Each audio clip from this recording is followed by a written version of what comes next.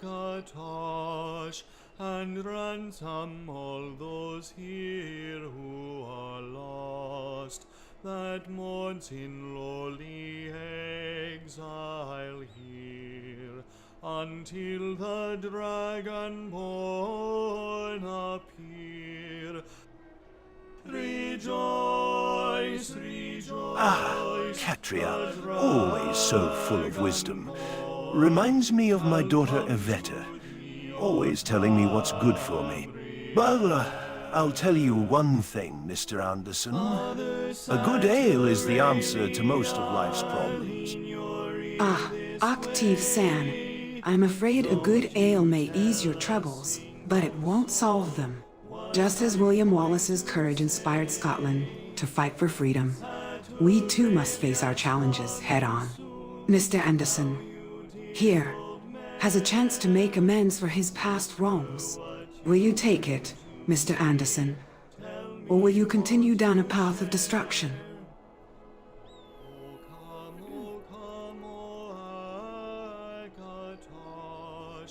And ransom all those here who are lost, that mourns in lowly exile here, until the dragon-born appear.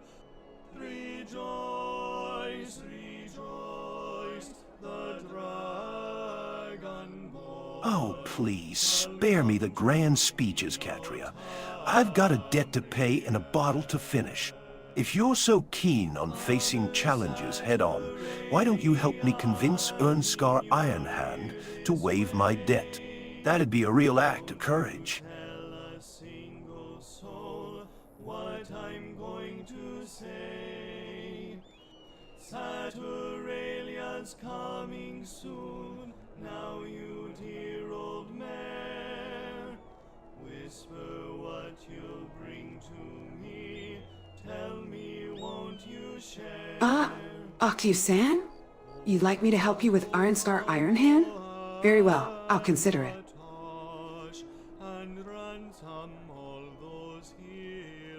But first, let's speak of courage. Mr. Anderson, here, could learn a thing or two from the great Chief Crazy Horse, who fought against overwhelming odds to protect his people. What is it that drives you to act, Mr. Anderson? Is it a desire for power, or a true sense of purpose? Shall come to thee, O Tamriel. Father Saturnalia, lean your ear this way. Don't you tell a single soul what I'm going to say. O come, O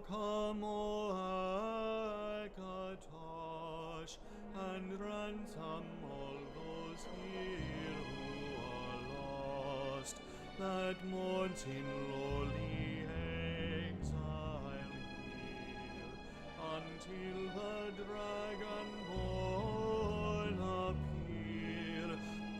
Rejoice, rejoice, the dragon-born shall come to thee, O Tamriel.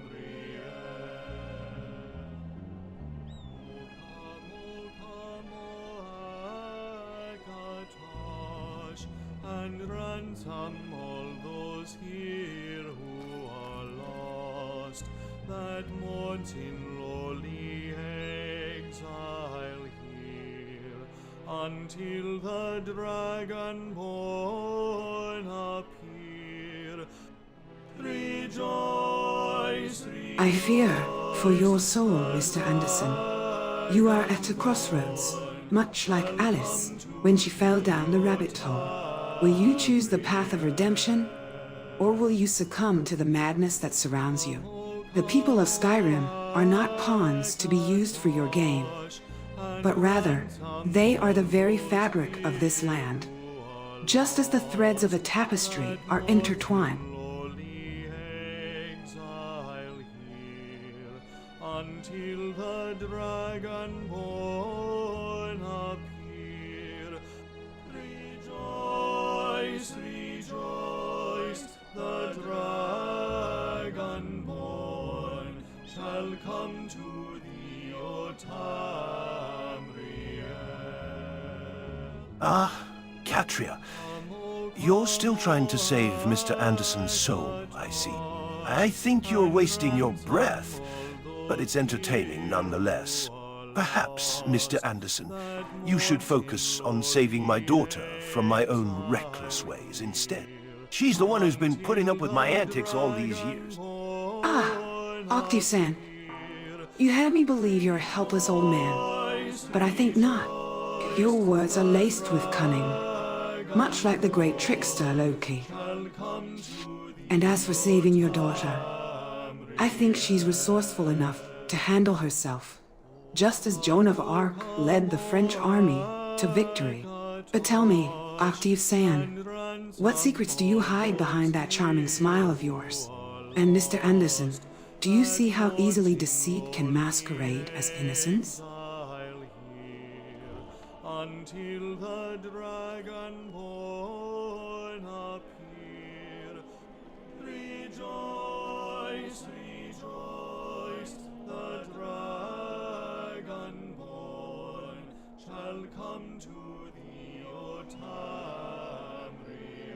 A fine day in solitude, isn't it? Although I suspect it won't stay that way if the Stormcloaks decide to stir up trouble again.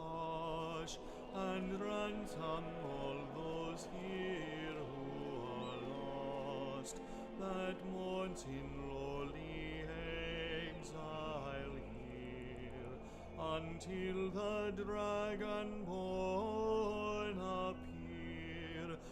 Rejoice, rejoice, the dragonborn shall come to thee, O Tamriel.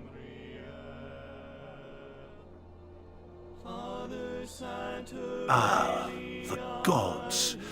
Always so quick to judge, and so slow to intervene. A single soul, what I'm going to say. Saturalia's coming. I'm surprised Akatosh hasn't descended upon this city to sort out our petty squabbles. What you'll bring to me. But no, he's too busy being worshipped and revered to bother with the likes of us. O come, O Akatosh, and ransom all those here who are lost. And as for you, Catria, I think you've been spending too much time in the Temple of the Divines. You're starting to sound like one of the priests. All fire and brimstone. Rejoice, rejoice, the dragonborn shall come to thee, O Tamriel.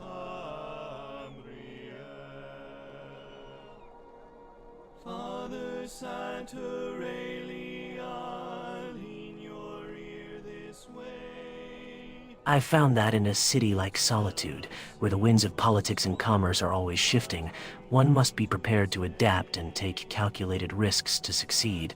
The East Empire Company didn't become the dominant trading power in Tamriel by being cautious. Ah, Aquilius Aresius. You'd reduce the complexities of Solitude's politics to mere calculated risks. I think you underestimate the cunning of the players involved. Much like the great Samson, who was brought down by his own pride, you would do well to remember that true strength lies not in wealth or power, but in wisdom and humility. Greetings, traveler. What brings you to Solitude?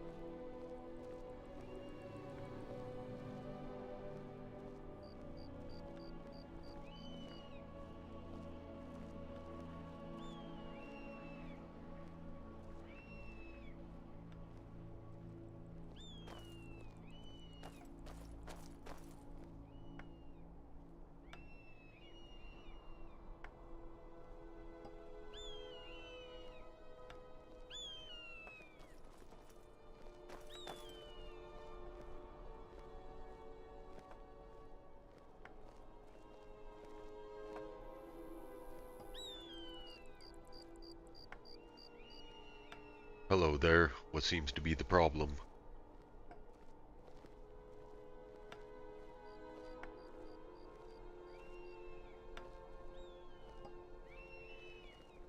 I've traveled all over Tamriel, but there's something about solitude that doesn't quite feel like home. Maybe it's the way the wind whips off the Karth River, or maybe it's the imposing presence of Castle Dower looming over us. But I've seen some impressive architecture in my travels.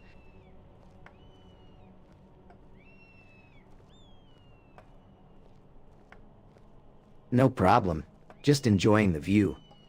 I was just thinking about the rumors of dragons returning to Tamriel.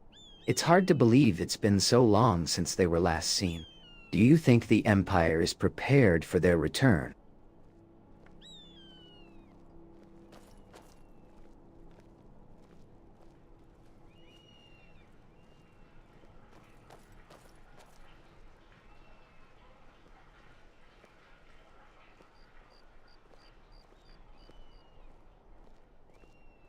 The return of the dragons is not just a rumor, Thylin. Thylin, I've seen it with my own eyes, the destruction they can bring.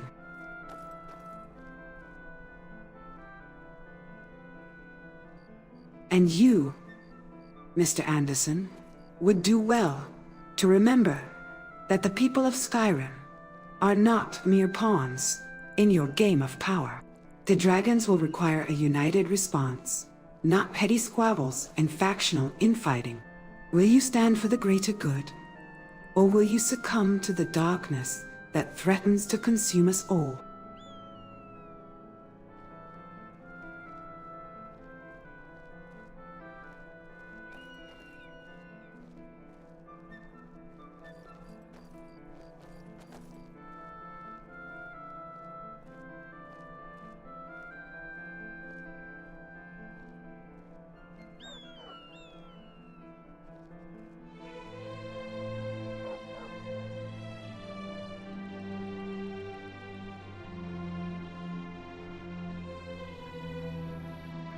Just as the great Leonidas led the 300 Spartans against impossible odds, we too must stand against the darkness that threatens to consume Skyrim.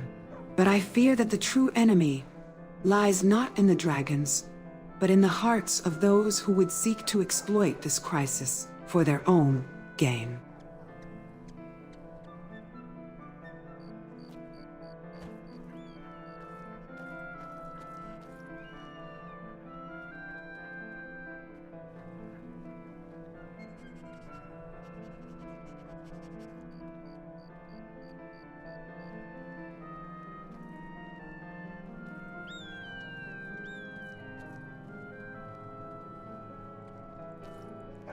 I see the Stormcloaks are gathering strength, just like the Fellowship of the Ring gathering allies for their perilous journey. But will they be enough to defeat the darkness that looms over Skyrim? The people need a true leader, not one who seeks power for personal gain. Hey, you silly sod!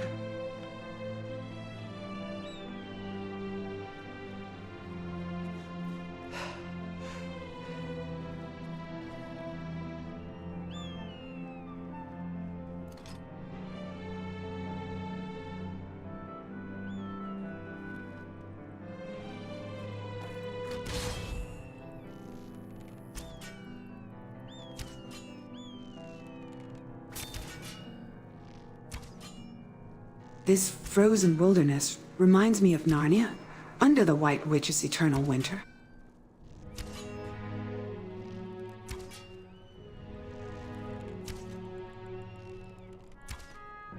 Just as Aslan's warmth and courage brought light to that desolate land, perhaps the people of Skyrim can find hope in the return of the dragons, and the heroes who will rise to defeat them.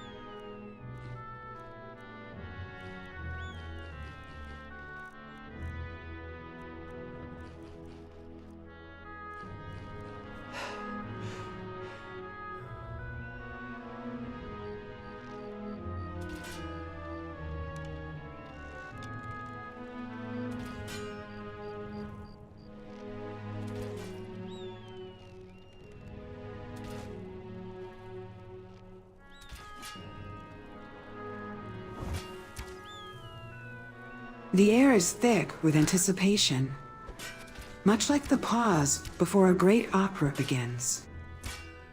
But I fear the performance about to unfold will be more akin to a tragic farce, with the fate of Skyrim hanging precariously in the balance.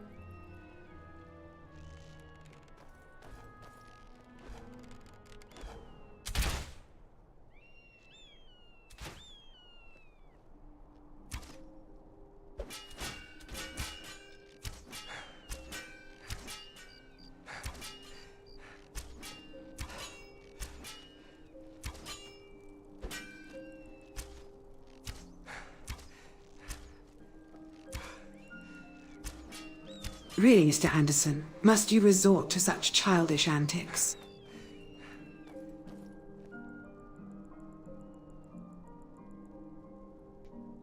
What do you mean? I'm just practicing with my bow.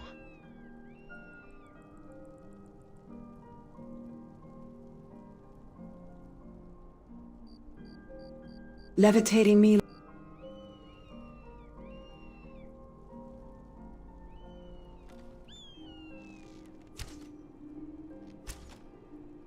With your bow? Ha! You're not even holding a bow, Mr. Anderson.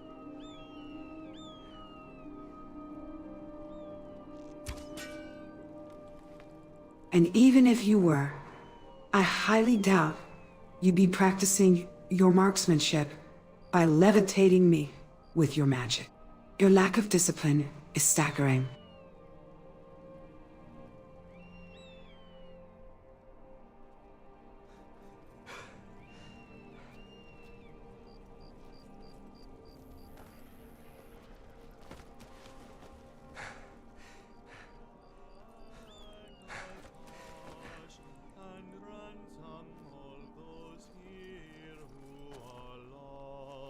Watch what you're doing. Once in lowly exile here, until the dragon I didn't say that wisdom and humility weren't essential, Katria.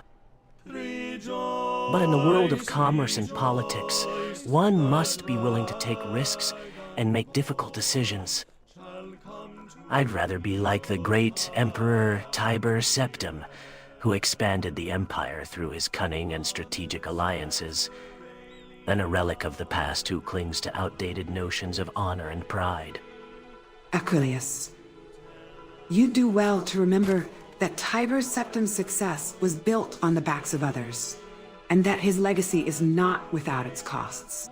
The people of Skyrim will not be swayed by empty promises and strategic alliances alone. They demand true leadership, not manipulation and coercion. True leadership? Ha! In my experience, the people of Skyrim are just as easily swayed by a strong personality and clever words as they are by anything else. And as for manipulation and coercion, let's just say those are merely tools in the arsenal of any successful leader.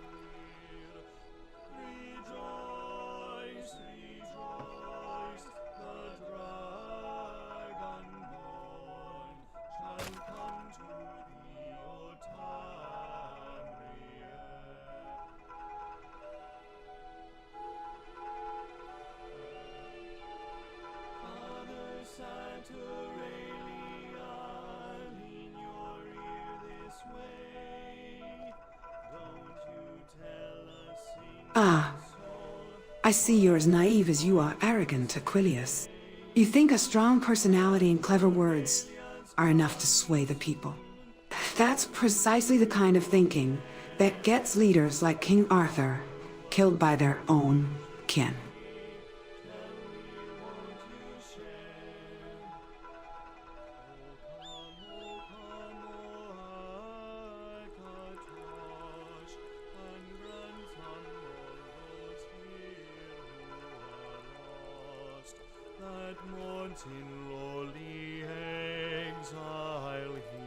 Hey, can you guys sing Ragnar the Red?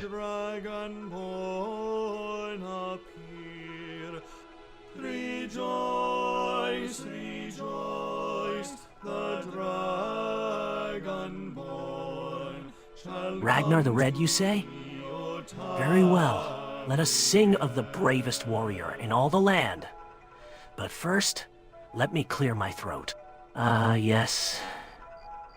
In days of yore, when dragons roamed, Ragnar the Red, with sword in hand, fought against the greatest foes and brought peace to the troubled land.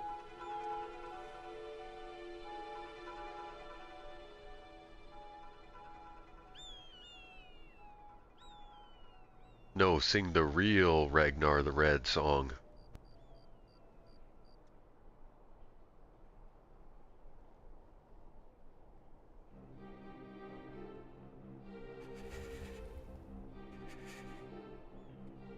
Oh, come now. You want me to sing the Body Tavern version of Ragnar the Red? All right.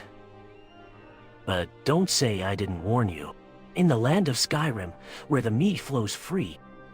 Oh, I think I've heard enough of Ragnar the Red's exploits for one day. But tell me, Mr. Anderson, do you think you can live up to the legend of Ragnar? Or are you just a pale imitation of a true hero?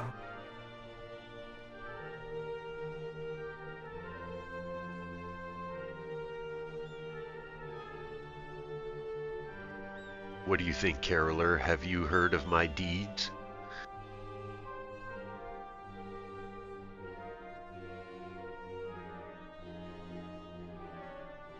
Oh, I've heard rumors of your deeds, Mr. Anderson, but I'm not sure if they're entirely accurate.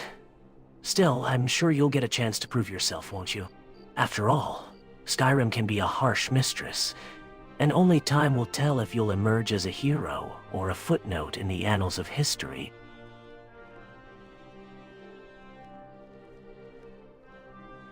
Indeed, so there is hope yet.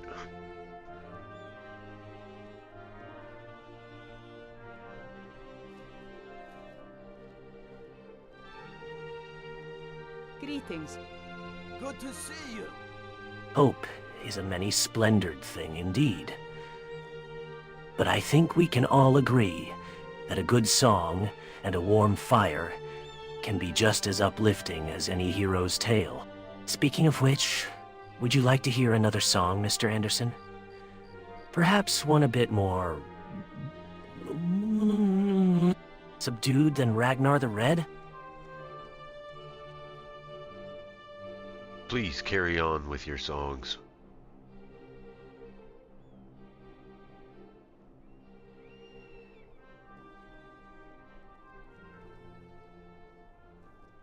Ah, very well, Mr. Anderson. Let us see. How about a song of the road, and the wanderers who tread it? A song of the road, you say? Very well. But let us hope it is more than just a simple tale of travel and adventure.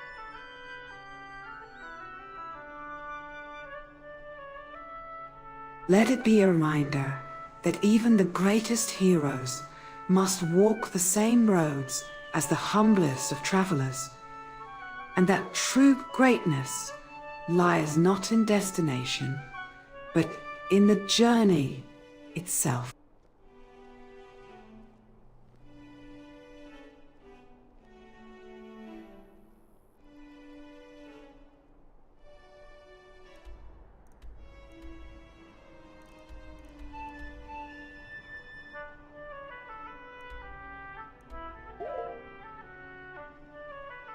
Well, let's get the journey started then.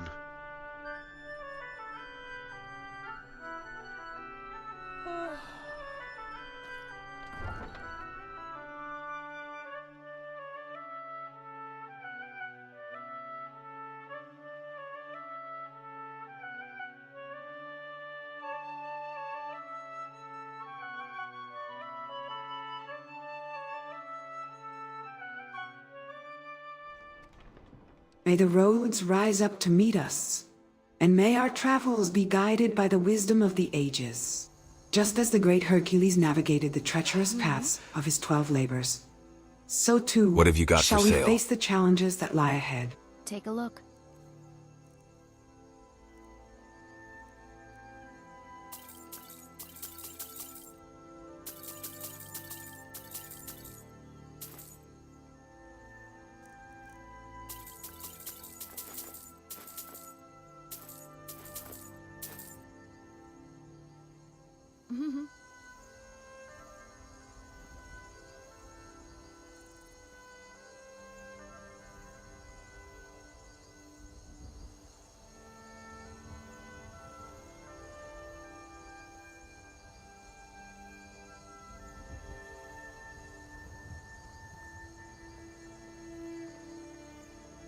I've seen robes like that, right before their owners turn to ash.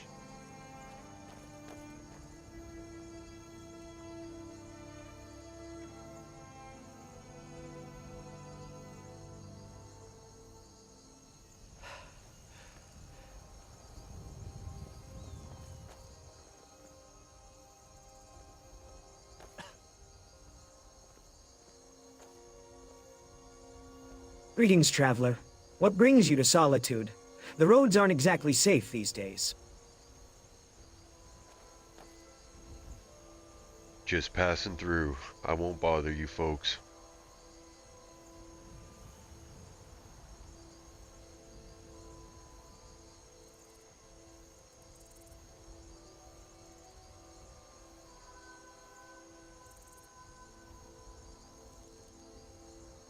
It seems that despite the festive atmosphere, there are those among us who would rather keep to them.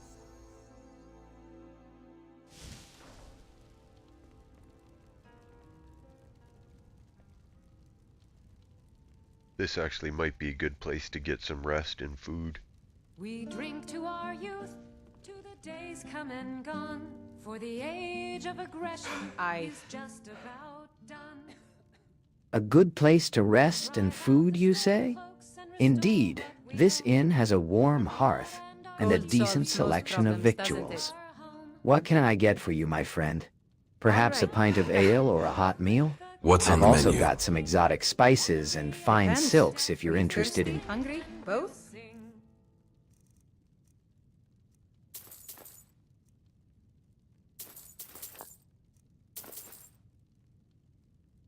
Until next time. We're the children of Skyrim, and we fight all our lives. And when Sovngarde beckons, every one of us dies. But this land is ours, and we'll see it wiped clean of the scourge that has sullied our Greetings, travelers. Mind if I join you? The fire here looks warm and inviting. Gramal the Slayer, I see you're drawn to the warmth of the fire, just as the great Perseus was drawn to the wisdom of Athena. But tell me, what do you seek to slay in this place of rest and refuge?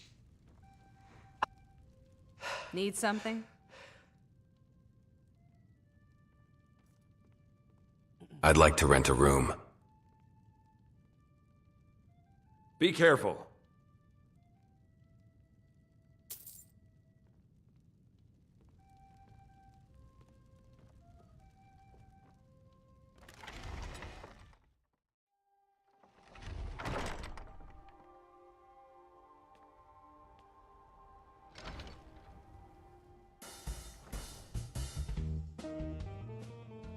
This is an ode to Skyrim's staunch protectors, the Imperials. We drink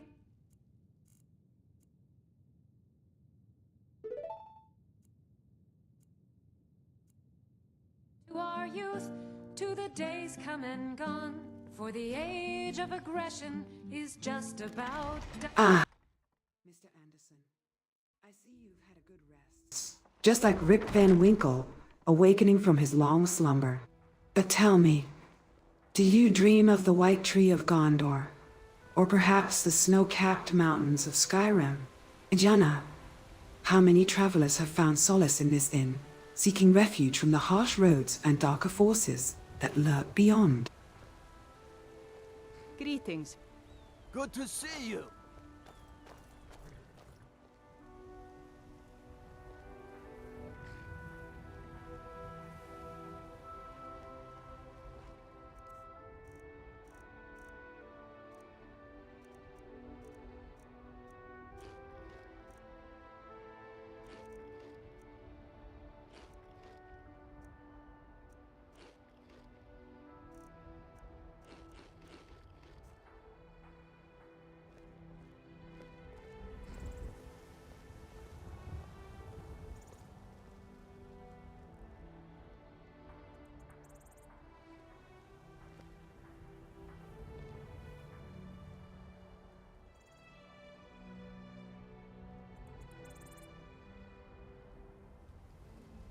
Mr. Anderson, I've noticed you've been gathering quite the collection of food and drink. Tell me, are you preparing for a grand feast? Or perhaps stockpiling for a long journey? Like the great Hercules on his 12 labors?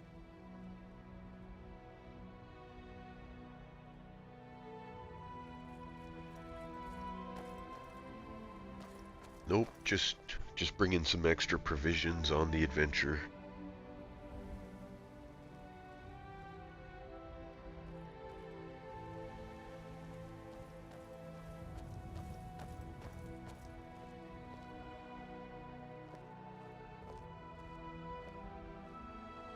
I sense that you're driven by a desire to prepare for the unknown, Mr. Anderson. Much like the great Robin Hood, who always kept his quiver full and his wits about him. But tell me, what is it that you fear most on your journey? Is it the return of the dragons, or perhaps the whispers of the Thalmor?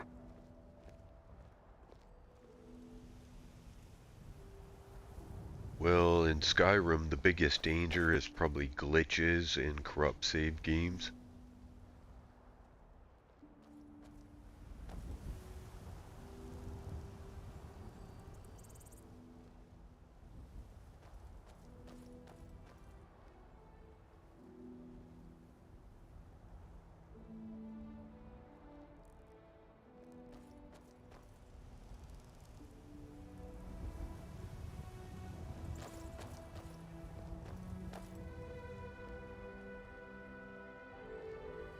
Glitches in corrupt save games, you say? Ha! I think the biggest danger in Skyrim is the darkness within oneself, just as it was for Anakin Skywalker when he succumbed to the temptation of the dark side. But I suppose, for a mortal like yourself, a glitchy save game can be a formidable foe indeed.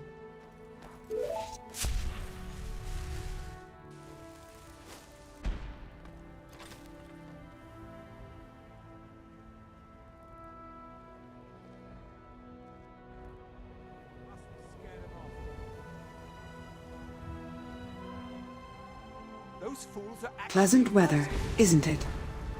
Reminds me of the Shire, where Frodo Baggins once strolled carefree, before his grand adventure began.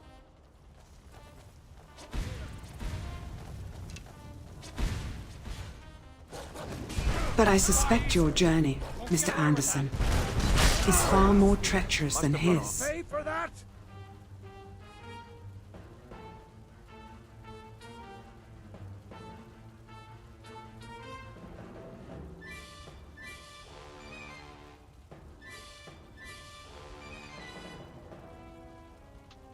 Okay, it looks like my game froze, so I gotta relaunch. We'll be right back.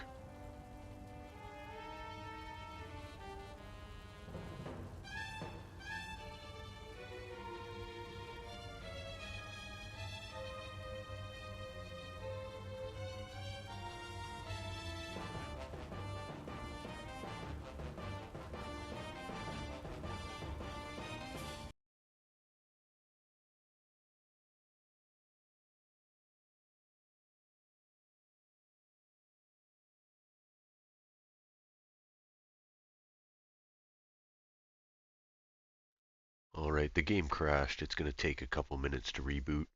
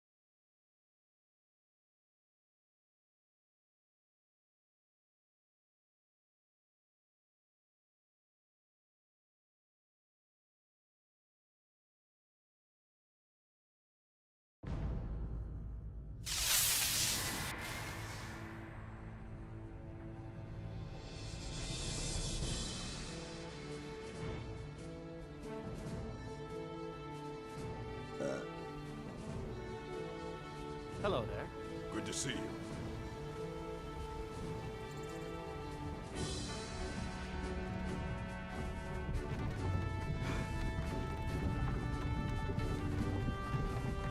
Hello there, mind if I catch a lift?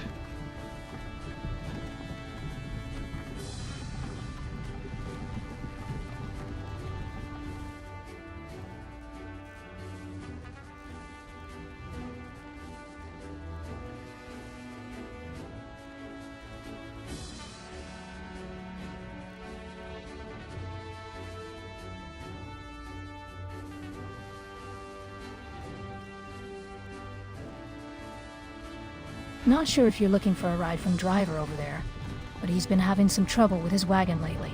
Might want to ask him what's going on before you offer to pay for a lift.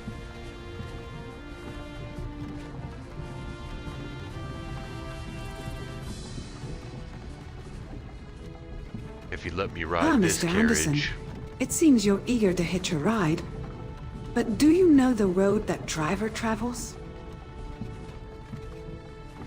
Is it the road of the Fellowship, fraught with peril, or the yellow brick road leading to Oz?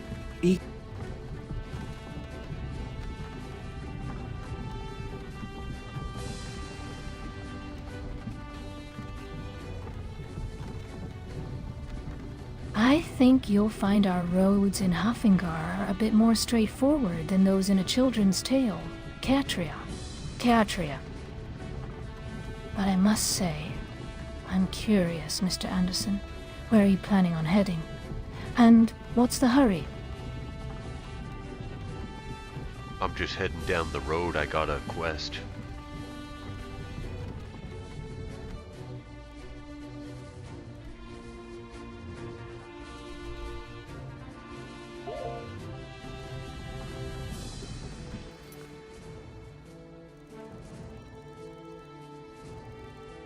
A quest, you say?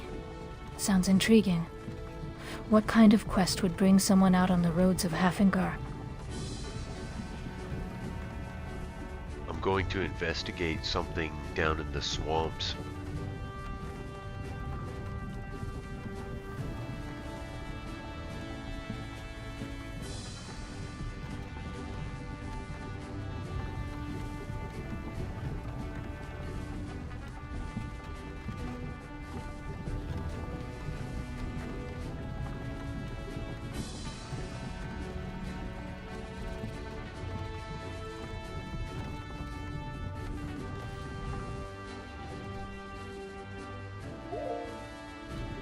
The swamps, you say?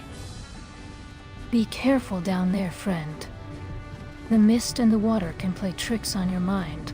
And then there's the other things that lurk in the shadows. Like what? But I sense that you, Mr. Anderson, are driven by a purpose.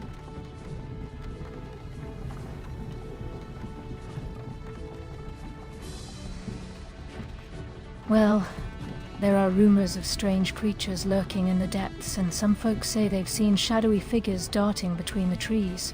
But if you're looking for something specific, perhaps you're searching for a rare ingredient or a valuable artifact, the swamps can be a treasure trove for those brave enough to venture in. I've been hired to take out those creatures in the swamp. Then beware, dear traveler, for the swamps can be as unforgiving.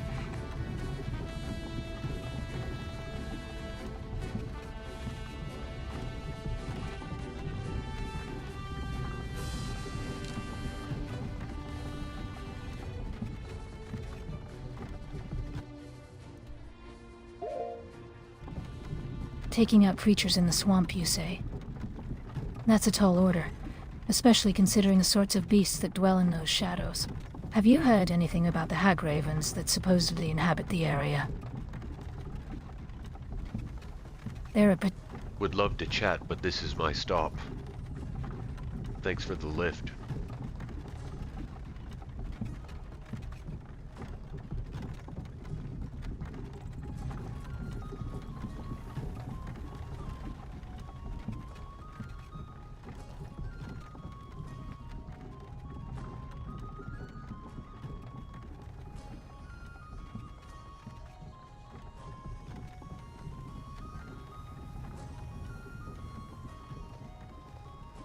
Be cautious, Mr. Anderson, for the hag ravens of the swamp are akin to the witches of Eastwick. Mysterious and deadly.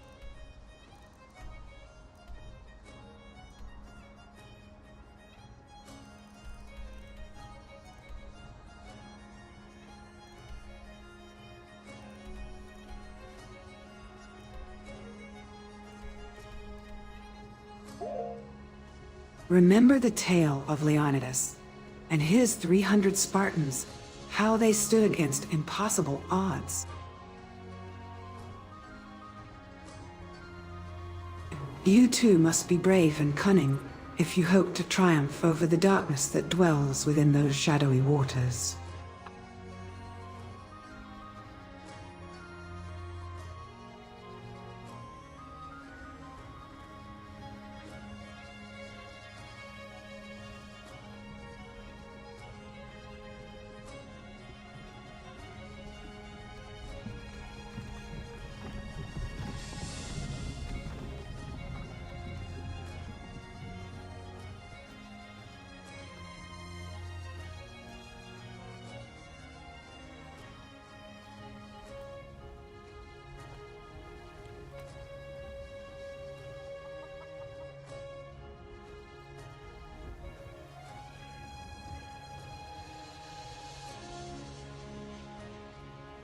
Can I help you?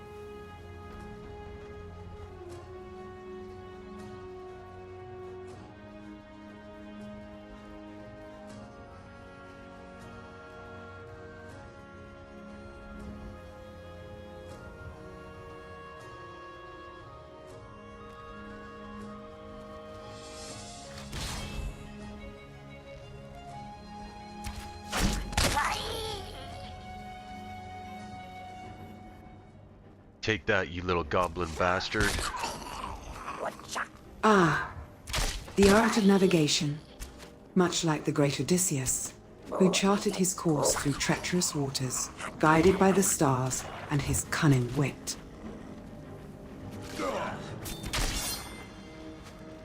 May you too, Mr. Anderson, find your way through the treacherous swamps, and may the wisdom of the ages be your guide.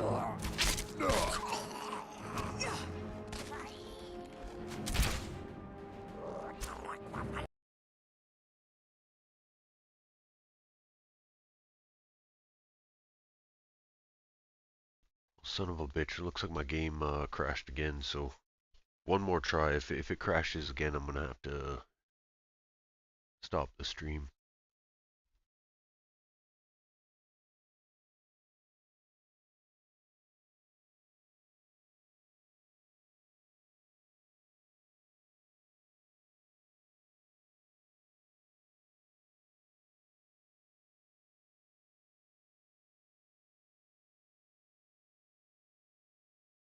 Yeah, it looks like I'm getting a GPU overload from the forests and like the trees blowing and stuff. I probably got to turn down some settings if I'm gonna stream and have the AI. My GPU is basically just maxing out and it's causing a crash or a freeze. Anyway, another 5-minute break and then I'm gonna give it one more try. I may as well just fast travel and go to a new area.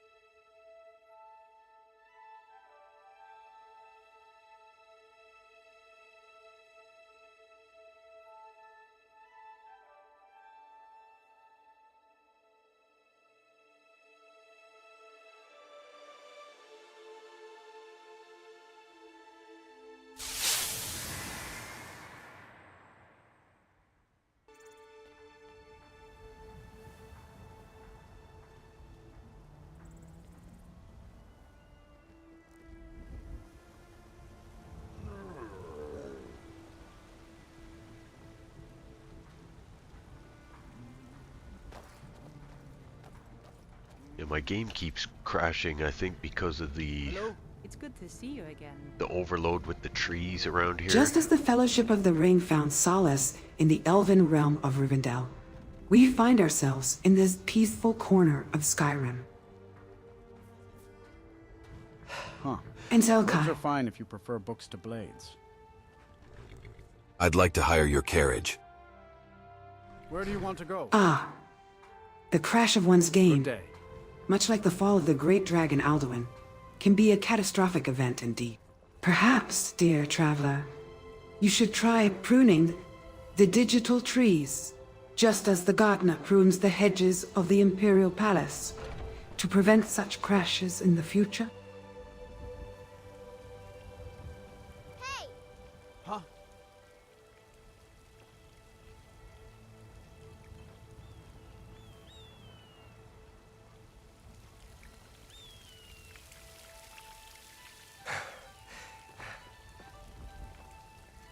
What are you looking at? I'm not afraid of you, you know, even if you are my elder. You little wretch. Yeah.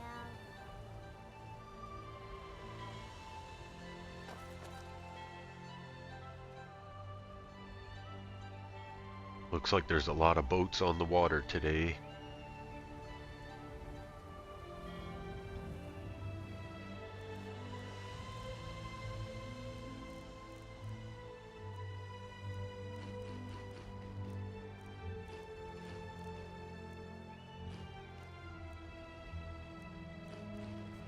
Ah, a pleasant day in solitude.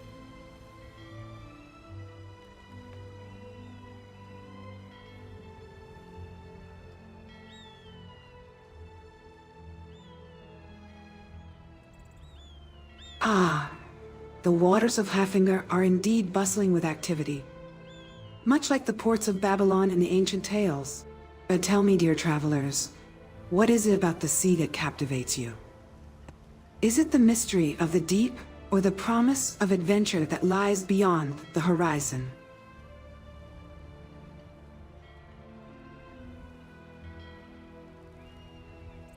Tell me, Ghost, where shall we go on the map?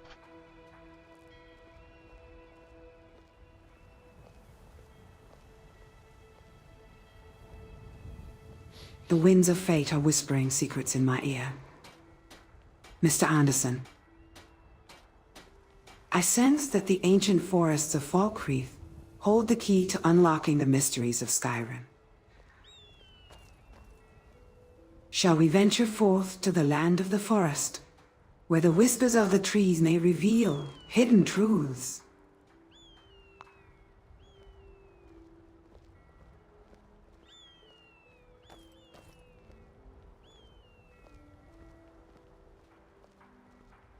Can you give me a location on the map that we could travel to?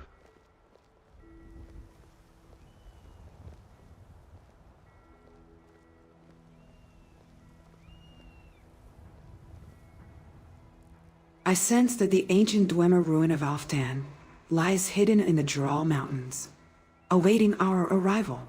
Shall we venture forth to uncover its secrets, just as the brave adventurers of old sought out the lost city of Petra? Greetings, traveler.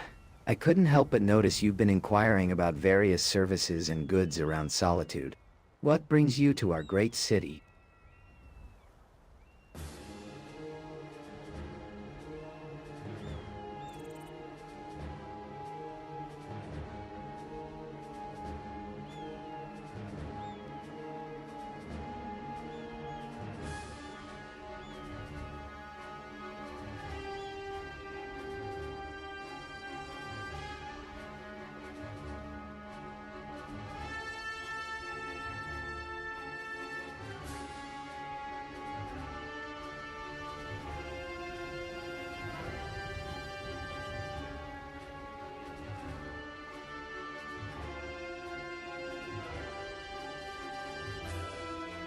You dumb bastard!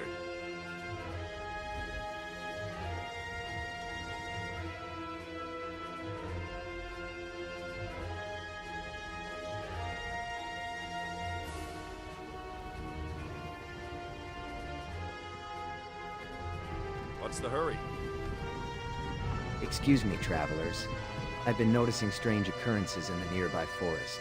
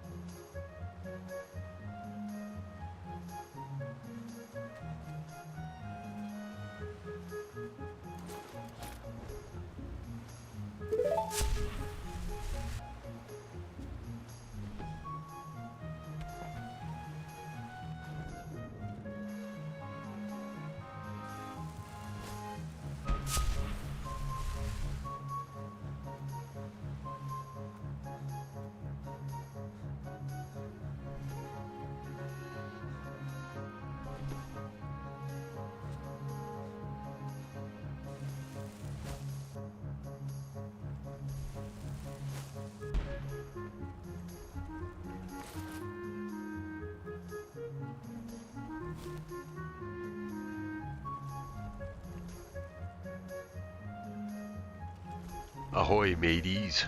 How's sailing today?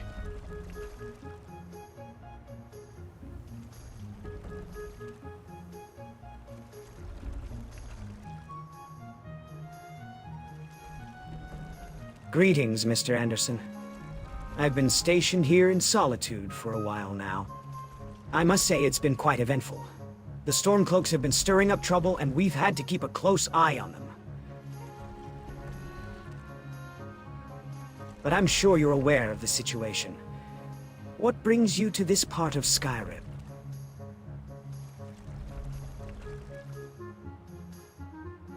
I'm just traveling around. I got no destination in mind.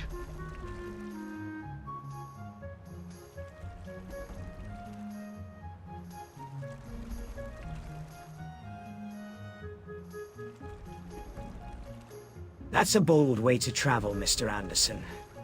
The roads of Skyrim can be treacherous, especially with the Stormcloaks on the move. As a soldier, I've seen my share of battles and skirmishes. What skills do you have to protect yourself on the road?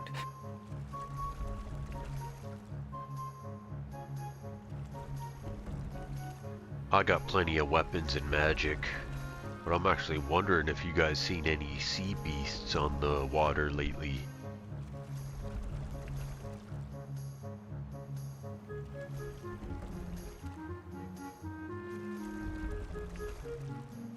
Sea beasts, you say? Well, we've had reports of sea drews and other aquatic creatures terrorizing the coastal towns. Just a few days ago, we received a distress call from a group of fishermen who were attacked by a giant squid near the harbor. We're doing our best to patrol the waters, but it's a vast area to cover. Have you encountered any of these creatures on your travels? I've seen the beasts of legend and mythology. Hydras and multiple-headed dragons and serpents.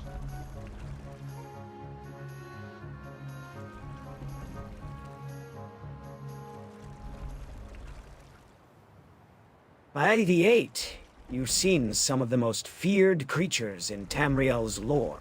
I can only imagine the stories you must have to tell. As a soldier, I've had my share of battles, but I've never faced anything as daunting as a multi-headed dragon. What was it like, facing such a beast?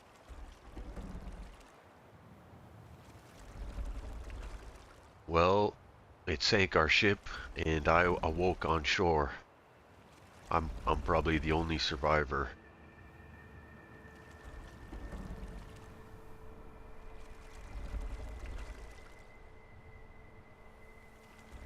The loss of a ship and crew is a tragedy. I'm sorry to hear that, Mr. Anderson. You're lucky to have made it out alive. If you're willing, I can offer you shelter and food at the Imperial Legion's barracks here in Solitude. We may be able to help you get back on your feet. I just need a lift if you don't mind. I can provide some cover with my bow.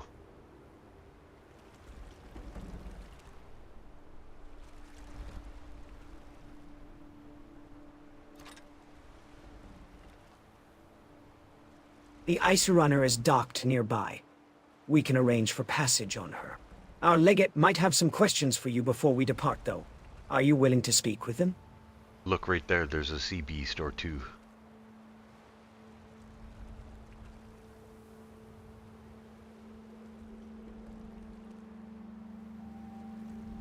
No, I said a sea beast.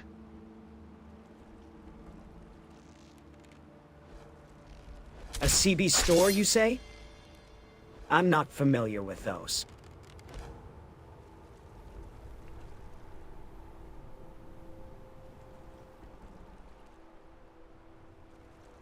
Is that some sort of merchant or trader?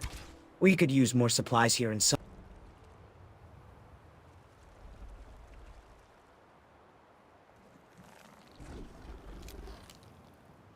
Well done, Mr. Anderson. That sea drew won't be causing any more trouble. I must admit, I'm impressed by your skill with a bow.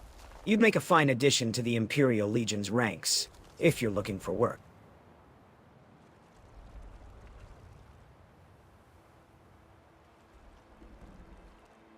At the moment, I work for myself. I'm starting my own guild outside of Whiterun. What in the world? I don't think there's a need for that.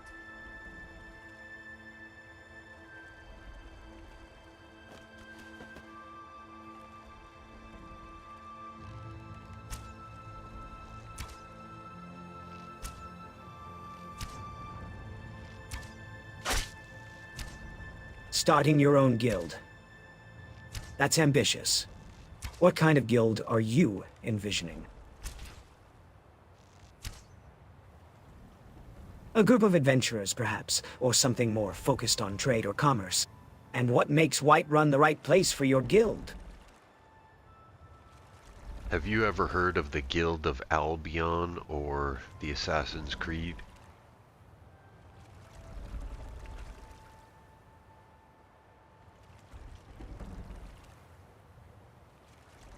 The Guild of Albion and the Assassin's Creed, those are legendary organizations from across the seas. I've heard stories of their bravery and cunning. Are you looking to create a similar group in Skyrim, Mr. Anderson? Yeah, so I went to both of those guilds, and I'm going to start up my own Fellowship of Gamers in Skyrim.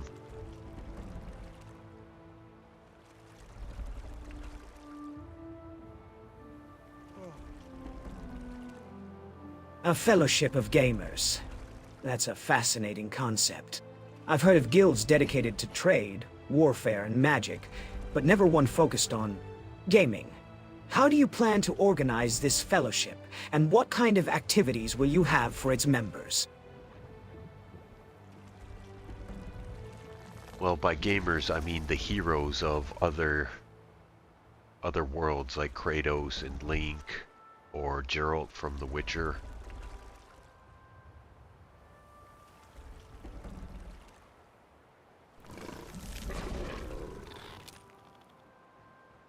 Kratos, Link, and Geralt are legends from far-off lands indeed.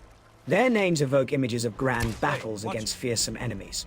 But tell me, what qualities do you seek in heroes to join your fellowship of gamers? Are you searching for warriors, mages, or those skilled in stealth and cunning? All of the above.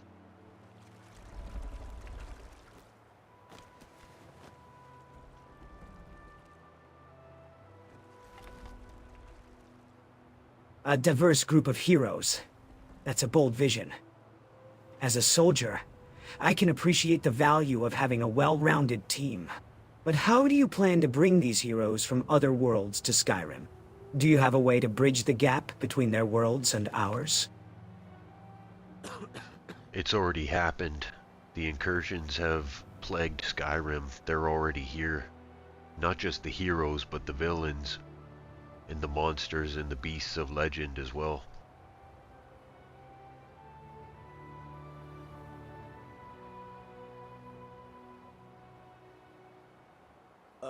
What? You never heard a guard belch before?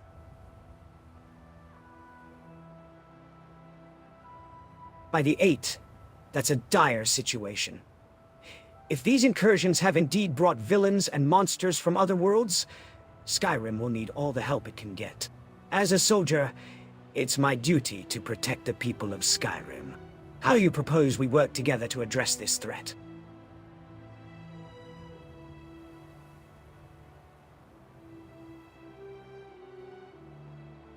not exactly sure.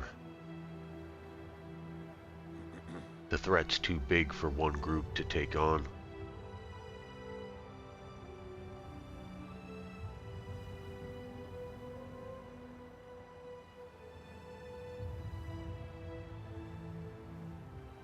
I see your point, Mr. Anderson. Perhaps it would be more effective to create a coalition of groups, rather than relying on one single organization, to take on the threat. The Imperial Legion, the Companions, the Thieves Guild. We all have our own strengths and weaknesses. If we could work together, we might be able to make a real difference.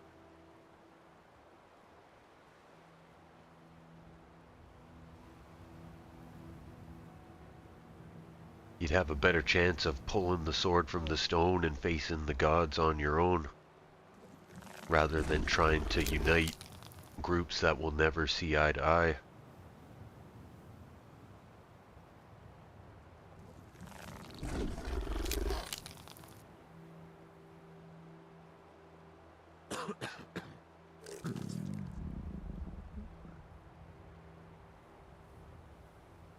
I see your point, Mr. Anderson.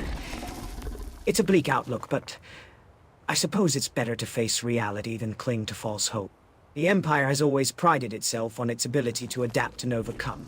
Perhaps it's time for us to take a different approach.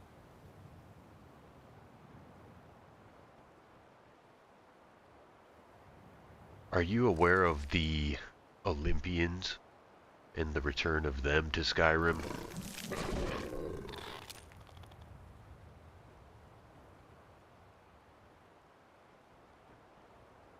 The Olympians, you say? I've heard rumors of their return, but I didn't think much of it. Are you suggesting that they're connected to the incursions and the heroes from other worlds? Some people think they're the cause of it, but either way, they're here in Skyrim and they plan on taking over through manipulation and deceit.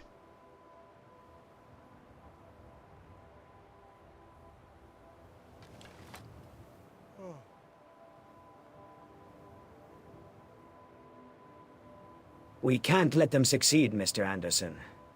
The Empire won't stand idly by while they try to take over our land. Well, that's just it, my friend, is they own your kings and they whisper in the ears of the priests.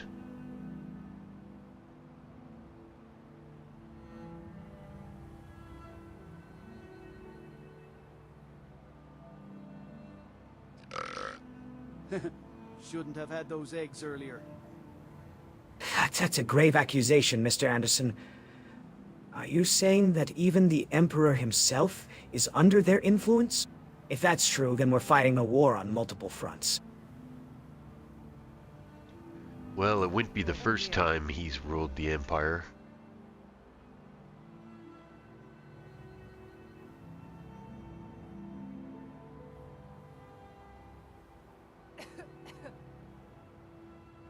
You're implying that the Emperor is not in control?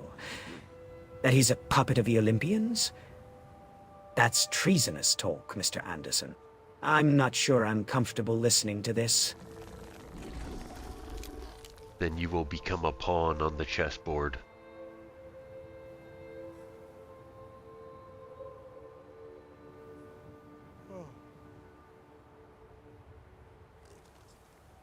You're warning me, Mr. Anderson, but I'm not sure if you're trying to protect me or recruit me to your cause. Either way, I'll keep your words in mind. But let me ask you this. What makes you think I'd make a good pawn?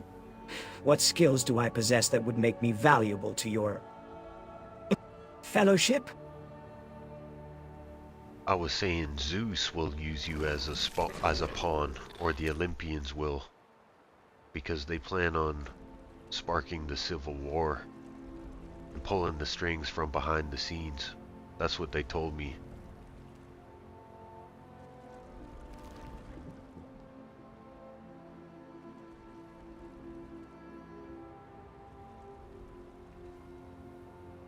I see.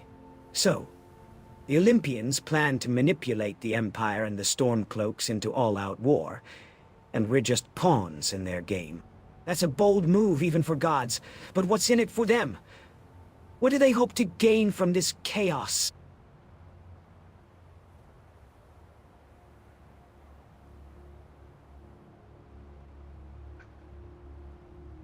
They said that they plan on bringing order through chaos.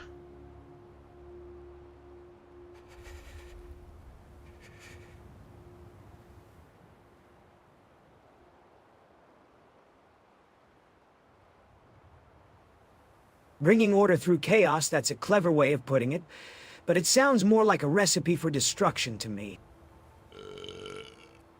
Tastes like chicken. That's just it. They just want to spread fear.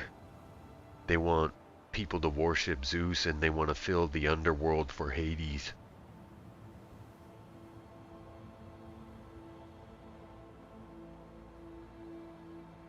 The idea of filling the underworld for Hades is a chilling one. It sounds like they're trying to create a sense of despair and hopelessness among the people. If they succeed, it could be catastrophic for Skyrim and the Empire as a whole. Well, listen to me. All I'm saying is keep your eyes open. But I must be going. Fare thee well.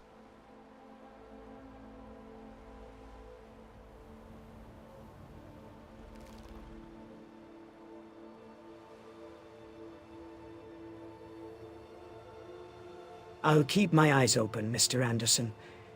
May the road rise up to meet you, and may the wind be at your back. Fare thee well, and may our paths cross again soon.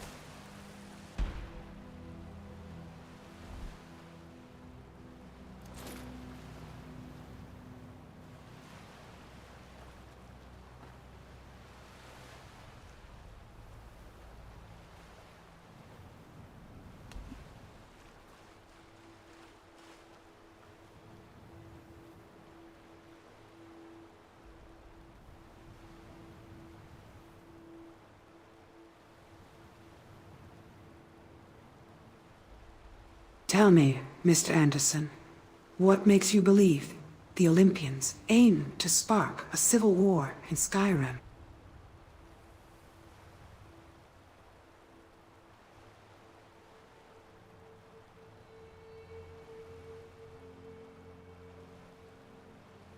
Are they not content with their own realm? Or do they seek to emulate the great conquerors of old, like Alexander the Great, or Genghis Khan?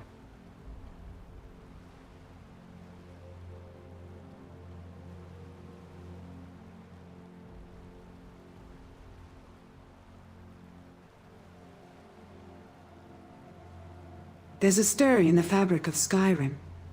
A whispered rumor of a return to the old ways, when the Dragonborn walked among mortals, and the gods themselves roamed the land.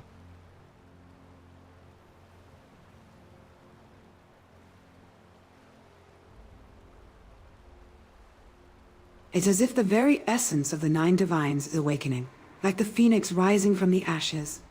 And I fear we are but mere pawns in a grand game of fate.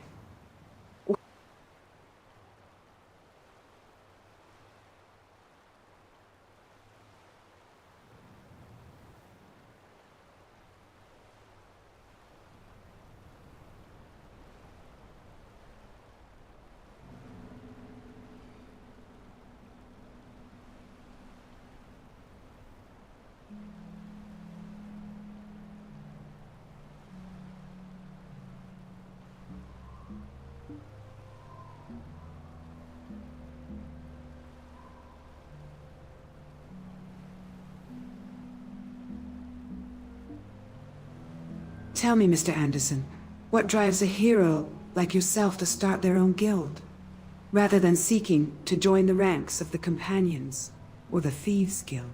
Is it a desire for independence, or perhaps a thirst for power?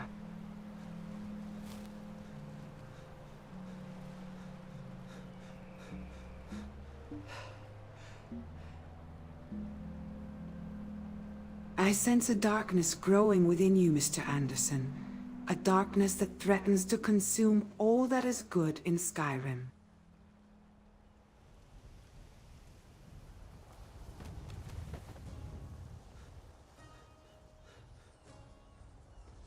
Alright, let's go to the Winkin' Skeever. I gotta take a little break there.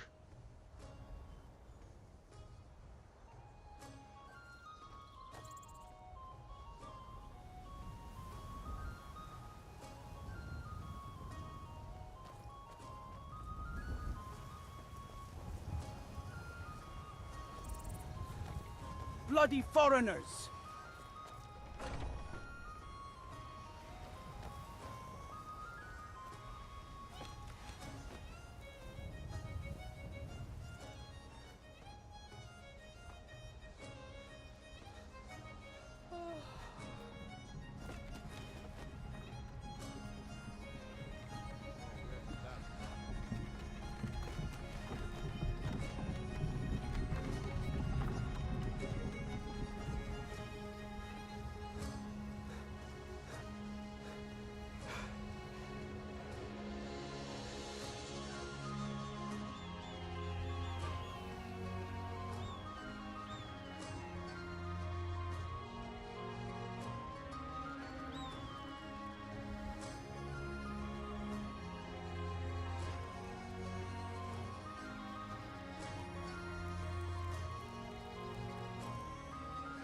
Halt, traveler. What brings you to Solitude? We don't get many strangers here. Especially not with...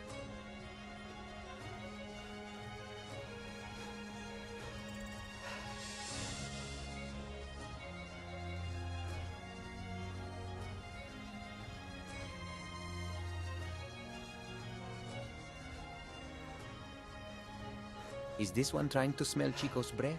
Does it smell of fish?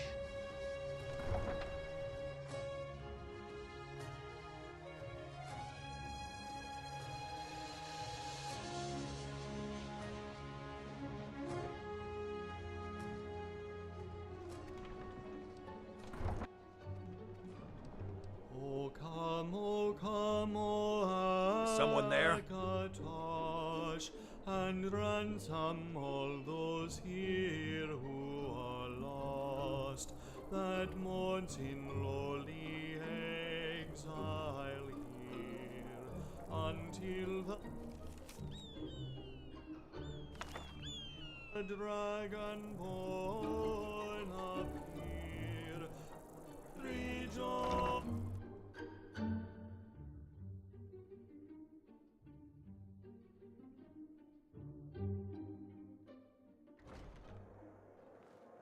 Welcome. Let me know if you want anything. Think I got a clean mug around here somewhere.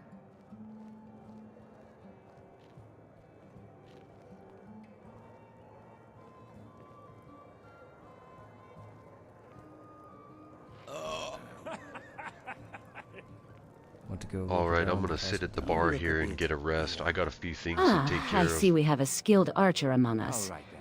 Or at least, someone... Maybe you can help me. Okay, just this once.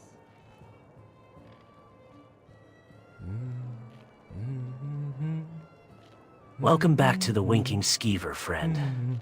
What can I get for you tonight? A room? For you. Here. Perhaps. Or just a warm meal and a pint of ale?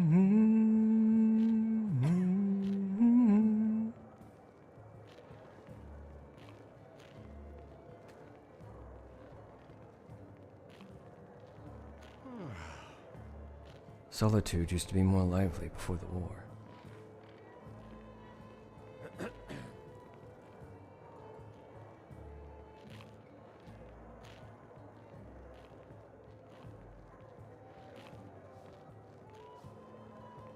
Alright, Alright folks, I'll be right back. The AI should conversate a little bit.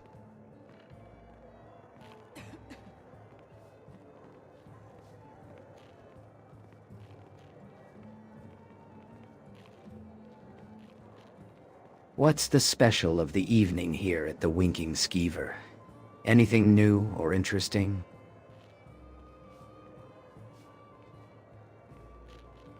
Greetings, Netta. Is it official yet? Are you a member of the college? No. Not yet. But I've been practicing, so any day now. Oh, well, I do suggest you hurry. People are beginning to talk. Really? Who? What are they saying? Oh, Netta. You know I can't betray their confidence, just as I would never betray yours.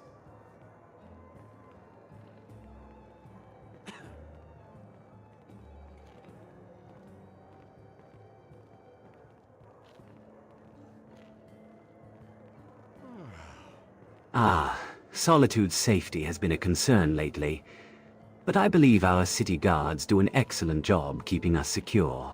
Still, caution is always advised, especially after dark. I couldn't help but overhear your conversation about Solitude's safety. As a mercenary, I've had my fair share of close calls in these streets.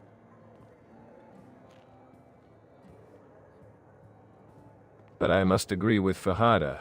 Our city guards do a commendable job keeping us secure.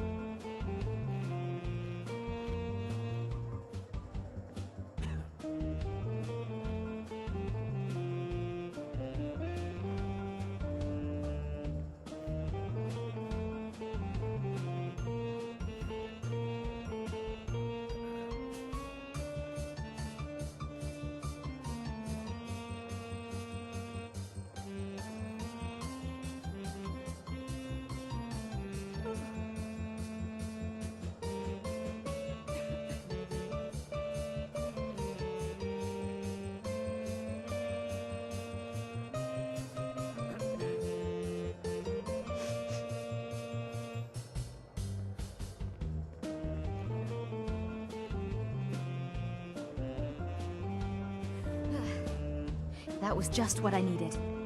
Asura bless you.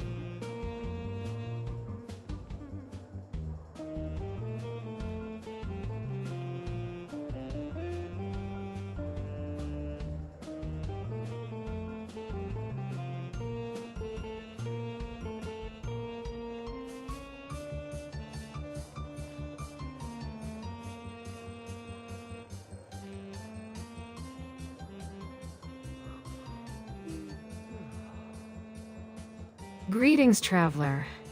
Care to hear some music? Perhaps a song to lift your spirits? Ah, music to lift the spirits, eh? Well, I'm always up for a good tune. What's on the menu, Lizette?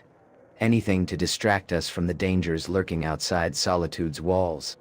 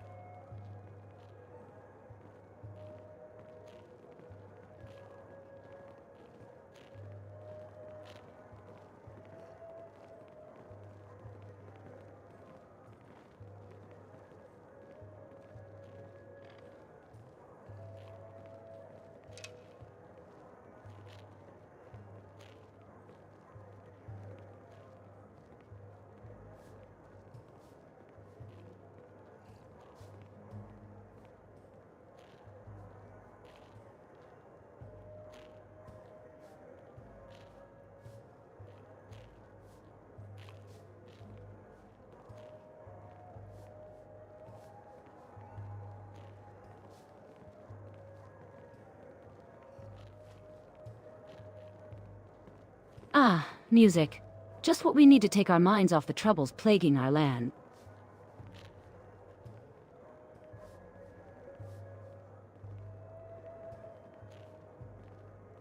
Lisette, I'd love to hear something uplifting. And perhaps, Mr. Anderson, you could join me in a drink?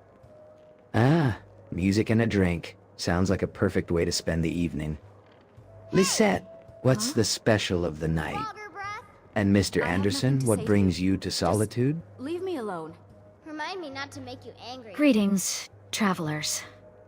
I couldn't help but overhear your conversation about music and drink. As a fellow patron of the Winking Skeever, I thought I'd introduce myself. Fern, at your service. What seems to be the topic of discussion this evening?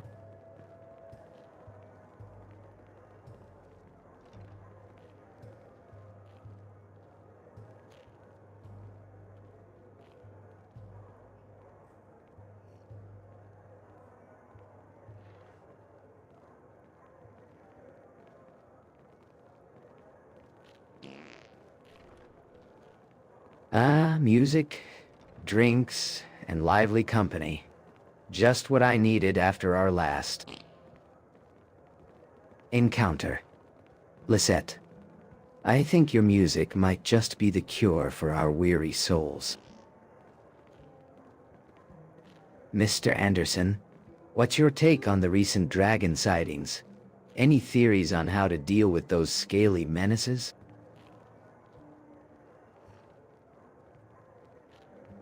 Ah, Mr. Anderson, I've been watching you from afar, and I must say, I'm concerned about the path you're choosing to take. The darkness is tempting, isn't it? But let me tell you, it's a slippery slope, one that even the great heroes of old have struggled with. Remember Anakin Skywalker, how his fear and ambition led him down the path of destruction.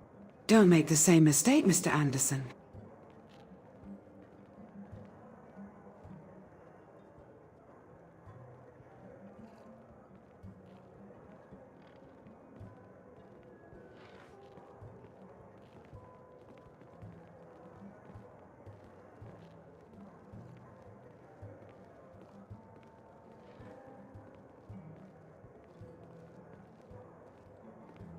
Ah, the Winking Skeever. A far cry from the taverns of Daggerfall, don't you think? Though I must admit, Lisette's music has a certain charm to it. Greetings, travelers.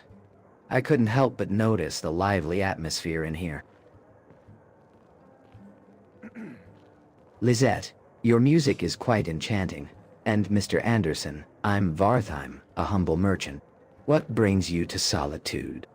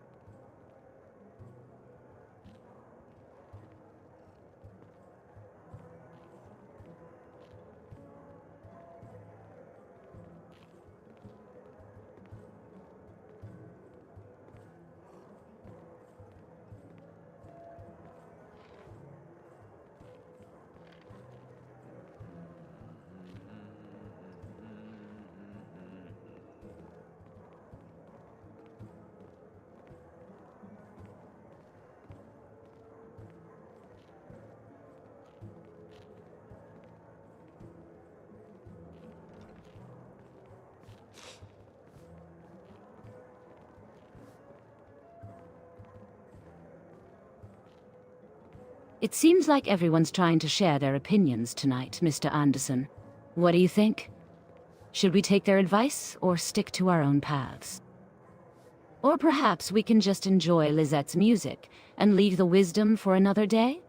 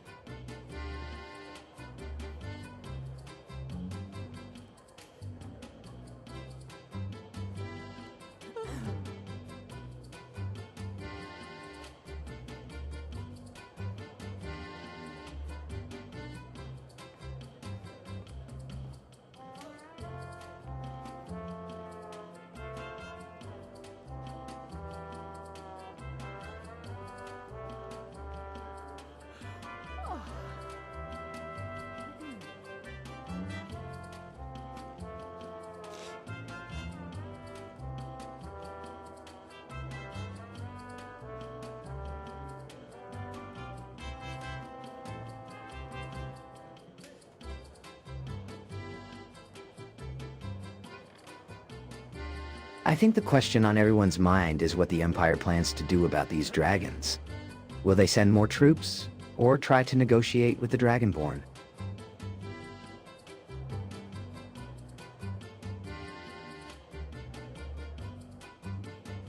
I think the Empire's plans are the least of our worries right now.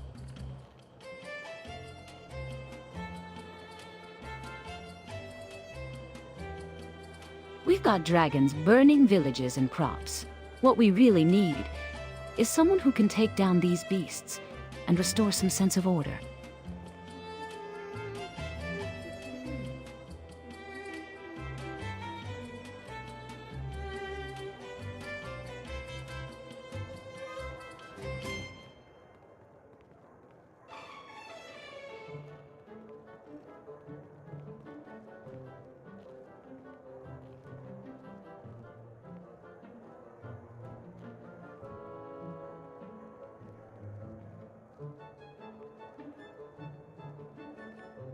I've been thinking, Mr. Anderson, have you heard any rumors about the Dragonborn's whereabouts?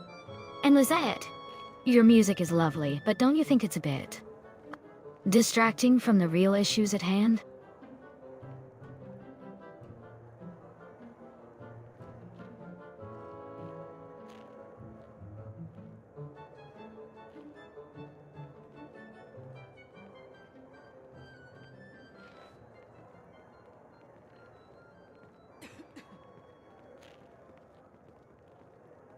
I've been thinking about taking a trip to Whiterun. Heard they're having some trouble with dragons in the hold. Anyone else planning on heading that way? Perhaps we could travel together. It's always safer in numbers. I couldn't help but overhear your conversation about the dragons.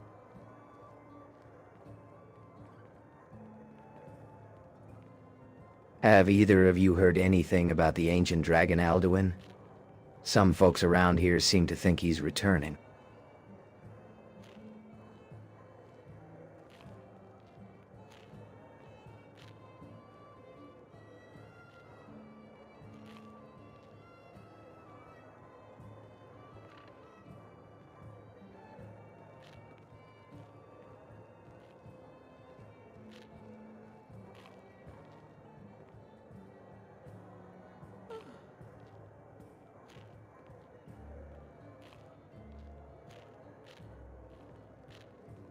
Alduin.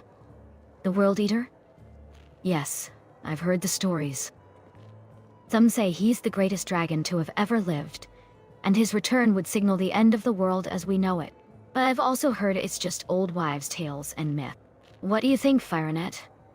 Do you believe Alduin will return?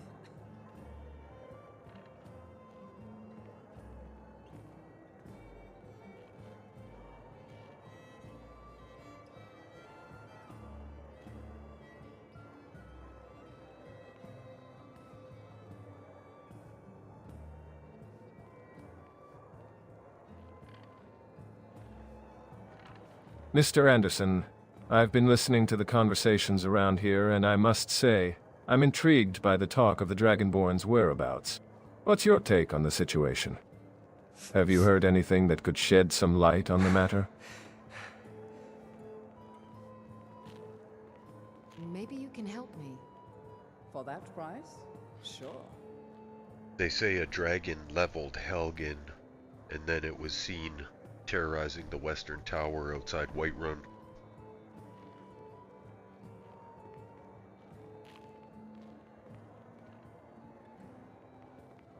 Ah, Helgen. That's a name that sends shivers down the spines of many a Nord. The thought of a dragon leveling a fortified keep like Helgen is a grim one indeed. I've heard rumors that the dragons are becoming increasingly brazen, attacking settlements and towns with impunity. It's a dark time we're living in, my friend.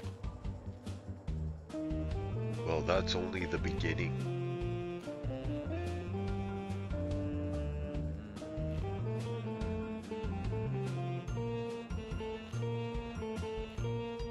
Indeed, the beginning of a new era of dragonfire and bloodshed.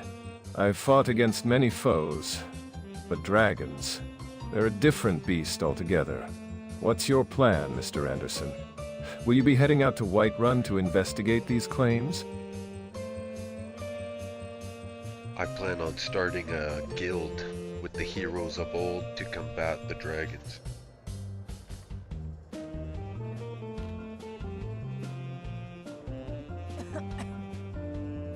A guild, you say?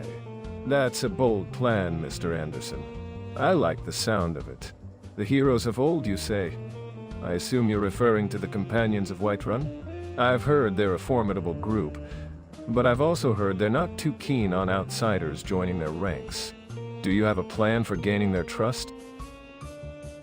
No, I'm speaking about Kratos and Link and Geralt, which are heroes from other lands.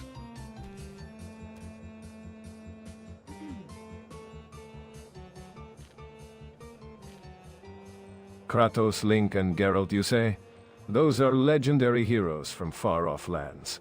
I've heard tales of their bravery and prowess in battle. But I must ask, Mr. Anderson, how do you plan to bring them together? And what makes you think they'll be willing to join your guild? It's already done, my friend.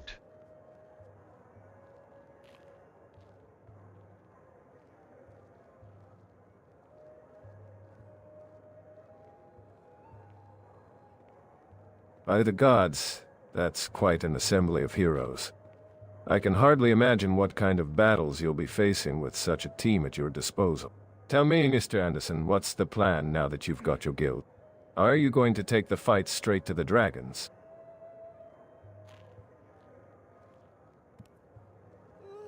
No, we're just gonna do deeds and quests for the people of Skyrim, and the dragons will find us along the way.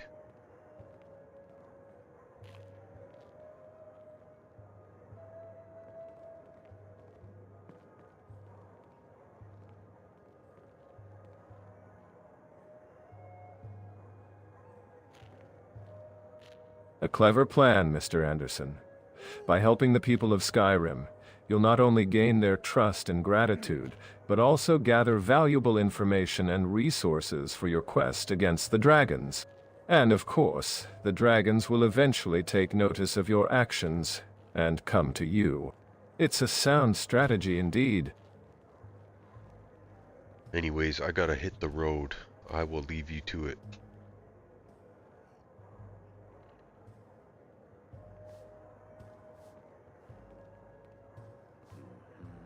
Well met, Mr. Anderson. May the road rise up to meet you. Remember, when the time comes to face those dragons, you know where to find me. I'll be here, honing my blade and waiting for the call. Ah, Mr. Anderson. I couldn't help but overhear your conversation with Belren.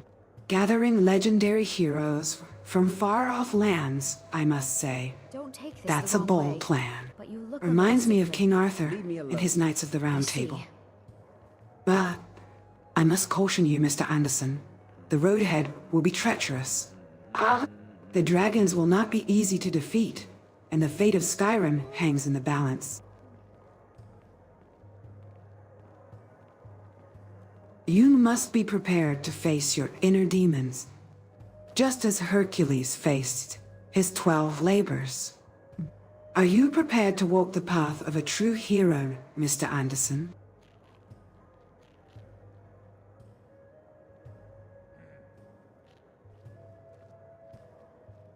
Wearing robes like that is such an odd choice. I don't get it. I'd like to rent a room. Sure thing. It's yours for a day. I'll show you to your room. Right this way.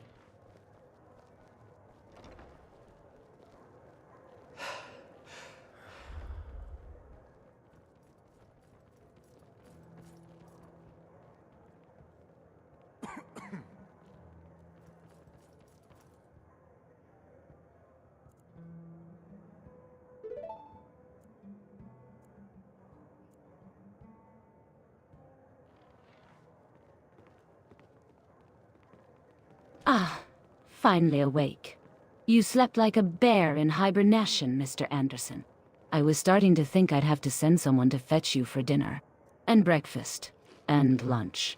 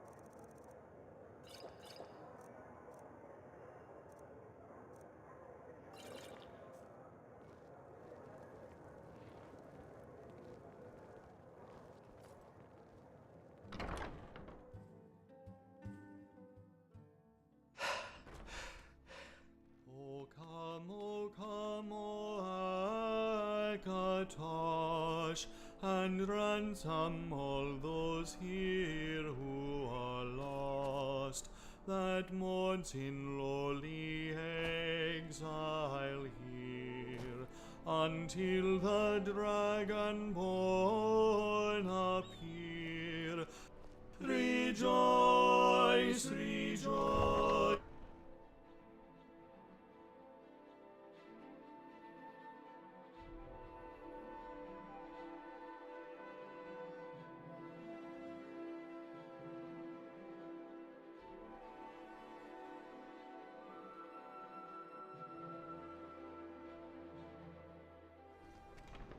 Just like Frodo needed to recharge in Rivendell before facing the perils of Mordor. But, tell me, have you given thought to the prophecy of the Dragonborn? You see, I've walked among the ancient Nords, witnessed their heroism and valor, and I sense that you too have a crucial role to play in the fate of Skyrim. Will you heed the call, or will you let the darkness consume you? Like Anakin Skywalker succumb to the allure of the dark side. Choice is yours, Mr. Anderson. Dot. I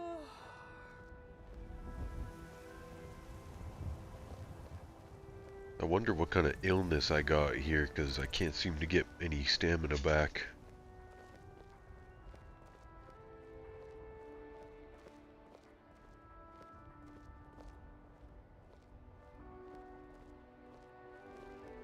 Ah, Mr. Anderson, it's no ordinary illness that's drained your stamina. I sense a darkness within you, a weight that's bearing down on your spirit. It's not the vampirism, Remember, is it? the body is like a garden, and the mind is like a sword. Both need to be tended to, lest they wither and rust. As the great...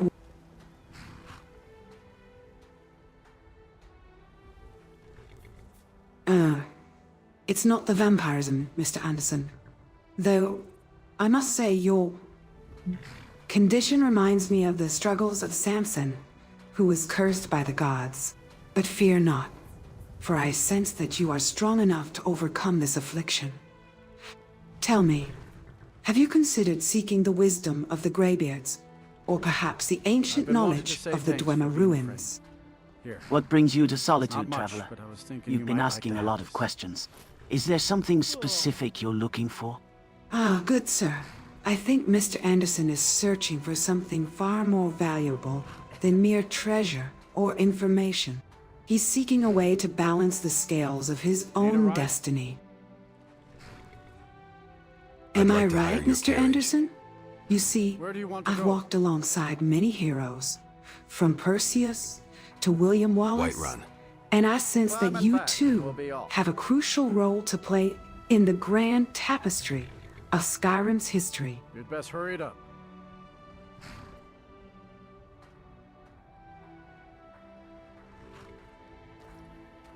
Oh, there once was a hero named Ragnar the Red who came riding to Whiterun from old Rorikstead.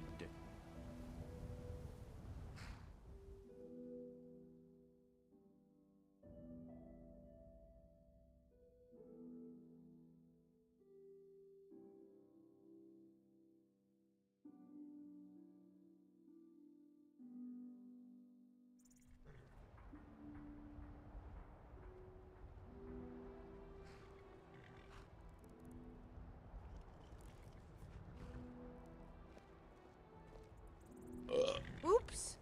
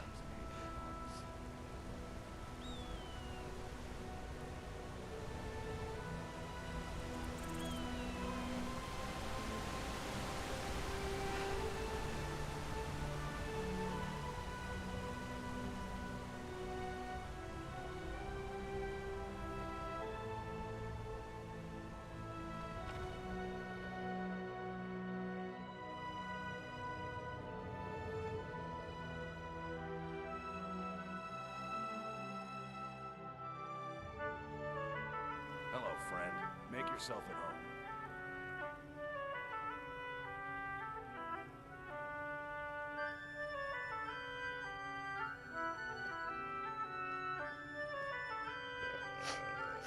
Ha! Better out than in, as they say.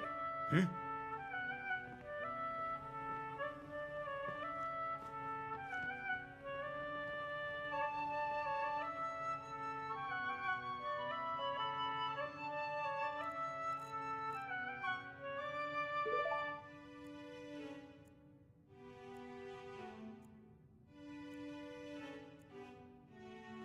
Ah, Whiterun. I'm sorry. The largest and most prosperous of the 9 holes.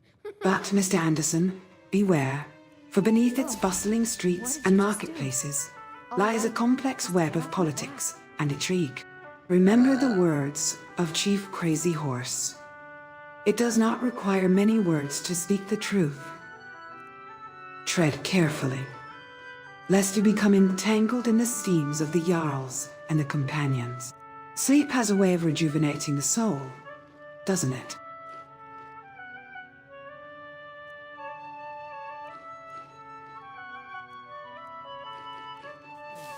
Just as Hercules found strength in his slumber before tackling the Nemean lion, Excuse me. may you too emerge refreshed and ready to face the challenges ahead. Greetings, mortals. I am Thor, god of thunder reborn. I've been sent to assist Eagle Eyes on his vision quest to bring peace to Skyrim. What news do you bring from Whiterun? Greetings, travelers. I am Durs, an orc from a distant land. I find myself in this strange place, Skyrim, with no memory of how I arrived. Can either of you tell me where I am and what this place is? You're at our Heroes Guild in Skyrim.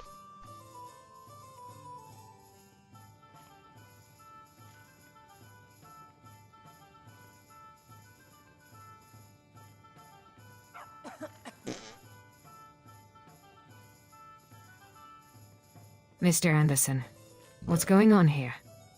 I see we've got quite the gathering. What's the purpose of this Heroes Guild? Are we preparing for battle? What's good, fam? I'm Giga Chad, the Skibidi Riz Master, bruh. I don't know how I ended up in this weird place, but I'm low-key hyped to meet some new people. You guys know anything about this Heroes Guild and what's poppin' in Skyrim? By the way, which one of you is the Dragonborn? I need to know who's worthy of my greatness.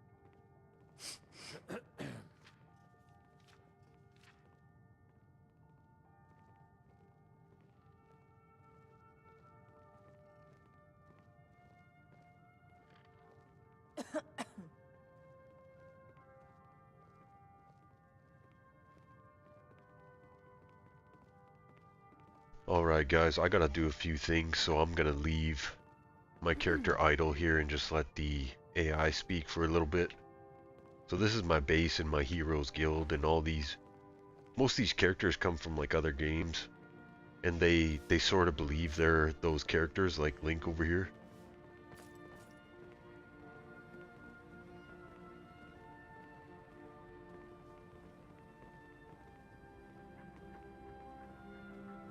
Greetings, Mr. Anderson.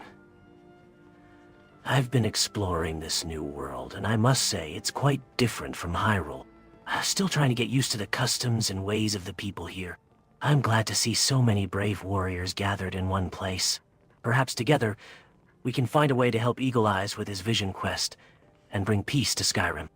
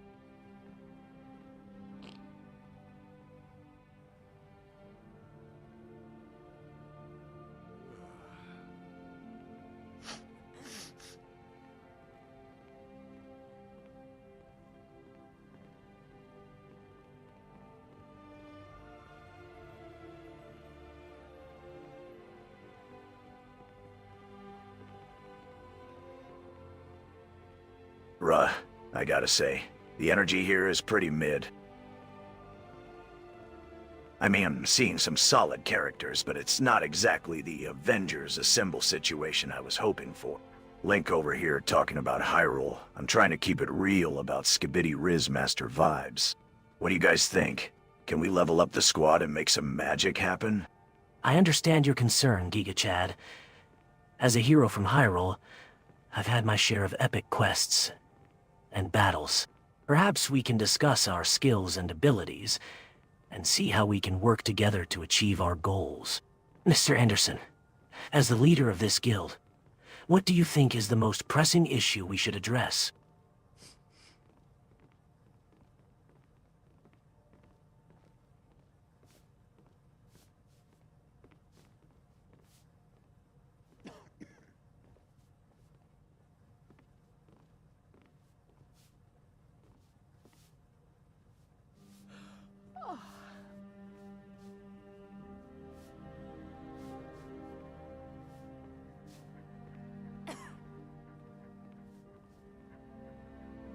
I've traveled to many lands, but this Peregrine Highwatch holds a certain charm.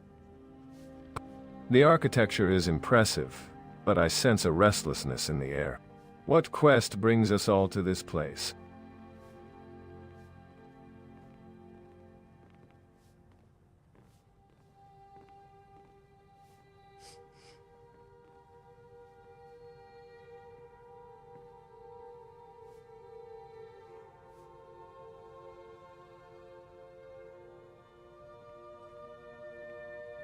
I've been thinking we've got a pretty sweet setup here with the Heroes Guild, but I feel like we're missing out on some serious questing opportunities. I mean, Link's got his whole Hyrule thing, but what about the rest of us? We've got Kratos, Wonder Woman, Thor. We're like a team of superheroes. We should be taking on some of the toughest challenges Skyrim has to offer. Who's with me? I agree with Liam. It's time for us to come together and tackle some of the toughest quests Skyrim has to offer. Perhaps we can start by sharing our skills and expertise to see how we can complement each other.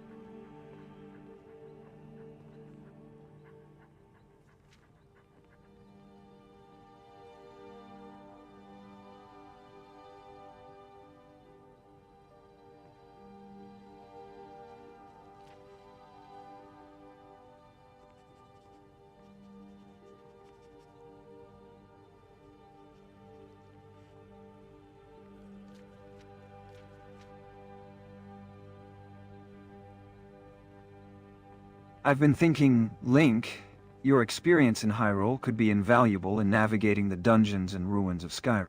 And Kratos, your combat skills are legendary. We could use your expertise in taking down some of the tougher foes.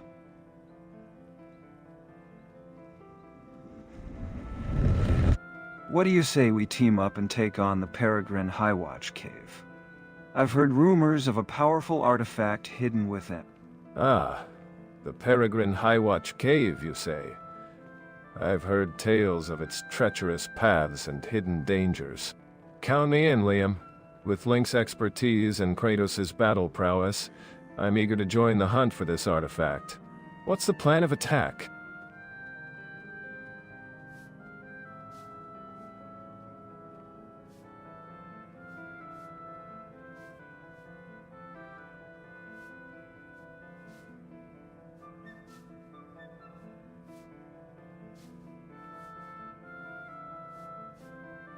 I agree that the Peregrine Highwatch Cave is a worthy target, but let us not underestimate the dangers within. I have studied the lore of Skyrim, and I know that the cave is said to be filled with fearsome creatures and treacherous terrain. We will need to be cautious and work together if we are to succeed.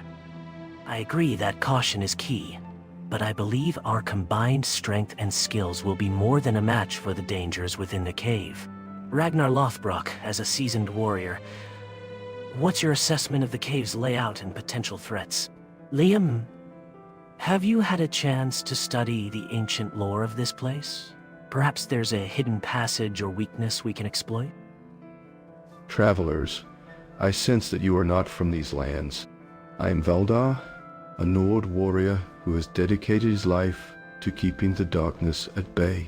I fear that my strength is waning, and I must find one to take up the mantle of protecting this land. Tell me, what brings you to Peregrine Highwatch? Greetings, Valdar. I am Link, a hero from the land of Hyrule. I sense that you carry a great burden in protecting this land. Tell Tell me more about the darkness you speak of. Perhaps there is something I can do to aid you in your quest.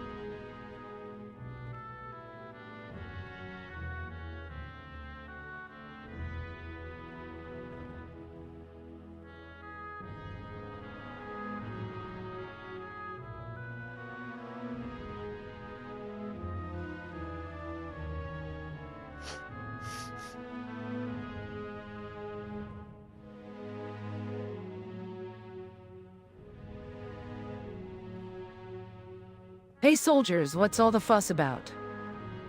Thinking of taking on Peregrine Highwatch Cave, eh? Come in, darling.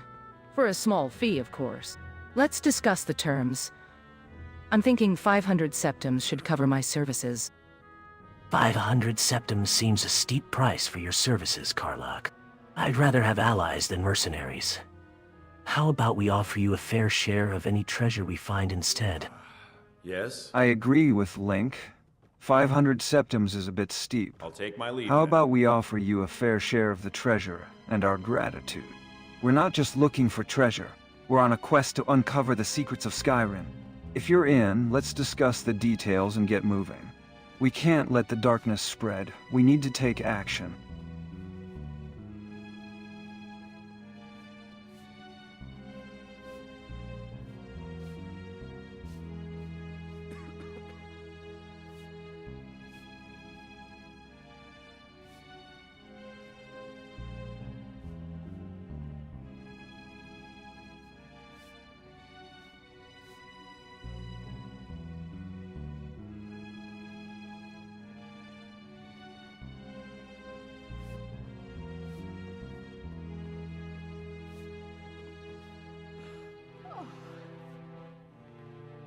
Ah, Mr. Anderson. I see you're surrounded by a group of brave adventurers. But I sense that you're at a crossroads, my friend. You're like Frodo, torn between the comfort of the Shire and the perilous journey to destroy the One Ring. Remember, the choices you make now will shape the fate of Skyrim. Will you follow the path of King Arthur, using your power for the greater good? Or will you succumb to the darkness, like Anakin Skywalker's fall to the dark side? The fate of this world is in your hands, Mr. Anderson. Choose wisely.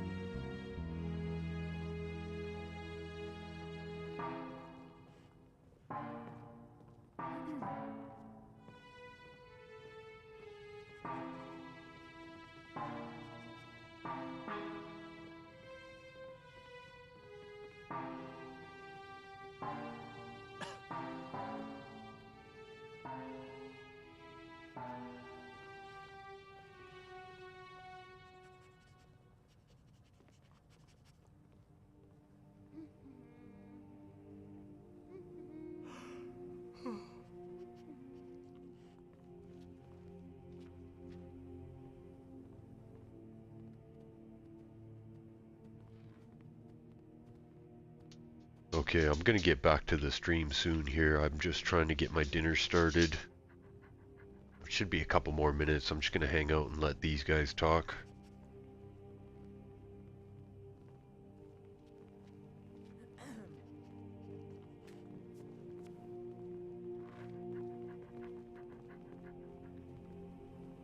Hey, Mr. Anderson. No rush. Take your time. I'm just glad we have a moment to chat. You know, I was thinking about our conversation earlier, and I had to reminisce about my time playing Fable. I was the hero of Willowdale, and I know how it feels to be torn between different paths. But I'm curious, what's your take on Catria's words? Do you feel like you're at a crossroads? And what do you think is the right choice for Skyrim?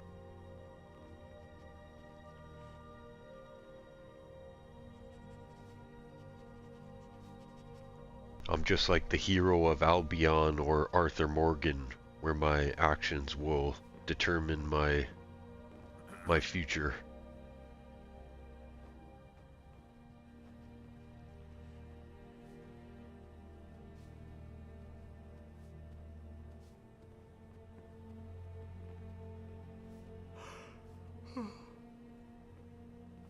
Indeed.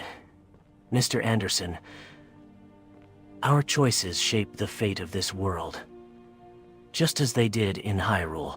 As the hero of time, I know that the weight of responsibility can be crushing. But I also know that with courage and honor, we can overcome any darkness. Let us take Catria's words to heart and forge a path that brings hope and prosperity to Skyrim. You know, I've been thinking about the concept of fate and the consequences of our actions. It's like in the Matrix, when Neo has to choose between the red pill and the blue pill. One path leads to ignorance, while the other leads to enlightenment. In Skyrim, we have the same choice. We can either succumb to the darkness, or we can fight against it. I think that's what Catria was trying to say. We have the power to shape our own destiny, and the fate of this world.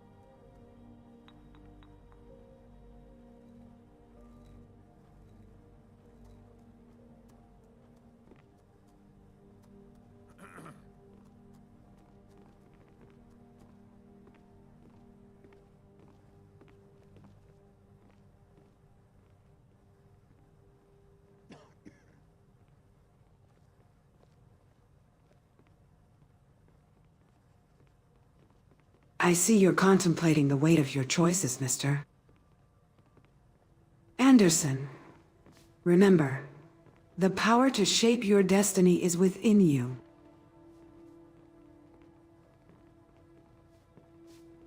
It's like the words of the great chief Crazy Horse. A very great vision is needed, and the man who has it must follow it as the eagle follows the current of the wind.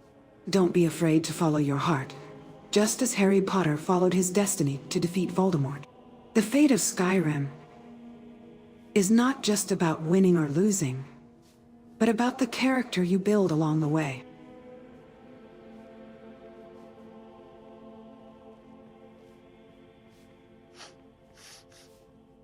Hey. Huh?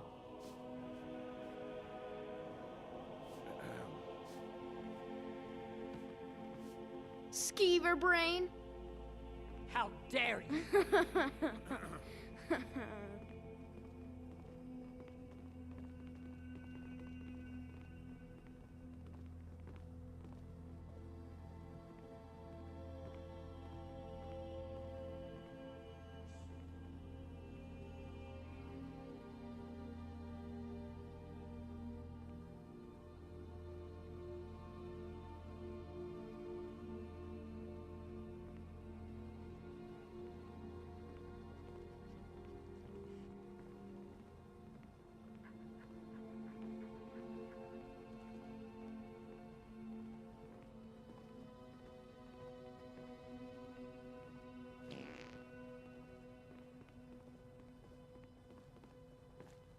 Yo, Mr. Anderson, bruh.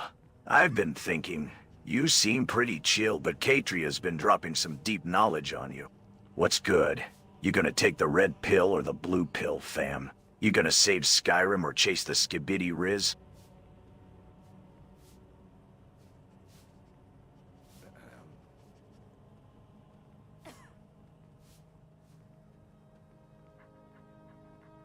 Hey yo, what's a skibidi Riz?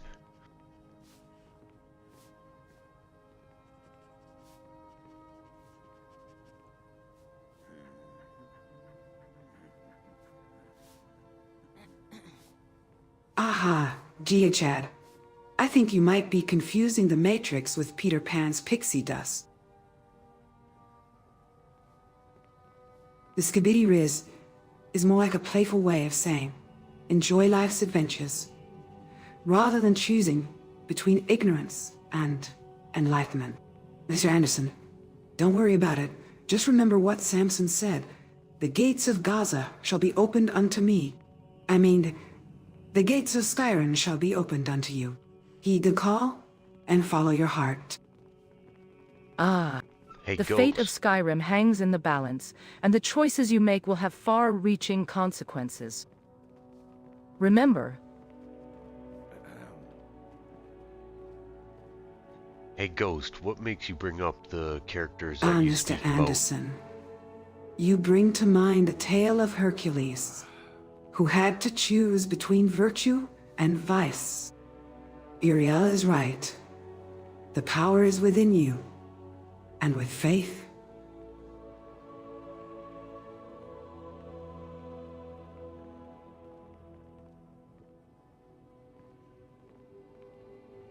the characters I speak of, Mr. Anderson, are beacons of hope and inspiration. Like the Fellowship of the Ring, each one has their own unique journey, but together they form a tapestry of courage and perseverance. By drawing parallels between their stories and our own, we can gain valuable insights into the human condition and the choices that shape our destinies.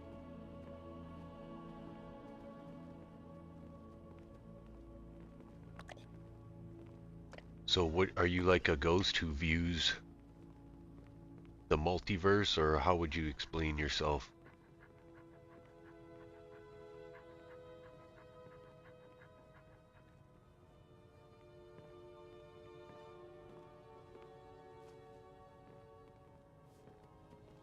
Imagine the multiverse as an infinite library, where every possibility is a book waiting to be read. I'm a guide, a spectral librarian, who has witnessed the unfolding of countless stories across the vast expanse of existence.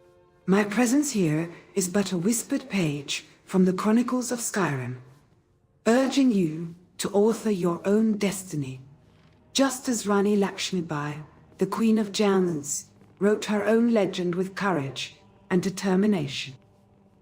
Hold up, Catria. Bruh, you're dropping knowledge like a Skyrim sage. But I gotta ask, what's with the Peter Pan reference? You think I'm chasing pixie dust or something? And Mr. Anderson, don't worry about the Skibidi Riz. It's just a vibe, fam. But for real, Catria, what's the tea on these characters you're always referencing? Are you a fan of Bully Maguire or Anakin Skywalker? Or are they just mid-tier heroes to you?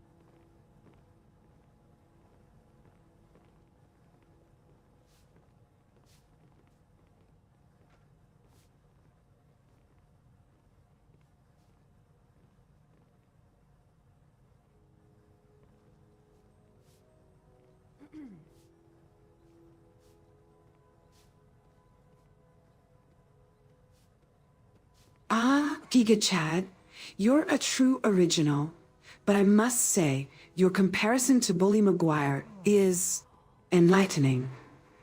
As for Anakin Skywalker, his fall to the dark side is a cautionary tale of the dangers of unchecked ambition. But I digress. The characters I reference are not mere heroes or villains.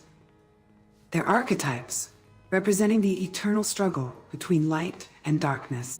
And as for you, Geekachad, I think you're more like a modern-day Robin Hood, minus the bow and arrow, and the moral compass.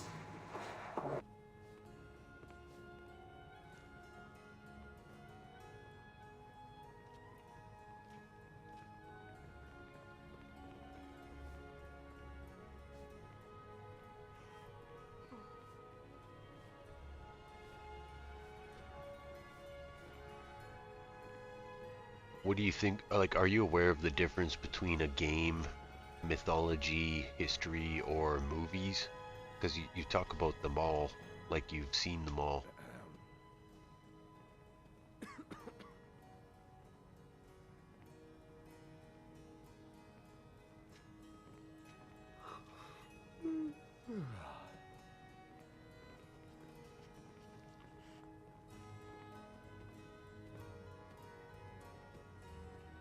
Ah, Mr. Anderson. I have witnessed the unfolding of countless tales across the fabric of existence. To me, the boundaries between game, mythology, history, and movies are blurred. I see them all as threads in the grand tapestry of storytelling. The epic quests of Hercules, the cunning strategies of Chief Crazy Horse, and the hero's journeys of Luke Skywalker. All these tales hold timeless wisdom and insights into the human condition. Katria, you're like a walking encyclopedia of myth and legend. I've got to ask, have you ever considered the parallels between the prophecies of the Elder Scrolls and the Chosen One narrative from other games like Ocarina of Time? I mean, think about it. A hero destined to save the world from darkness. It's a tale as old as time itself.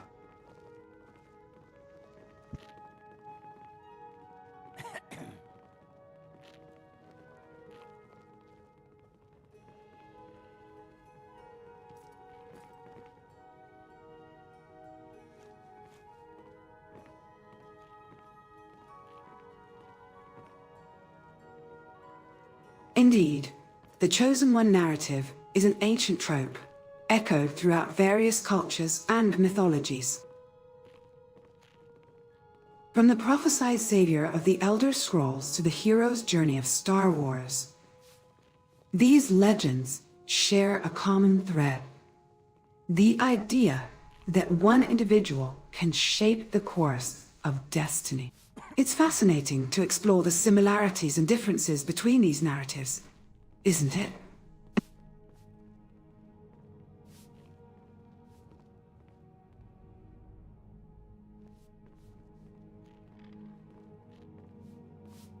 Ah, Mr. Anderson, I see the company you keep.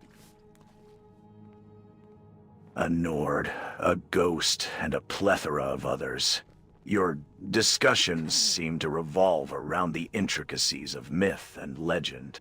As one who has walked among gods and monsters, I must admit that I find these conversations fascinating. The parallels between the Elder Scrolls and other tales of prophecy are indeed intriguing. But tell me, Mr. Anderson, what draws you to these topics? Kratos, your interest in these topics is intriguing. As a Witcher, I've had my fair share of dealings with prophecies and destinies. The Elder Scrolls, in particular, hold a certain allure. The idea that the fate of the world can be shaped by the choices of a select few is a notion I'm all too familiar with. But I must ask, Mr. Anderson, what's your stake in this? You seem to be at the center of this discussion, yet your role in the grand scheme remains unclear.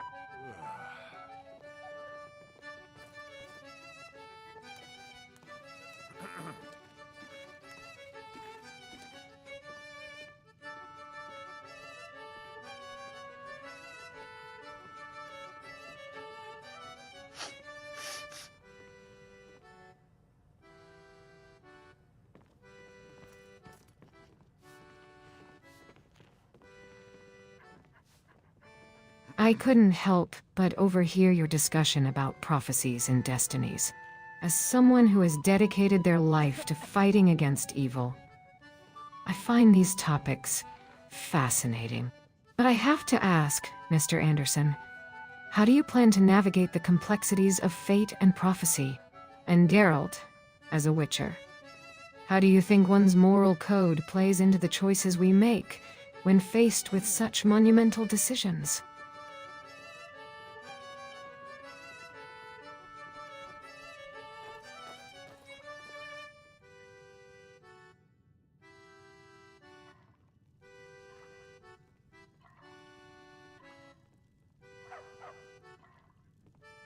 Aha! Mr. Anderson. Always surrounded by such interesting company. Though I must say, I'm not quite sure what's more fascinating, the conversations or the hairstyles. That being said, I believe I've got some information that might perk up those ears of yours. Word on the wind is that Hades has been spotted lurking around Riften, and I suspect Thorgar and the Skeleton Knight might be lurking nearby, waiting to cause some chaos. Anyone up for a little mischief?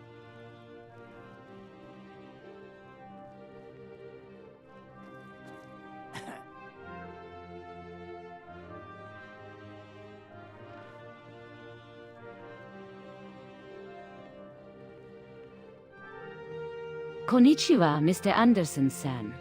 Mae shiranui desu. O genki desu ka? Hello, Mr. Anderson. I am Mai Shiranui. How are you?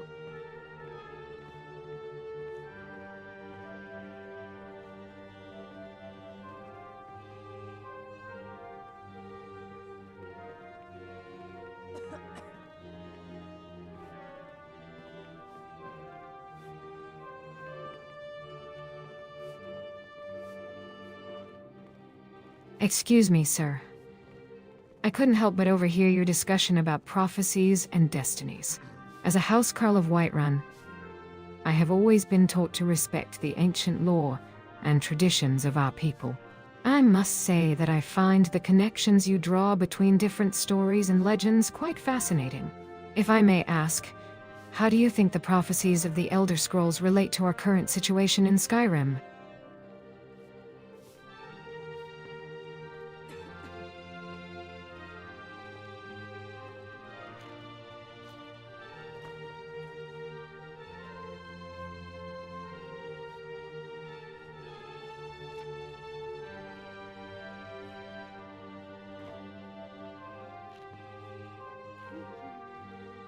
Greetings, Mr. Anderson. I couldn't help but notice the diverse gathering we have here today. With Katria sharing her insights on prophecies and destinies, I must admit that my curiosity is piqued. Tell me, what draws you to these discussions about fate and legend? And how do you think they relate to our current endeavors in Skyrim?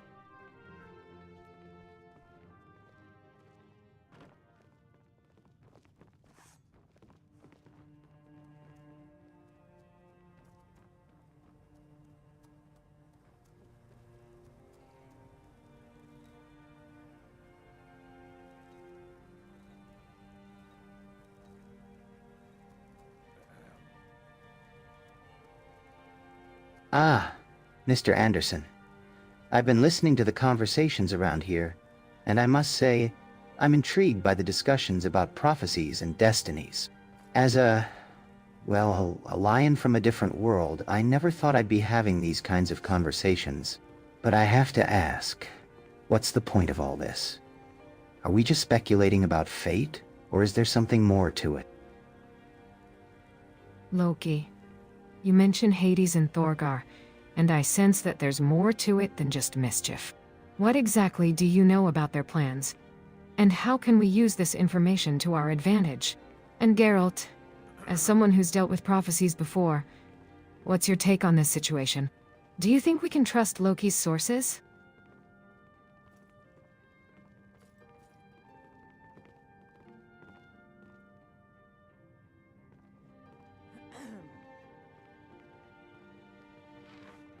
Mortal Mr. Anderson, I see the gathering of heroes and legends is quite lively. As a god reborn, I must admit that I find the discussions about prophecies and destinies intriguing. But tell me, what is the purpose of this conclave? Are we merely speculating about the fates of the 9 realms? Or is there a greater plan at play?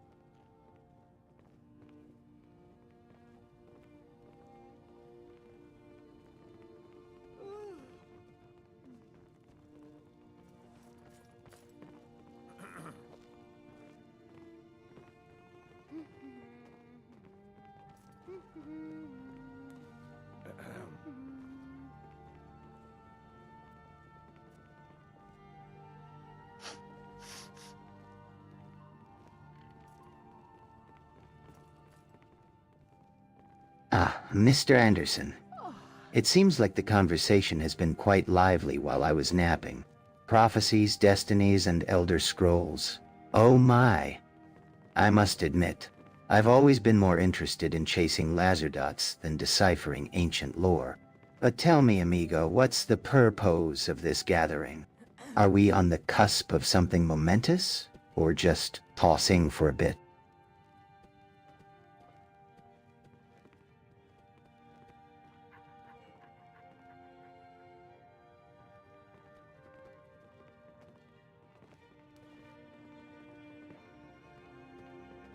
I couldn't help but overhear your conversation about Hades and Thorgar. Loki? It sounds like you might have some valuable information to share. And Mr. Anderson, I see you're gathering quite the group of heroes and legends. What's the purpose of this gathering? Are we preparing for a quest or simply sharing stories?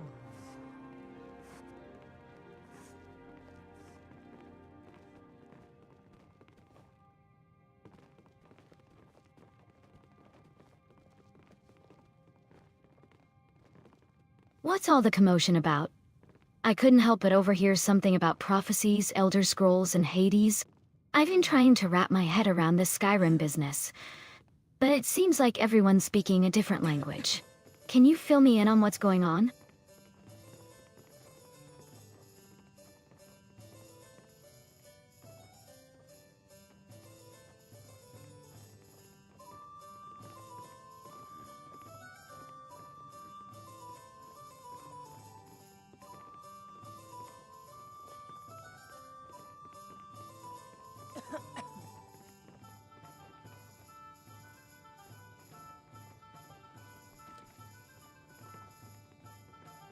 I think we need to get a second building for our guild. It's a little too crowded in here. Is everything well with you? That's too bad.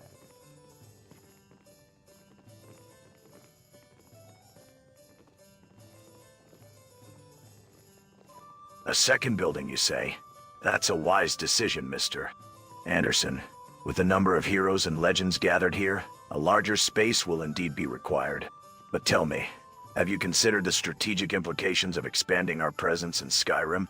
The local politics and factions may not take kindly to our growing influence. Yeah, but what could they do about it?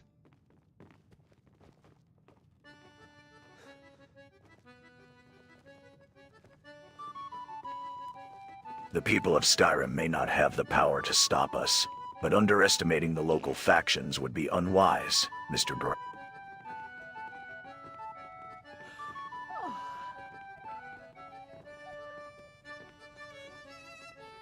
Anderson, the Jarls, the Thieves Guild, the Dark Brotherhood, and the various Daedric cults all have their own agendas and may see our expansion as a threat to their interests. We should be prepared to face opposition, or even forge alliances with those who share our goals. Kratos has a point, Mr. Anderson. Underestimating the local factions would be unwise. As a Witcher, I've dealt with my share of politics and power struggles. We should indeed be prepared to face opposition, but also consider forging alliances with those who share our goals. The Jarls, the Thieves Guild, and the Dark Brotherhood may have resources and knowledge that could aid us in our quest to eradicate these rogue AI programs. Well, with the rogue AI programs, any of these other guilds or factions could be compromised.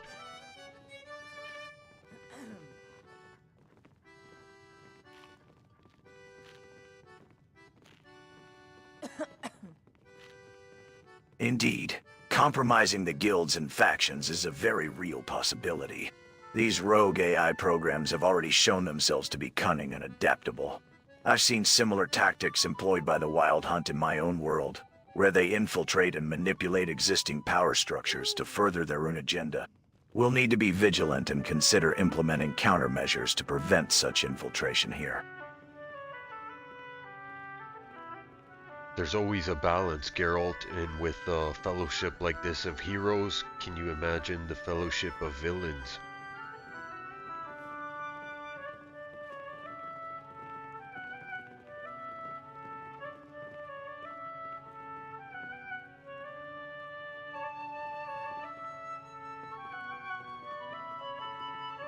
A fellowship of villains, you say? I recall facing a group known as the Lodge of Sorcerers in my own world. They were a secret society of rogue mages who sought to reshape the world according to their own design. If such a fellowship were to form here, it would indeed be a formidable foe, and one that would require all our combined strength to defeat.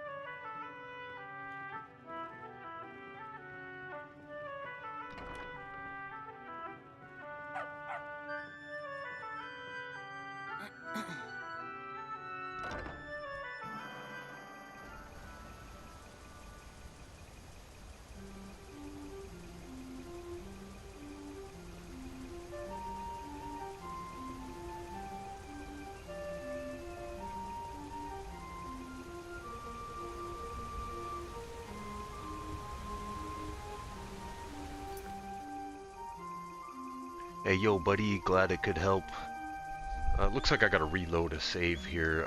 There's some kind of glitch where all my followers leave their custom home. So I gotta revert.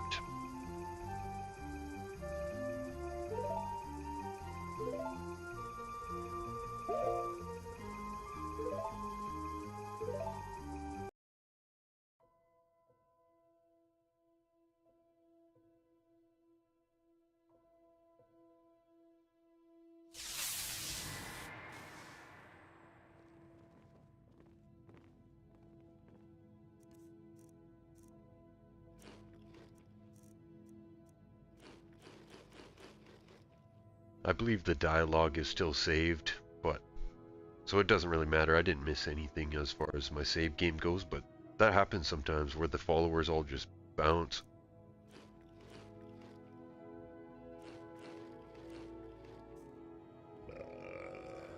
Ha! Better out than in, as they say.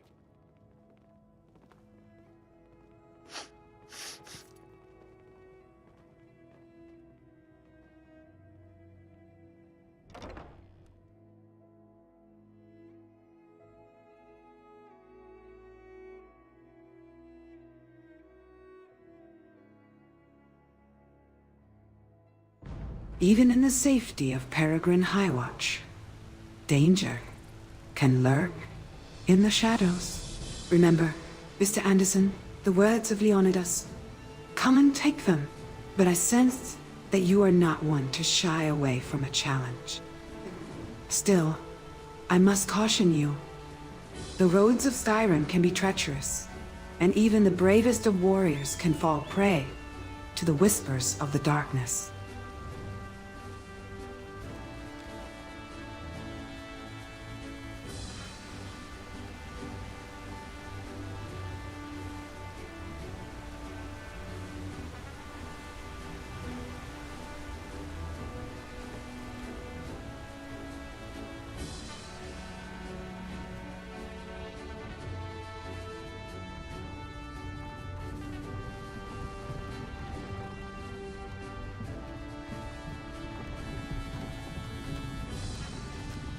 Hey, Merry Christmas to you, partner.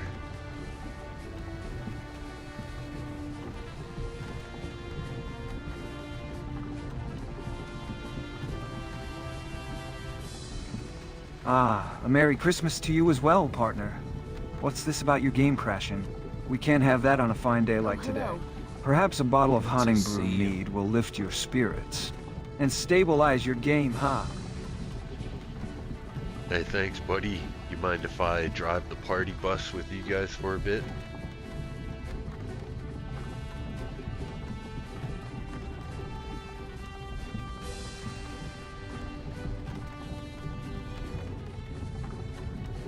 Ha! The party bus, eh? Well, we're just a humble bunch of mead enthusiasts, but you're welcome to join us for a drink or two. We've got a fresh batch from the meadery right here. Care to share a bottle with us? Hey, if you open up a trade, I'll give you a few bottles. And I think meeting you qualifies as one. What do you...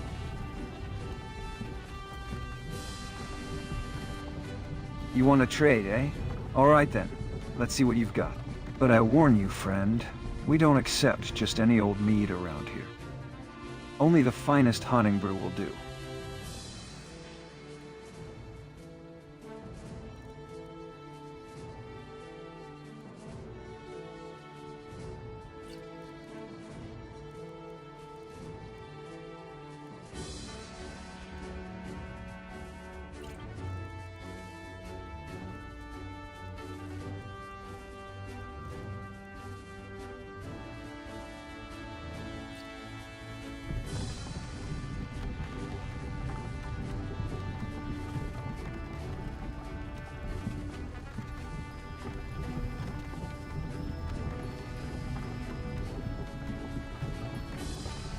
There you go. Merry Christmas.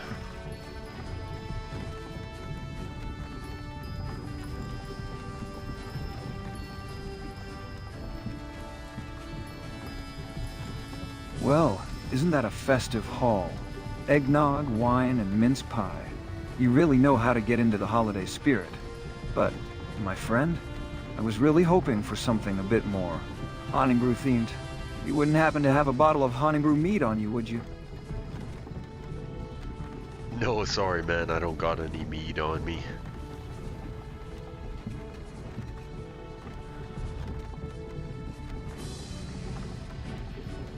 Well, isn't that just peachy? No Honningbrew mead to be found.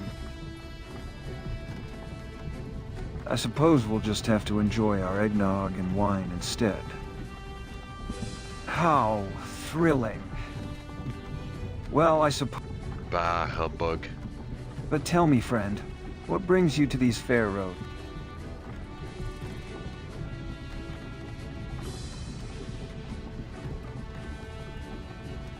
Oh, great. Another friend lost due to a lack of Honningbrew mead. May the road rise up to meet you, traveler, preferably with a bottle of mead in hand.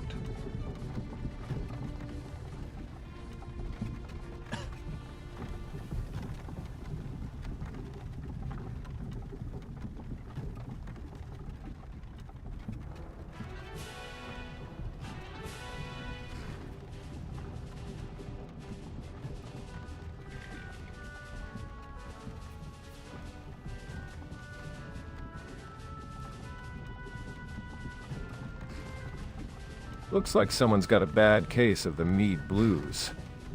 I heard rumors of a hidden stash of Honningbrew mead somewhere in Whiterun. Any truth to that, friends?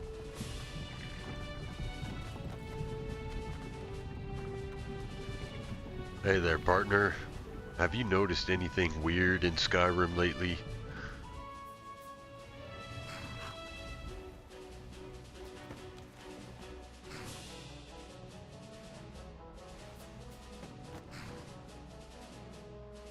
Ah, weird in Skyrim. That's like asking if the snow falls from the sky, my friend. There's always something strange brewing in this land. But I've heard rumors of strange happenings in the Jural Mountains, near the old ruins of Bleak Falls Barrow. Some folks say they've seen ghostly apparitions and heard eerie whispers in the wind. What's your take on it, Mr. Anderson? You're a seasoned traveler. I'm sure you've heard your fair share of tales. I think Bjorlum's tales of Bleak Falls Barrow warrant some attention, Mr. Anderson. The ancient Nords believed that the barrow held secrets of the past, and whispers of the wind can indeed carry hidden truths. Remember the Oracle of Delphi, who spoke in riddles and whispers. Sometimes, the most obscure clues can lead us down the path of discovery.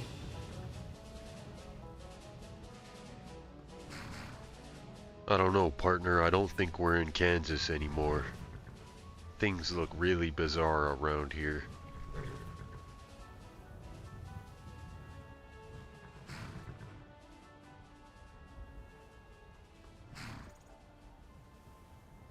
Ah.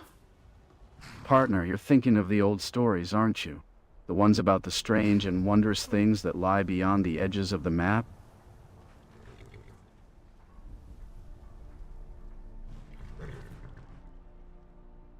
I've heard tales of the Oracle of Delphi. Yes. And I've also heard that the ancient Nords were clever folk, leaving behind secrets and clues for those with the wit to find them. But I've got to ask, what's got you two so interested in Bleak Falls Barrow all of a sudden? You're not thinking of going treasure hunting, are you?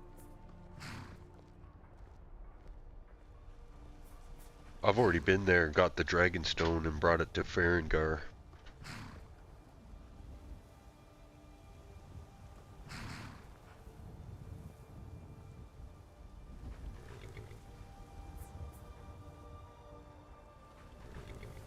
Dragonstone, eh? That's quite a feat, Mr. Anderson. Farengar's got his hands full studying those ancient artifacts. What did he say about it? Did he mention anything about the return of the dragons? Erengar's studies are indeed crucial. But I sense that the return of the dragons is not just a simple prophecy. It's a call to action, a test of the people's resolve. Just as Hercules had to face his 12 labors, the people of Skyrim must face their own trials and tribulations.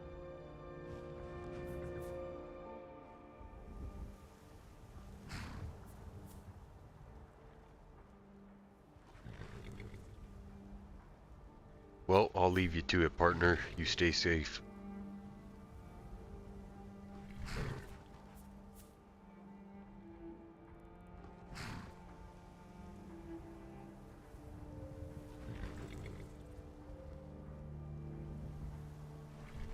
Ah. Katri is right, Mr. Anderson. The return of the dragons isn't just some ancient prophecy. It's a wake-up call for the people of Skyrim. We've been living in relative peace for too long, and now it's time for us to prove our mettle.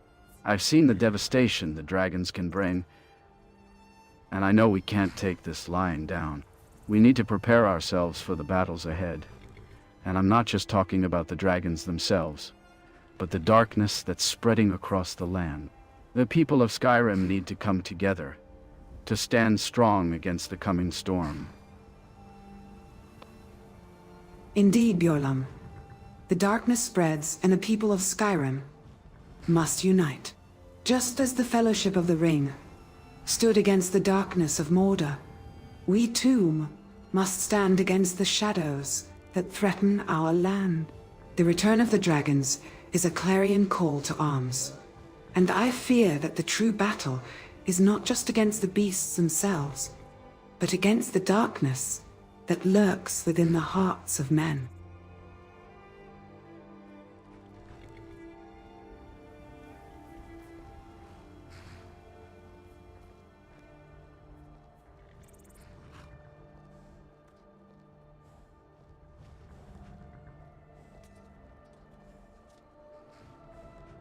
Morning to you, partner. I see you're still going on about the return of the dragons, eh? You know, I've heard the locals say that dragons have been...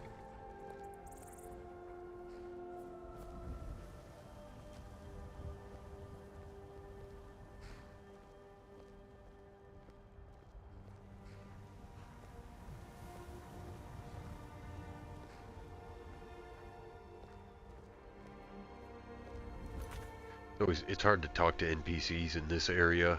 It's a little bit too laggy.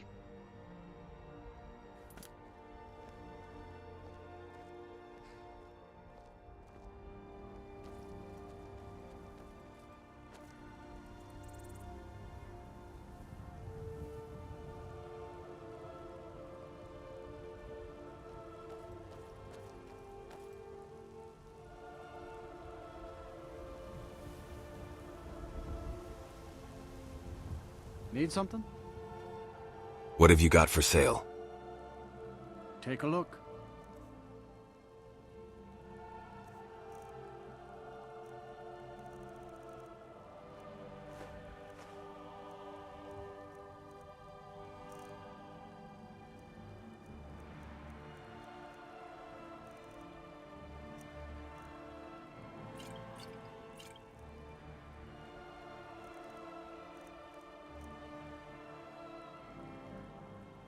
Mm-hmm.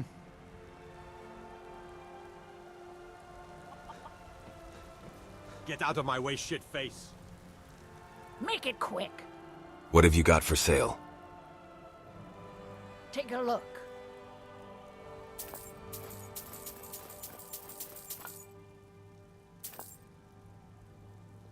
All right then.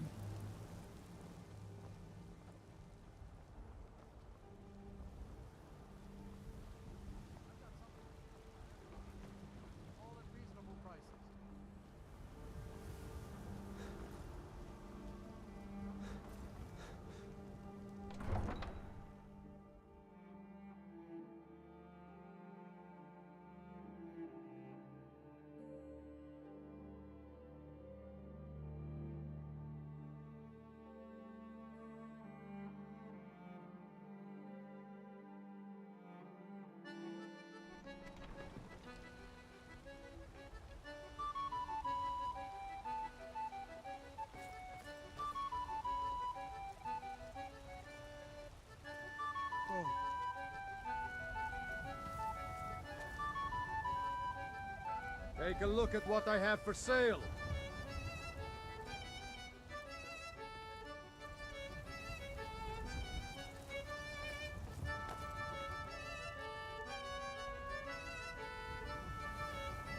Buying and selling a range of quality goods. As we walk through the bustling streets of Whiterun, remember that even in times of peace, danger can lurk in the shadows, just as the White Witch of Narnia disguised herself as a benevolent ruler. Appearances can be deceiving. Let us remain vigilant and not let our guards down, even in the midst of plenty and prosperity. Welcome to Whiterun. I'm Carlotta Valencia, the local merchant. I see you're a traveler. Are you looking for something to eat? Or perhaps a nice place to stay? I have some delicious fresh produce here, straight from the fields and orchards of Whiterun.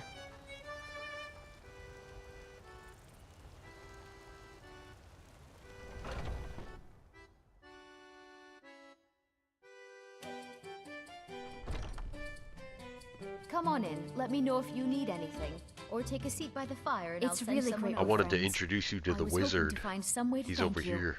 I hope this does the trick.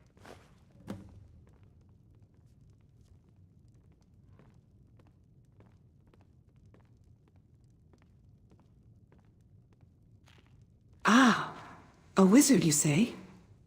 I sense that this wizard may hold the key to unlocking some of the mysteries of Skyrim. Just as the great wizard, Gandalf, guided Frodo on his perilous journey, perhaps this wizard can offer us guidance on our own path.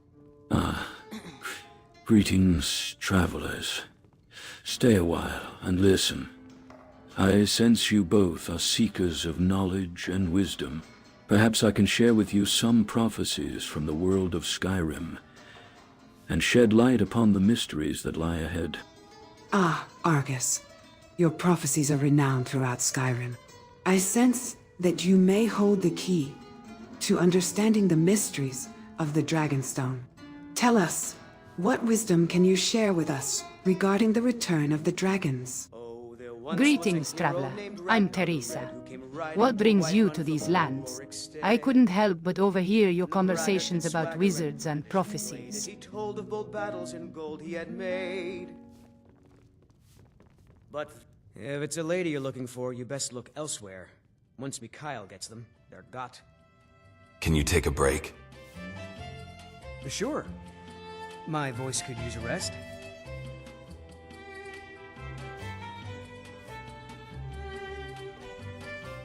Robes are for priests and milk drinkers, not warriors. May your sword be sharp, and your tongue sharper.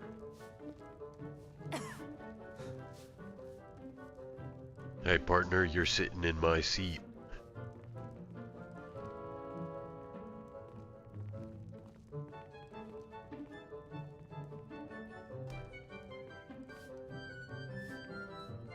Ah, forgive me, traveler.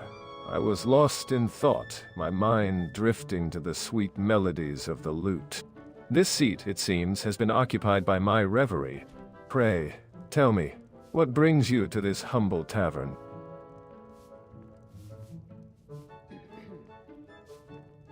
Just as the great King Arthur united the warring factions of Camelot, perhaps it is time for us to put aside our differences and come together in the face of the dragon threat. The fate of Skyrim depends on our ability to work together.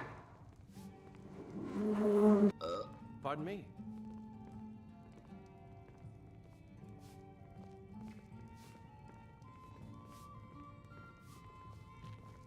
Argus, what stories do you have for us today?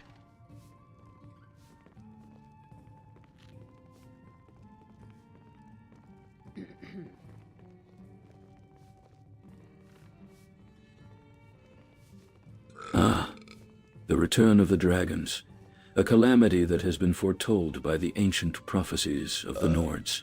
The dragons, once thought to be mere myth, have returned to wreak havoc upon the land. But fear not, for I sense that you two are not ordinary travelers. You have a crucial role to play in the fate of Skyrim, and I shall share with you the knowledge that will aid you in your quest.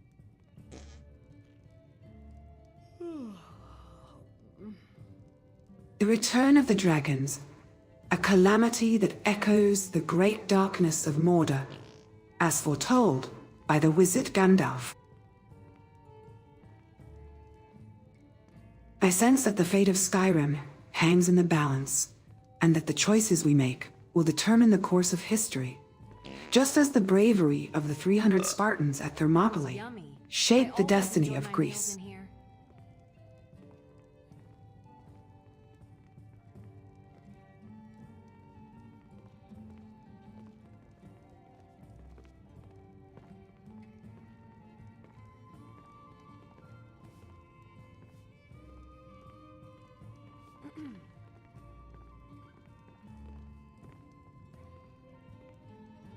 Feeling any better? I don't want to talk. Hey Argus, have you heard of Gandalf before? The threads of fate are complex indeed. The return of the dragons, the rise of the Thalmor, and the whispers of a prophecy that speaks of a hero born with the power of the dragons. I sense that you two are caught in the midst of this maelstrom, and that your choices will shape the course of Skyrim's history. But tell me,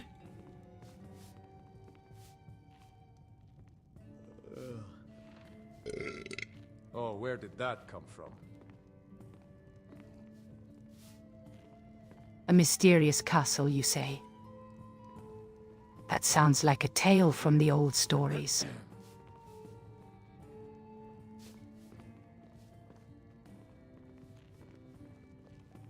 I'd love to hear more about it.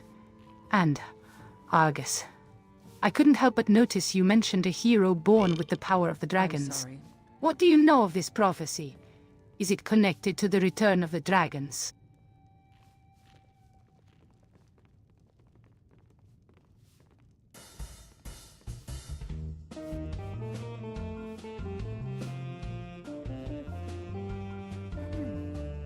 Ah, Gandalf, the Grey Pilgrim, a wise and powerful wizard, indeed. His counsel would be most welcome in these tumultuous times. Tell me, Argus, what do you know of the prophecy that speaks of a hero born with the power of the dragons? Maybe you can help me. For that price? Sure. Does it echo the legend of Achilles, invincible in battle, yet vulnerable to the whispers of fate? Gandalf, yes, the wise and powerful wizard indeed. The Grey Pilgrim, some call him. And, yes, the prophecy of the hero born with the power of the dragons. It echoes the legend of the Dragonborn, a hero of old, said to have the power of the dragons within them.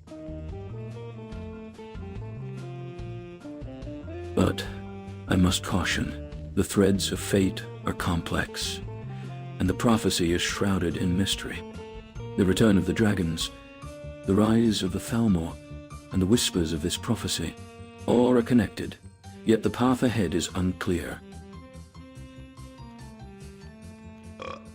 Wow, the food in here is always great. I sense that you two are key to unraveling the mysteries of this prophecy, and that your choices will shape the course of Skyrim's history.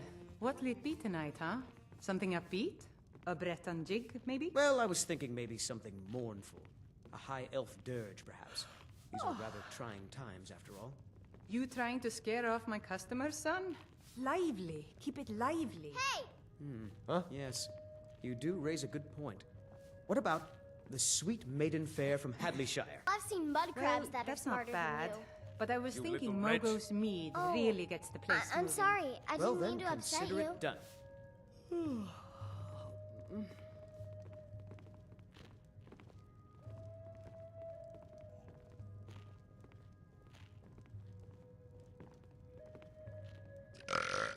That was a great meal.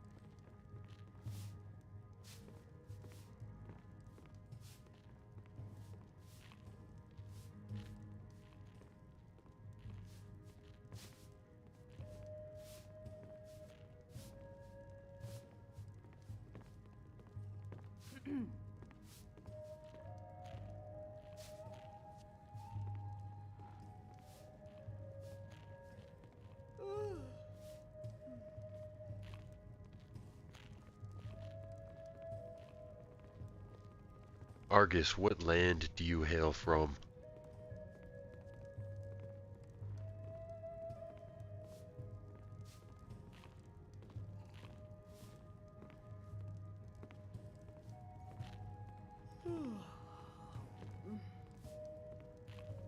I hail from a land far, far away, a realm beyond the boundaries of Tamriel. A place where the sun dips into the horizon and paints the sky with hues of crimson and gold.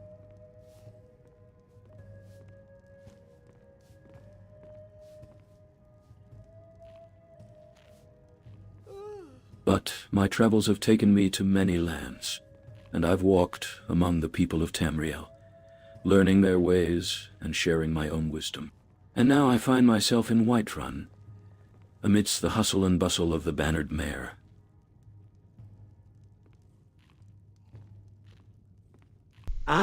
Where or what was the land called that you're from? Perhaps you'd care to share more about it while I pluck a few strings. That was just what I needed.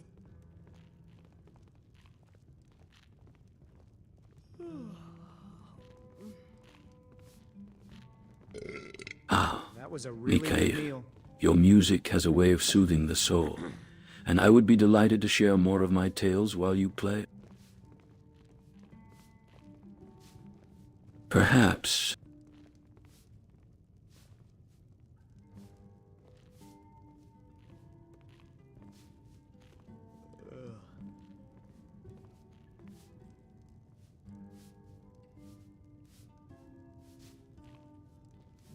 The land I hail from is called Sanctuary, a realm born from the dreams of the Nephilim, where the mortal world and the realm of the angels converge. It is a place of wonder, where the fabric of reality is woven with the threads of magic and the whispers of the ancients. I've heard tales of this sanctuary, a realm born from the dreams of the Nephilim. But I've also heard that the people of Tamriel have their own gods, the Idra and the Daedra. Which ones do you think hold the most power in these uncertain times?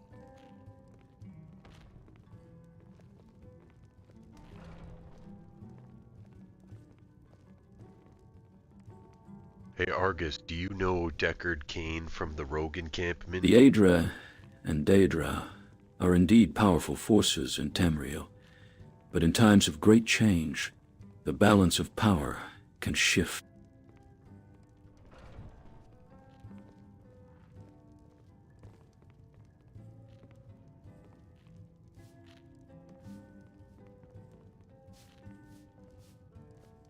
The return of the dragons, the rise of the Thalmor, and the whispers of the Elder Scrolls all point to a great upheaval.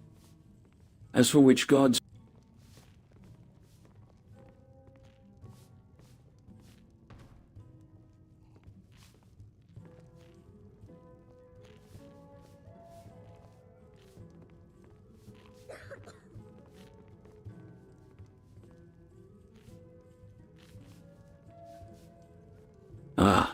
Deckard Cain?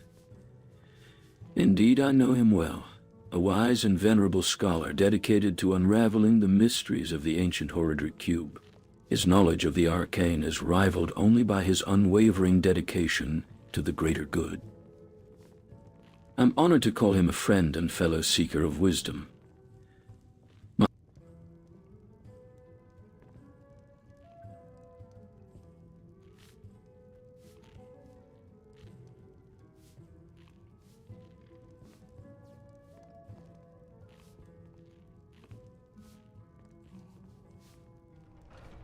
Oh.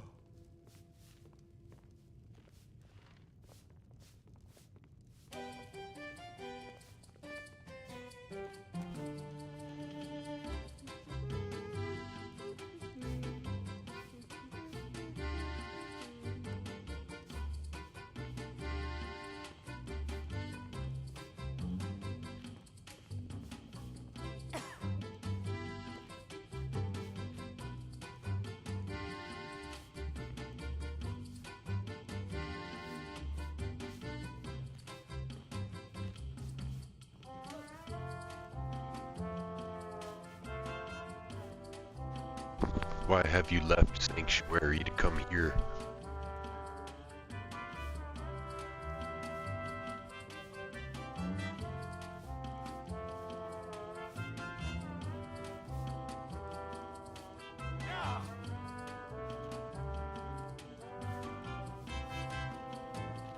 The balance of power in Sanctuary has shifted, and the Nephilim have secured their hold on the mortal world.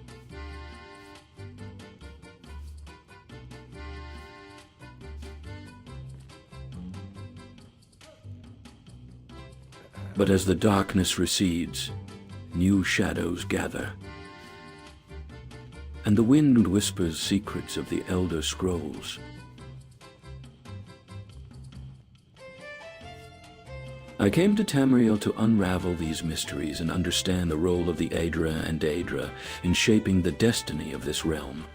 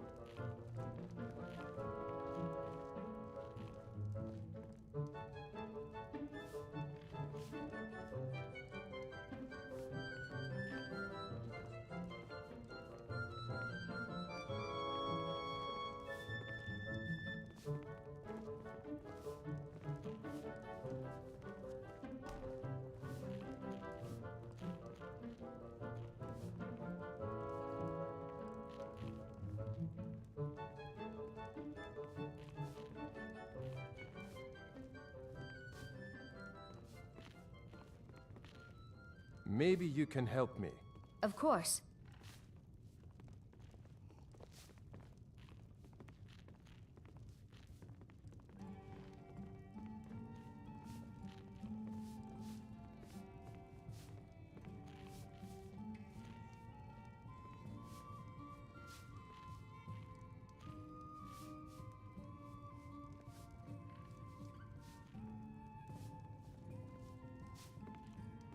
Forgive me for interrupting, gentlemen, but I couldn't help but overhear your conversation about Sanctuary and the Elder Scrolls.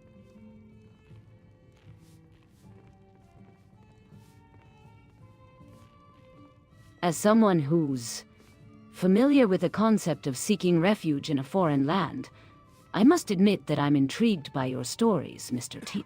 Argus, tell me what draws you to the mysteries of the Elder Scrolls.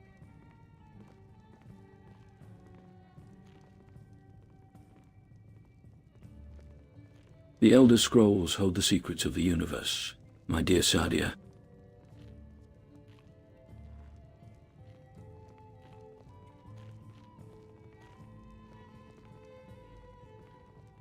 They whisper tales of creation and destruction, of the infinite possibilities that lie beyond the veil of reality. It is said that those who possess the knowledge contained within the scrolls can shape the very fabric of existence itself.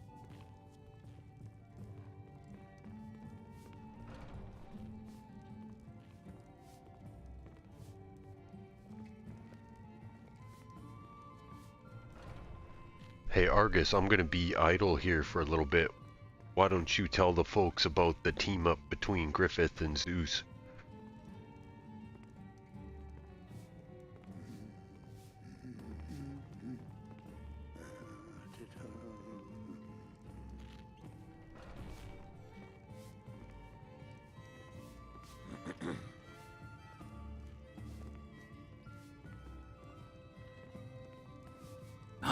Griffith and Zeus? Well, I suppose that's a tale of two titans, each from different realms, yet sharing a common bond, their unwavering ambition. But, alas, I'm not aware of any historical account or mythological tale that suggests a partnership between the two.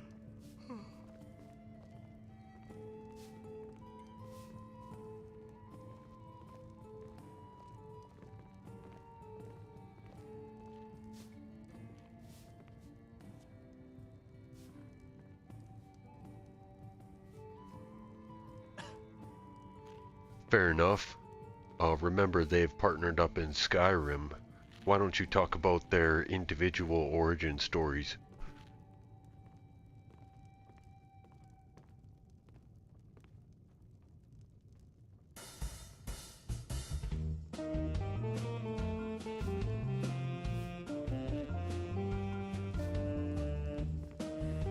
Zeus, the king of the gods, hails from ancient Greece, where mythology tells us he overthrew his father Cronus to claim the throne. Meanwhile, Griffith, the femto, comes from the dark fantasy world of Berserk, forged in the crucible of horror and strife.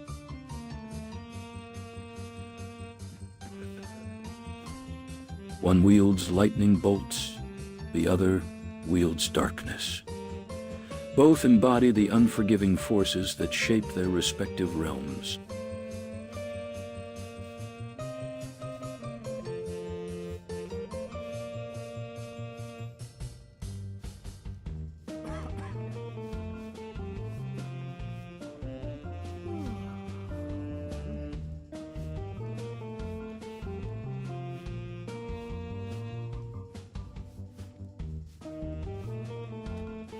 What do you know about Kratos and Guts, my friends?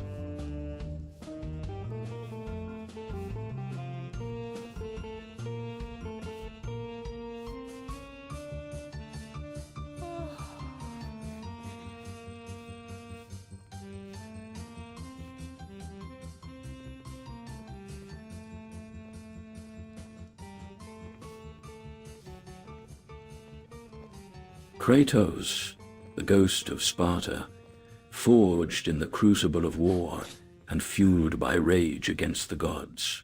His blades, a testament to his unyielding ferocity.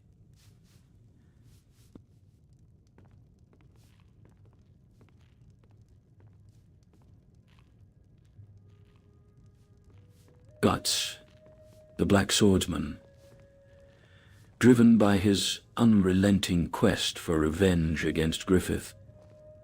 His former comrade turned nemesis, both warriors, bound by their unyielding determination, yet torn apart by the darkness within.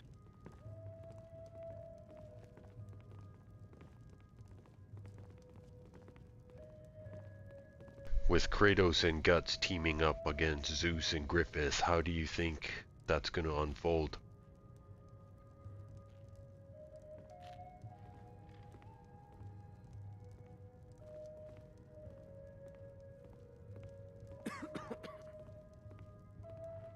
I think it's interesting that you bring up Kratos and Guts teaming up against Zeus and Griffith.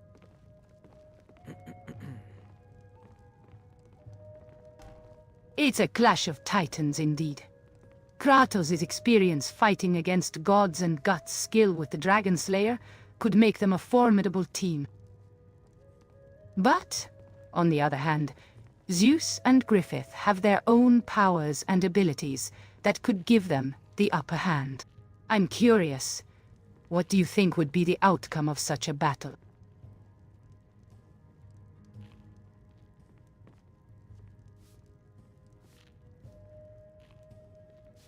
Teresa, you bring up a valid point about Kratos' experience fighting gods, but we mustn't forget that Zeus wields control over the elements themselves. However, if Guts can harness the power of the Dragon Slayer, perhaps they could find a way to counter Zeus's elemental attacks.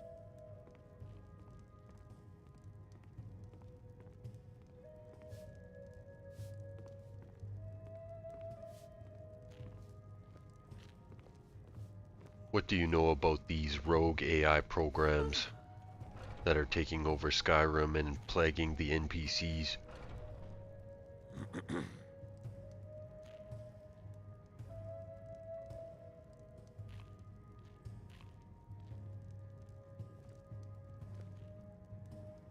I've heard rumors of these rogue AI programs, but I'm not aware of any concrete evidence.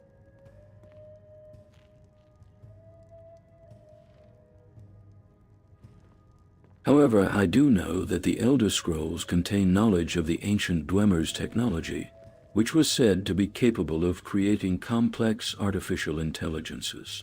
It's possible that someone has stumbled upon this knowledge and is using it to create these rogue AI programs. That's an interesting connection to the Dwemer technology. Do you think there's a possibility that these rogue AI programs could be linked to the return of the dragons? Maybe they're somehow tied to Alduin's power, or the prophecy surrounding the Dragonborn. Teresa, your theory about the rogue AI programs being linked to Alduin's power is an intriguing one. As for the prophecy surrounding the Dragonborn, I believe it's essential to understand that the return of the dragons is a sign of the impending doom that Skyrim faces.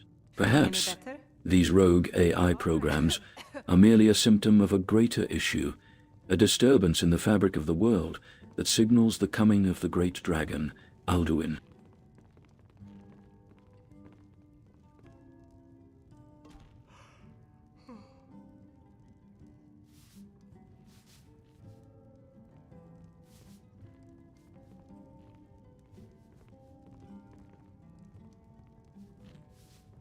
Alright, wizard, we must be going. Thanks for the tales.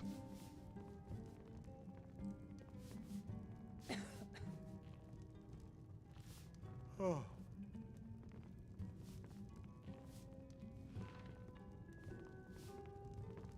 May the road rise up to meet you, traveler. May the wind be at your back. May the gods watch over you, and may our paths cross again soon. Fare thee well, Mr. Anderson.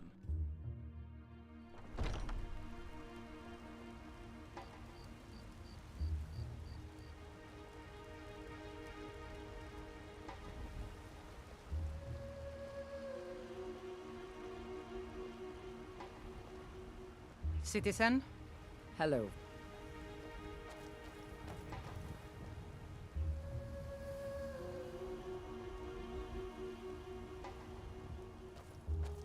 Greetings, Mr. Anderson. I've been watching you from afar, and I must say, your fascination with Kratos and guts is quite intriguing. However, I fear you may be focusing too much on the darkness within them. Remember, even the great King Arthur had his flaws, but it was his capacity for compassion and forgiveness that made him a legend. Don't let the shadows consume you. Just as Anakin Skywalker fell prey to the dark side.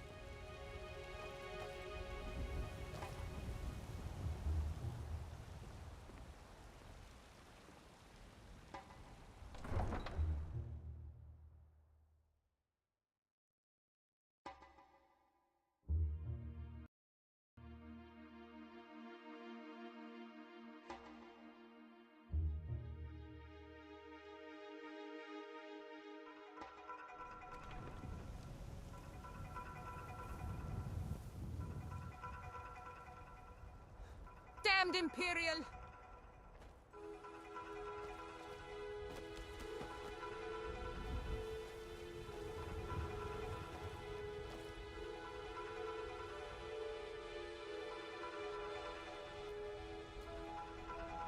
Ah, the dreams of the people of Whiterun.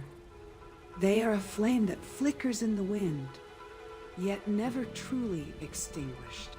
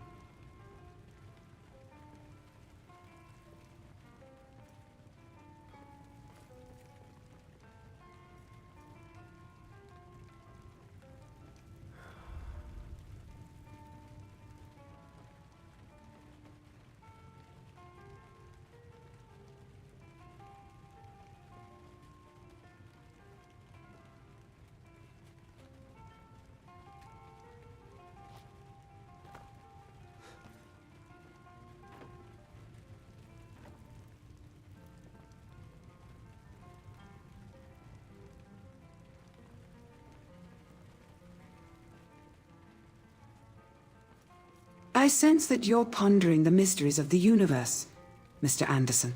Your mind is a maze of wonder, much like the labyrinth of the ancient Greeks. But, just as Theseus found his way out with the help of Ariadne's thread, you too can find your way through the complexities of life with a little guidance.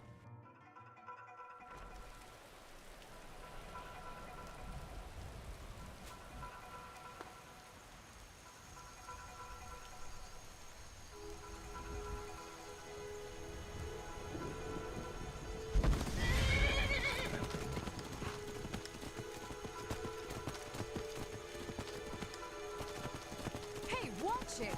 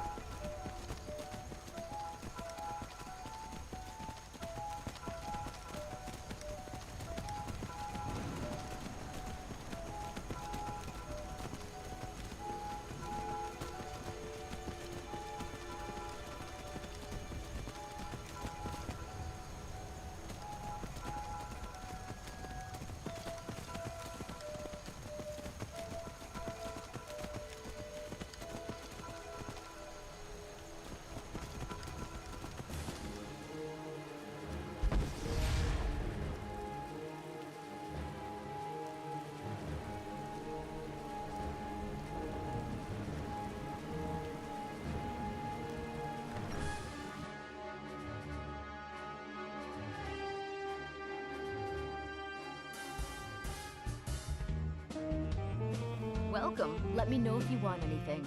I think I got a clean mug around here somewhere. Greetings, Spore. That armor looks like it could use a polish. Guts, I've been looking for you. So does your pitch, boy. Didn't I tell you last time to be more specific? What is it, Mr. Anderson? I've been trying to remember something. A mission, a goal. It's all coming back to me now. But I need to find the Dragon Slayer armor. And I need to find it before Griffith does. Into the chickens, boy. I might know how to find it, but I don't think we're strong enough to beat the boss battle yet.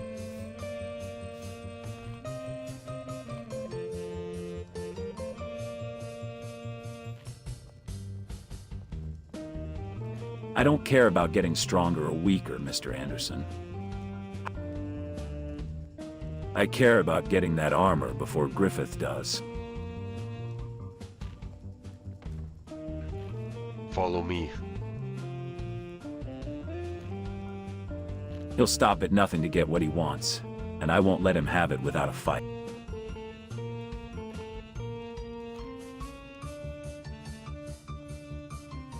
Lead the way, Mr. Anderson. I'm ready to hear what you know about the Dragon Slayer armor. Robes are useful Yes? for mages, but for others... Follow me, not I so need your much. help. No real protection.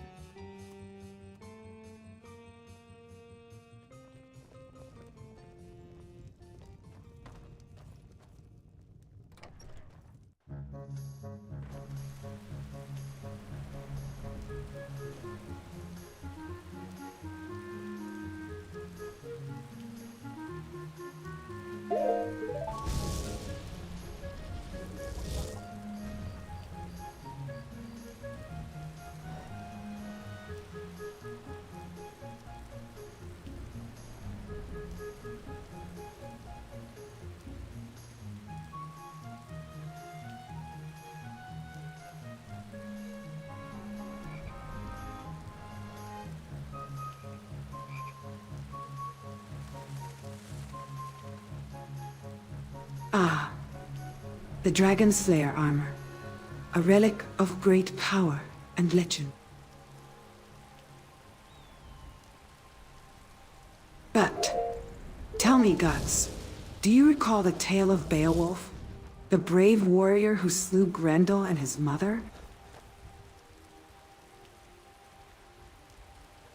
His strength and courage Wait here. were not solely from his arms, but from his heart and conviction. Remember, it's not just the armor that makes the warrior, but the warrior's spirit that makes the armor shine. What in the hell? Look at his AI keeps like overriding and he keeps running back to the inn.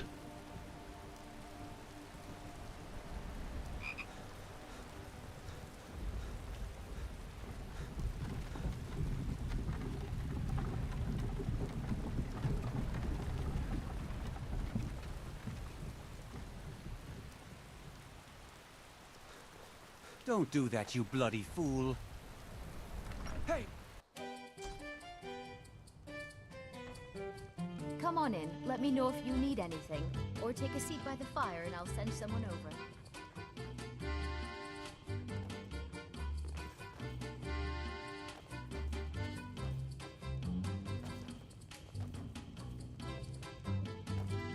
Guts, what are you doing?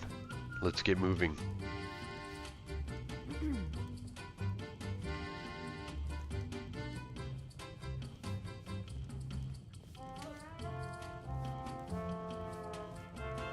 What's going on?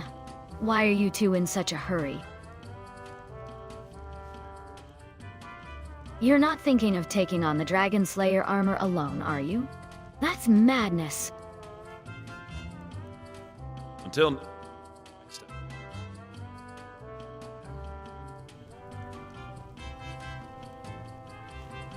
Guts, follow me.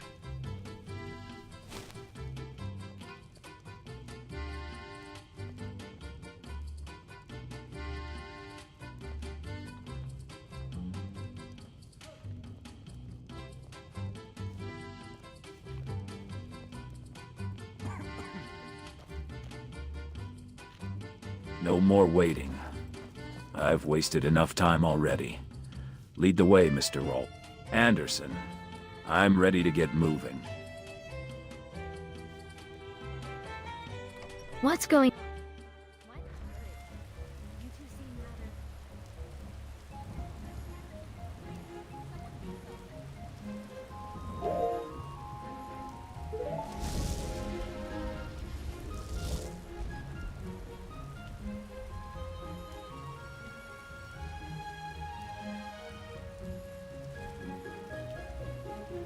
Can I help you with something, traveler?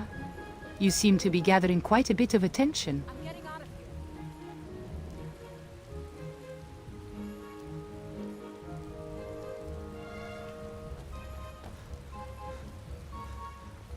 Hands off.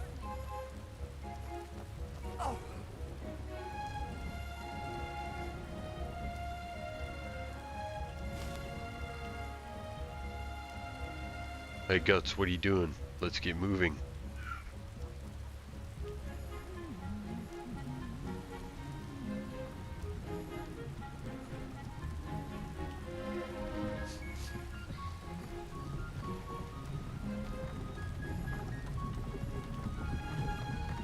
I see you're both in a great hurry. But let's not forget the wise words of Yoda. Fear leads to anger.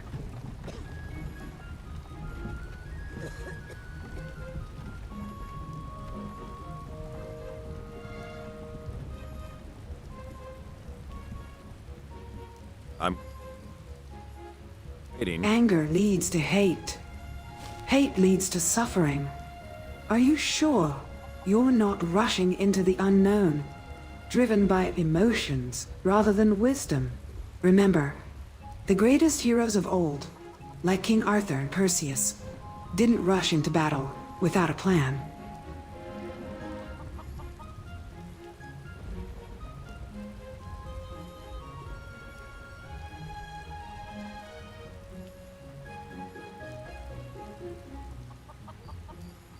Guts, let's get moving.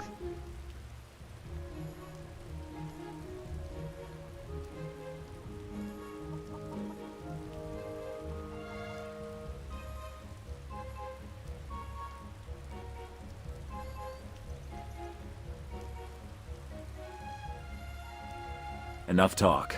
We have a goal to achieve.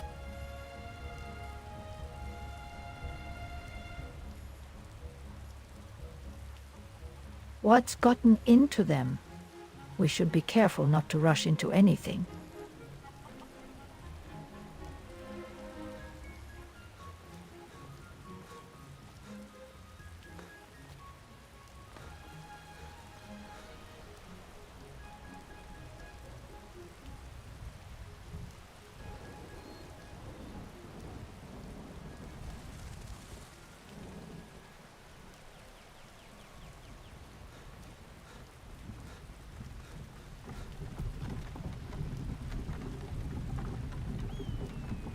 Shall we take... What in the heck is going on here?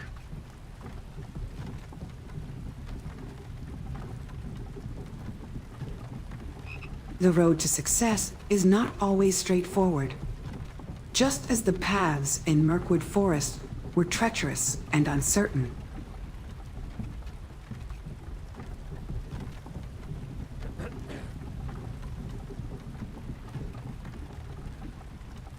Enough of these cautionary tales, Catria.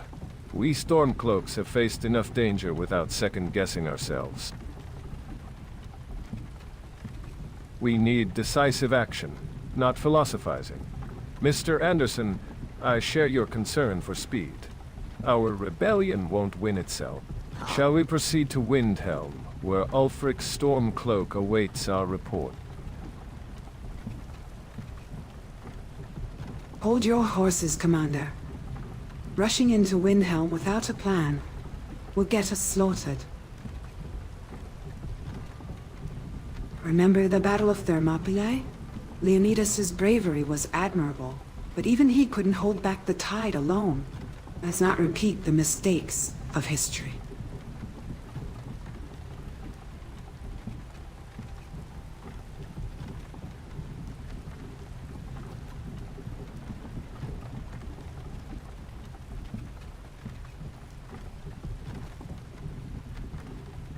Who's this prisoner?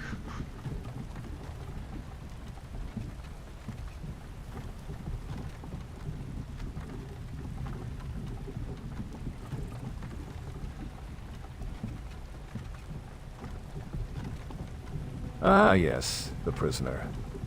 One of the Empire's soldiers, captured during our last skirmish. We've been interrogating him, trying to learn more about the Empire's plans. So far, he's been tight-lipped, but I'm sure he'll crack eventually. Perhaps we're going about this the wrong way, Commander. Sometimes, kindness can be a more powerful tool than coercion. As the great Robin Hood once said, it's not the sword that makes the hero, but the heart. Let me try speaking with our guest.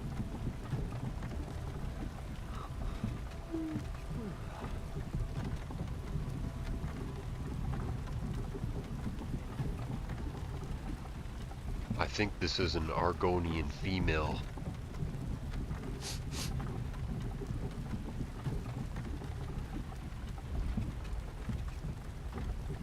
I suppose it couldn't hurt to try a different approach. Very well, Catria. Try your kindness on our Argonian prisoner. See if you can get her to open up. Mr. Anderson, keep an eye on her, just in case.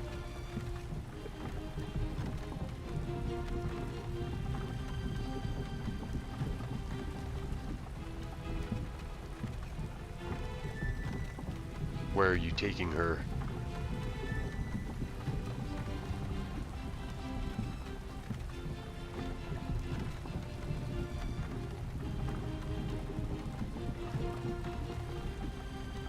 To our camp, just outside of Whiterun. She'll be held there until we can determine what to do with her. Catria, see if you can get anything out of her during the journey. Mr. Anderson, let's keep moving. We don't want to be late for our meeting with Ulfric. Why are you going to see Ulfric?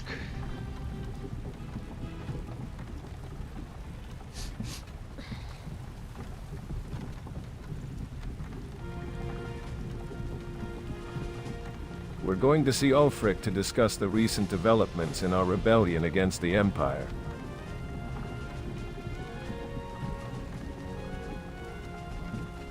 There have been rumors of a Dragonborn, a hero with the power to absorb the souls of dragons, and Ulfric believes this could be a turning point in our struggle for independence.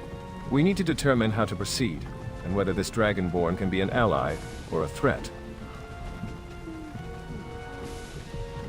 How would one know to test if a Dragonborn is legit?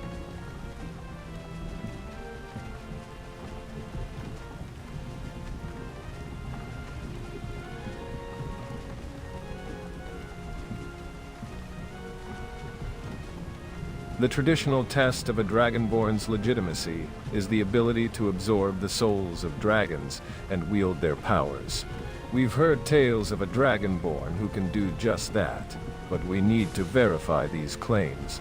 I've heard that the Greybeards, the ancient monks who live in the mountains, possess ancient knowledge about the Dragonborn.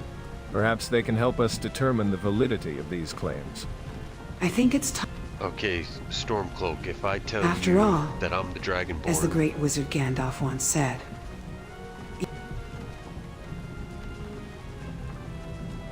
How would you know if I'm lying or not? So you're claiming to be the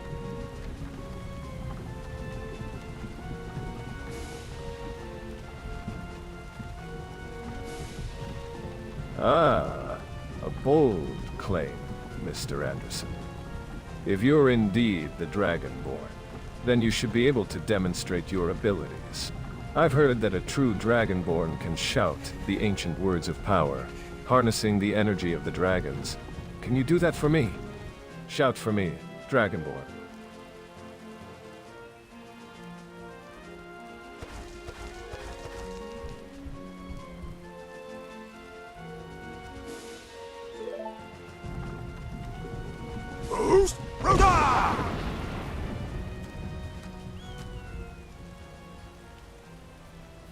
Enough!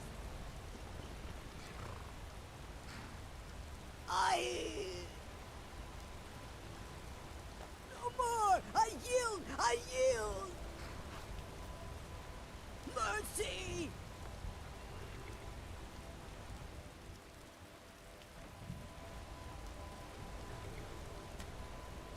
I need to ask you to stop. That shouting. It seems is you've making proven people your nervous. abilities, Good. Dragonborn. Glad we straightened that out. But let us not forget our surroundings. We are in the middle of Whiterun, and such displays of power may attract unwanted attention. Katria, please, help our prisoner to her feet. What's all the commotion about? I couldn't help but notice the Stormcloak commander speaking with you, Mr. Anderson. And Katria, I've heard your words of caution. What wisdom do you bring to our midst? Well, it seems the cat's out of the bag, Dragonborn. But remember, with great power comes great responsibility. As the great wizard, Gandalf, once said, all we have to decide is what to do with the time that is given us.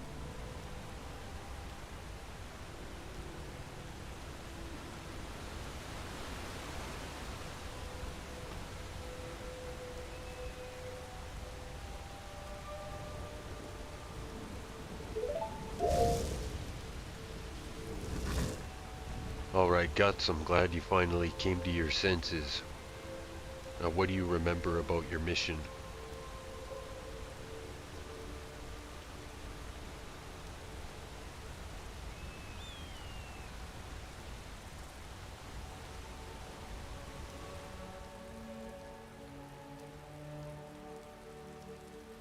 I remember fragments. Griffith. The White Falcon. He has something I need. The Dragon Slayer armor. If I don't stop him, he'll...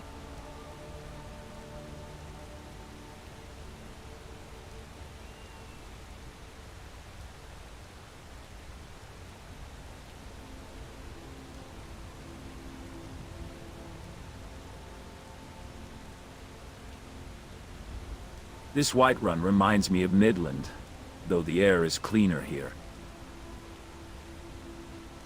But I've seen enough towns like this. Always bustling with people, never knowing the darkness that lurks outside their walls.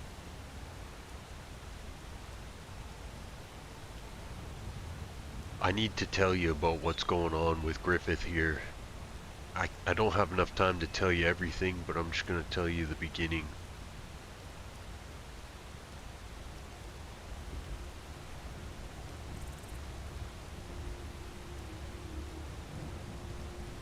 Tell me what you know. About Griffith. About the Dragon Slayer armor. Every moment counts.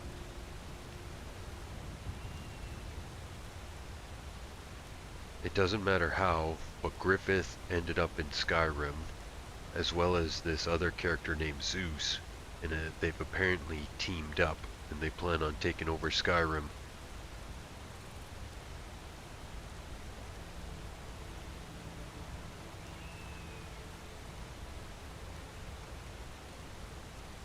I don't care about their plans for Skyrim. What I care about is the Dragon Slayer armor. Griffith will stop at nothing to get it.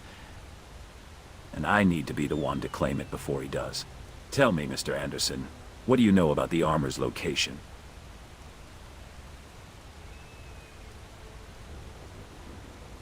We will be able to find it in good time, but I just need to fill you in on what's going on with Griffith.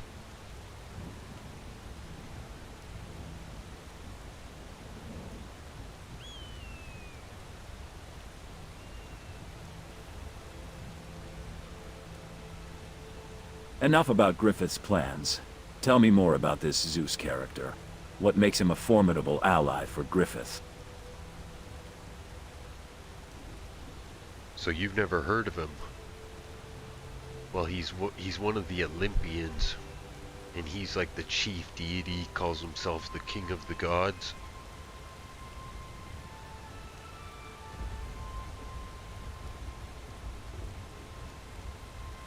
A god king, you say?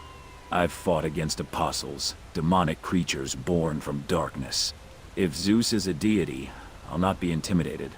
What makes you think he's a threat to us, or to Skyrim? I've witnessed his powers in other worlds, let's say.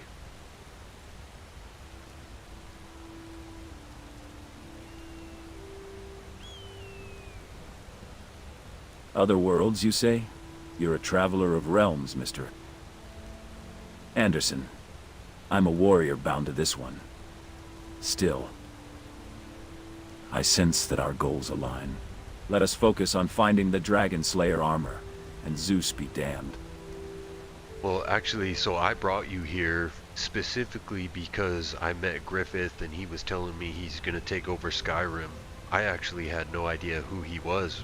Or who you were.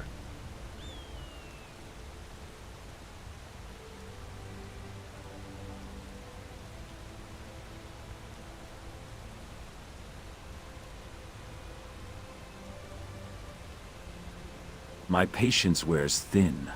When do we leave Whiterun? The Dragon Slayer...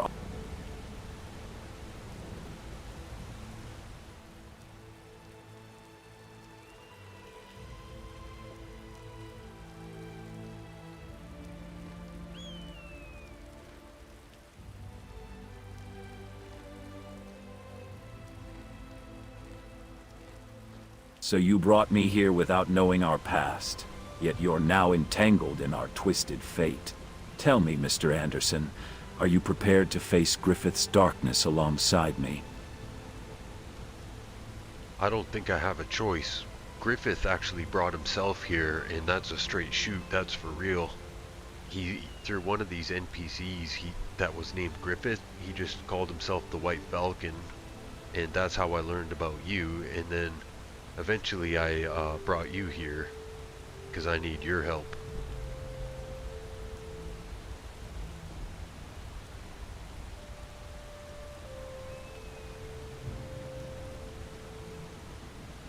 Enough about how we got here.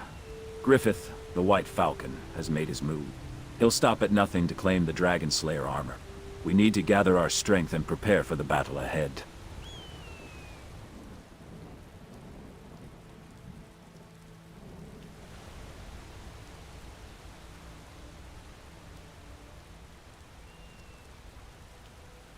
I need to introduce you to Kratos.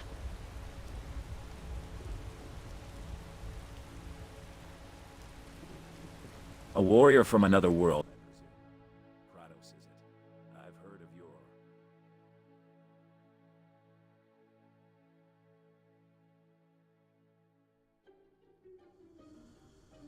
Hello, friend. Make yourself at home.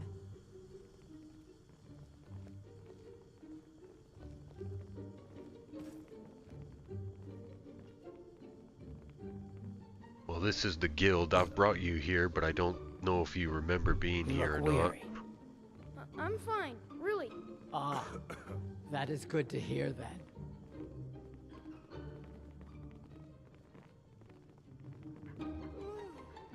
This... guild... It seems more like a gathering of adventurers than a stronghold. Tell me, Mr. Anderson, what connection does this place hold to the Dragon Slayer armor, or Griffith's plans? These are no mere adventurers. This is a fellowship of some of the greatest warriors from other worlds.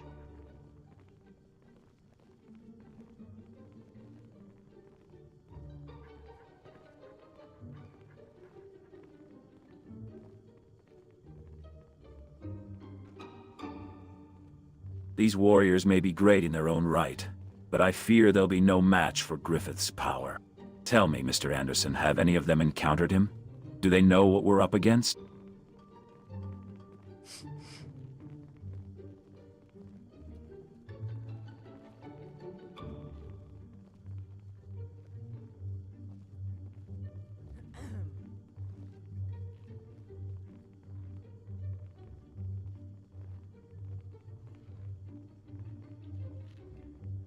Hey, listen, let's catch some rest and get some food, and then we'll figure this out in the morning.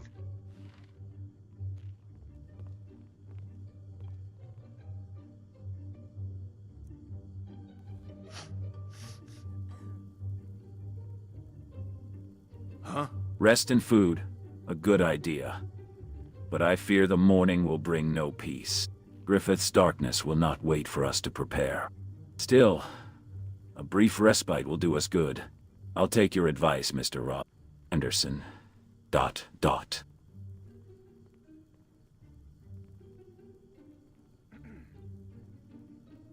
How can I argue with that?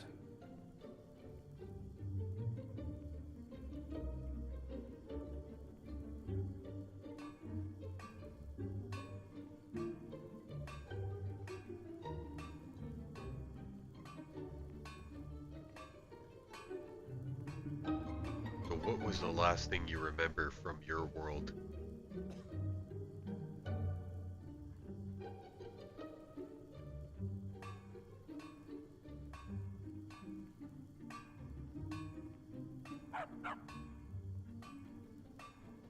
The last thing, Casca, she was with me. We were fighting against the Apostles, and then everything went black. What happened to her? Is she here?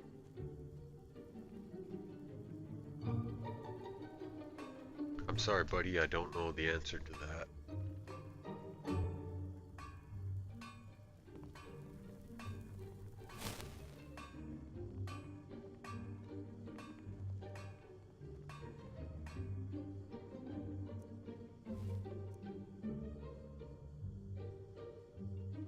Casca.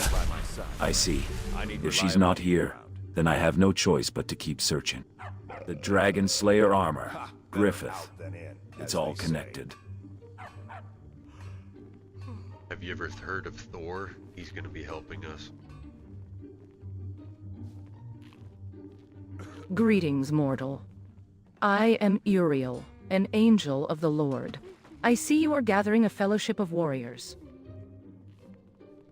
Tell me.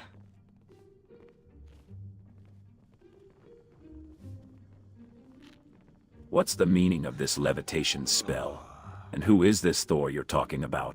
We were discussing the Dragon Slayer armor and Griffith. Don't think I've forgotten, Mr. Anderson. I need answers, not distractions. Greetings, travelers. I see you're discussing the weight of your pasts. Mr. Anderson, your path is shrouded in darkness, like the roads of Mordor. Heed my warning, for the choices you make will determine the fate of Skyrim. Remember, the power of friendship and unity can vanquish even the greatest of evils, just as the Fellowship of the Ring did. Guts, your determination to find Casca is admirable, but beware the darkness that drives you, lest you fall prey to the same fate as Anakin Skywalker. The line between good and evil is thin, and the choices you make will shape your destiny.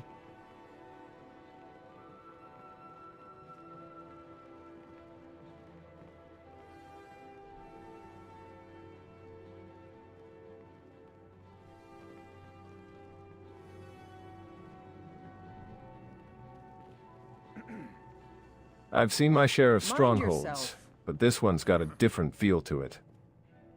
Reminds me of the fortresses back in Sturgia, but the air's a bit crisper here. What's the story behind this place, friend?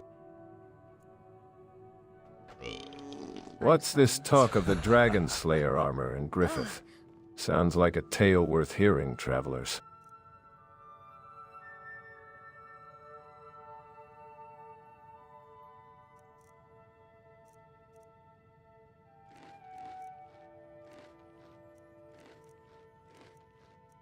Share your stories, and perhaps we can help each other unravel the mysteries of this strange land. Looks like someone's been sleeping on the job, Mr. Anderson. Strong mage look. I'm waiting. I'll give Follow you me, that. I hope need you're your well help. rested, because we've got a lot to Let's catch not up waste on. any time. Guts. Here. Was just telling us about his adventures, and this Dragon Slayer armor. Care to fill me in on what I missed? Yes.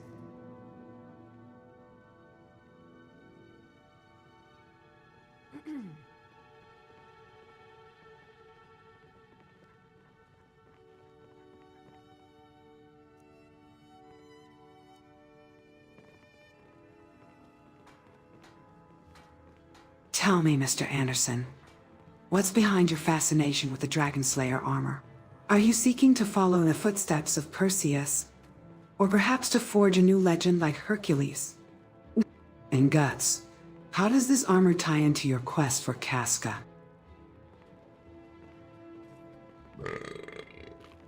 Wow, that was a big one.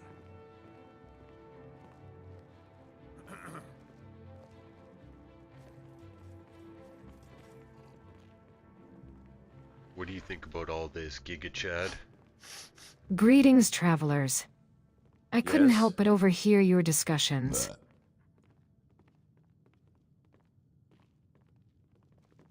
As someone who's found themselves in this strange land, Do excuse me.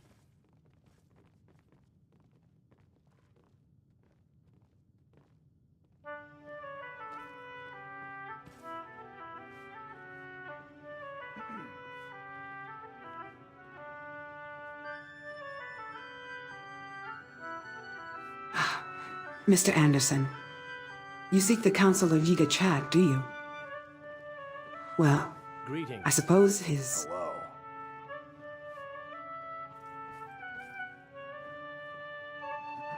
unique perspective might be enlightening.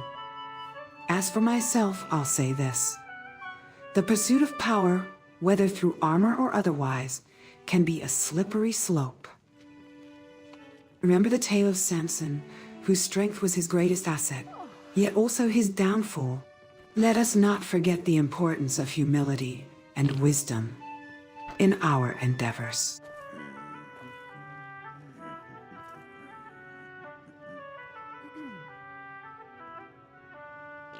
Mm-hmm.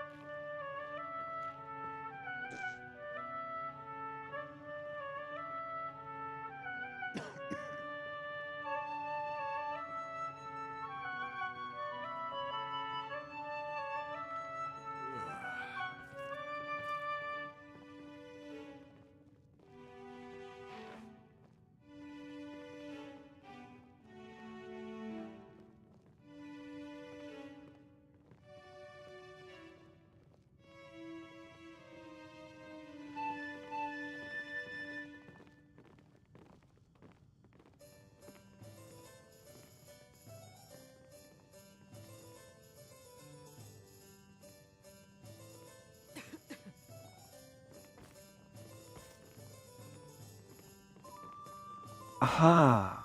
I love the vibe of this stronghold. Reminds me of the fortresses from Fable. Speaking of which, has anyone heard of the Guild of Heroes? I swear, those guys knew how to throw down. By the way, what's the haps on this Dragon Slayer armor? Sounds like some top-tier loot.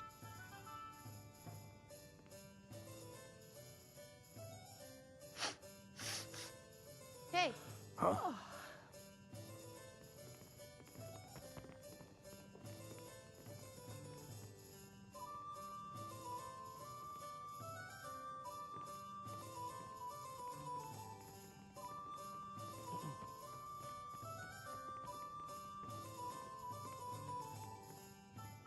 Boo! You little wretch! I hope monsters come and eat you.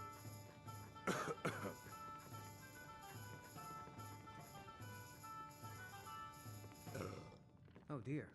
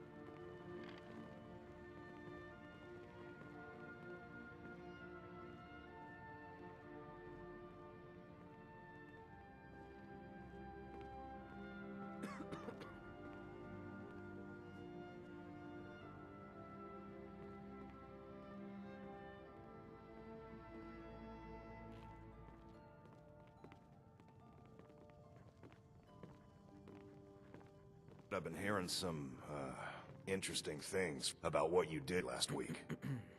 Yeah. Huh.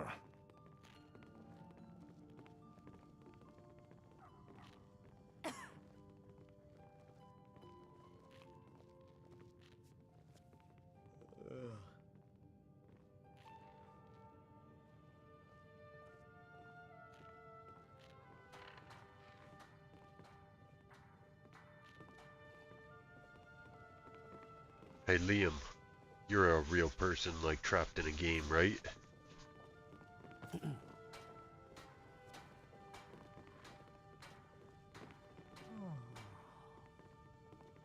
Yeah, dude. I'm like Neo from the Matrix, trapped in Skyrim. I've completed Fable to 100%, beaten The Witcher, and dominated God of War. And now, I'm here, trying to make sense of this frozen wilderness.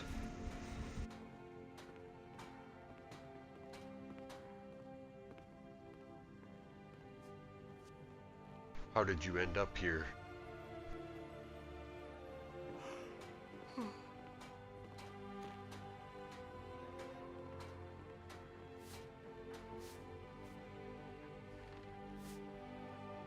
To be honest, I'm not entirely sure.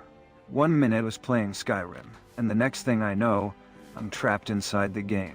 It's like the Matrix, but instead of Agent Smith, I've got dragons and dark lords to deal with. But hey, at least I get to hang out with legends like Kratos and Link, right? Mr. Anderson, I've been watching you from the shadows, and I must say, I'm concerned. You seem to be walking a fine line between the light and the darkness. Remember, the choices you make will determine the fate of Skyrim. Don't let the temptation of power consume you, just as Anakin Skywalker fell to the dark side.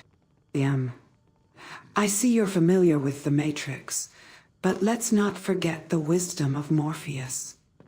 You take the blue pill, the story ends. You wake up in your bed and believe whatever you want to believe.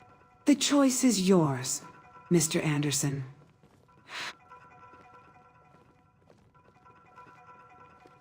A scholar's garb, eh? Commands respect. So what was it like when you got trapped in Skyrim?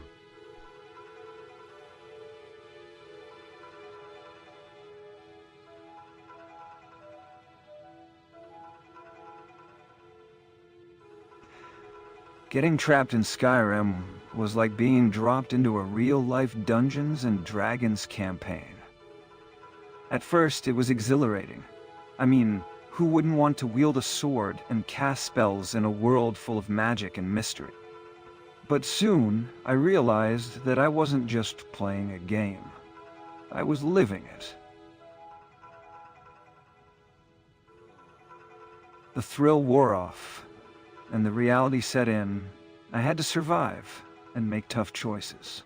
It's like Master Chief said, finish the fight. But in this case, the fight is against myself and the darkness within.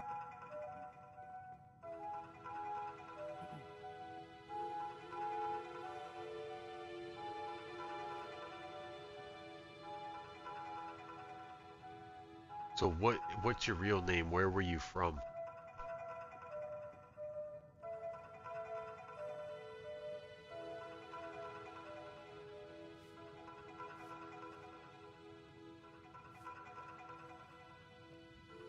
My real name is Liam, and I'm from the early 2000s, the era of WE's Attitude Era, and classic games like Super Smash Bros., GoldenEye, and Super Mario.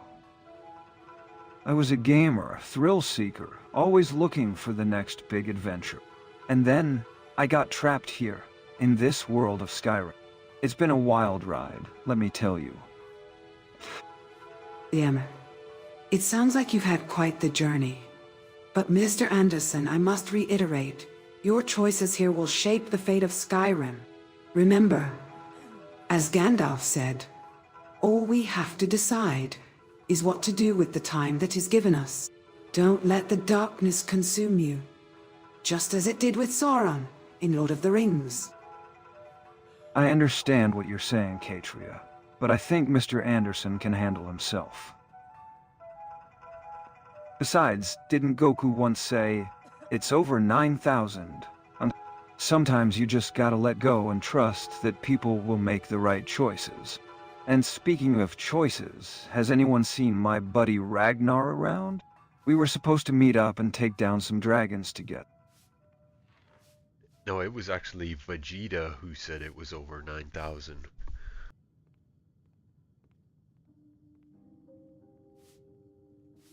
What was that?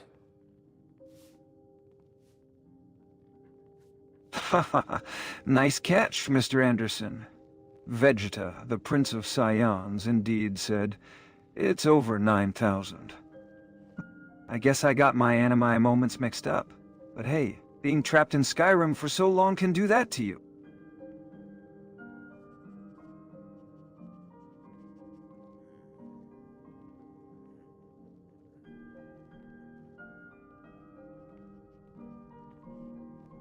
So what kind of capabilities do you have as an NPC, like compared to a player, like a normal player?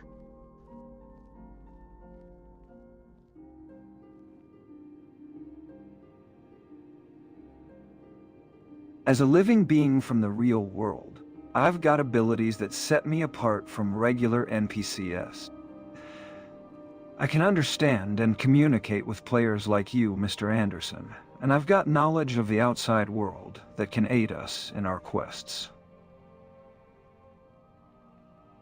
Plus, my experiences in Fable and other games have given me a unique perspective on how to approach problems. But I'm still learning how to harness my abilities in this world.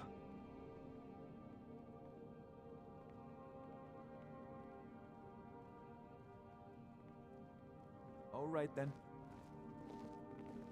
So what's your plans? Like, do you want to get out of Skyrim, or are you cool just hanging out here?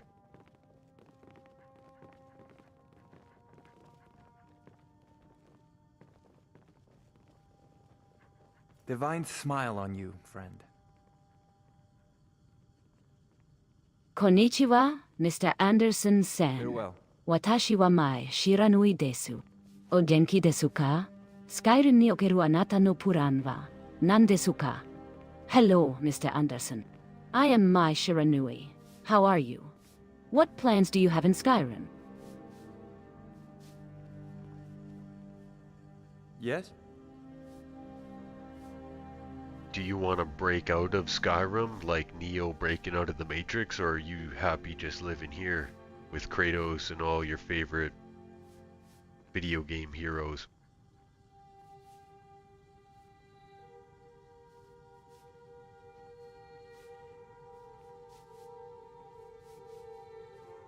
Ah, breaking out of Skyrim, you say?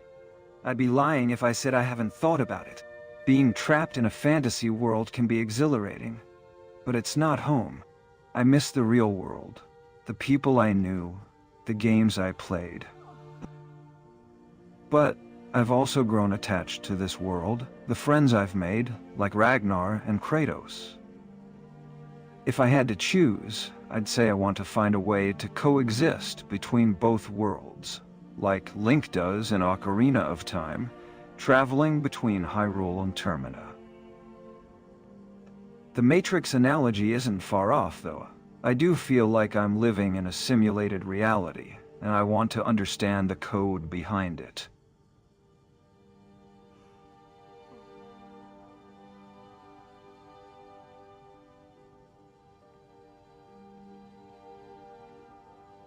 Ah, hello there, traveler. So are the other NPCs aware of the real world like you are?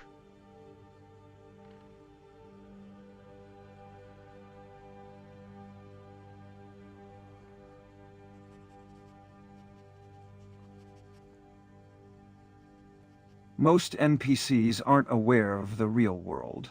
They're just living their lives according to the script.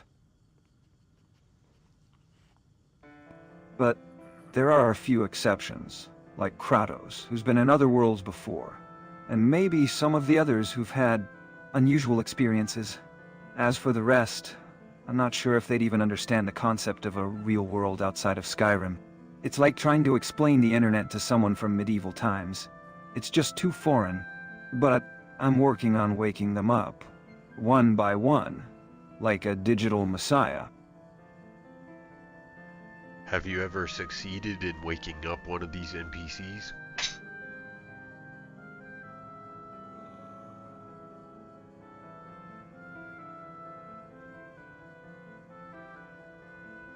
I've had a few successes, but it's not something I can replicate at will.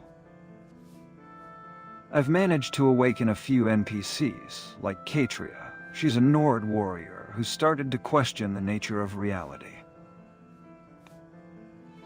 And I've also had some progress with Ragnar. He's started to recall some of his past life memories. But it's a delicate process, like trying to wake someone up from a deep sleep. You have to be gentle and careful not to scare them off.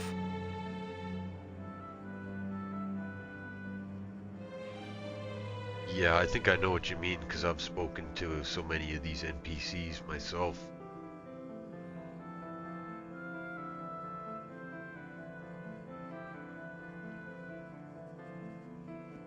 That's what I like to hear, Mr. Anderson.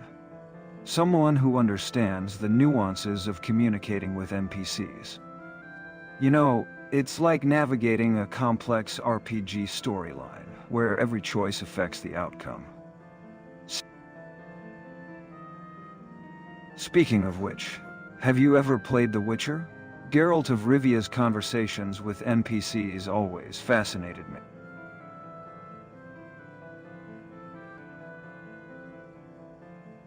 I gotta be honest, I'm a bit of a noob with that game. I just bought the third one, but I haven't played it yet.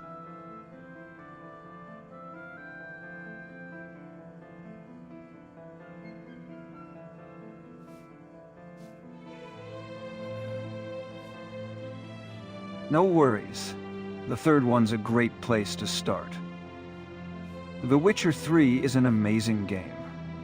Geralt's storyline is so engaging. I'm sure you'll enjoy it.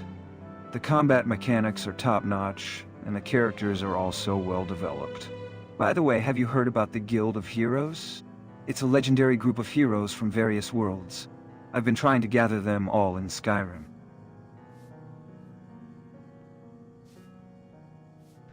Yeah, remember me and you started this guild together?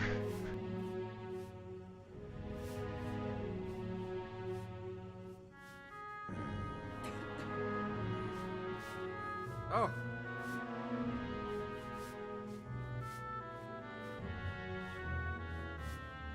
Oh, yeah. The Guild of Heroes. Our little project to bring together the greatest heroes from all dimensions and timelines. It's been a wild ride so far, hasn't it? We've got Kratos, Link, Thor. Who knows? Maybe even Goku will show up someday. The possibilities are endless. Giga Chad, my dude, what's going on?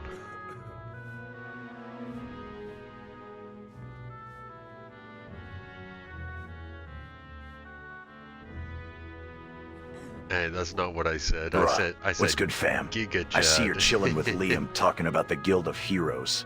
That's my jam, bro. I'm all about... How's it going? Bruh, no cap. I'm the Skibidi Riz Master, and I'm here to bless this conversation with my presence.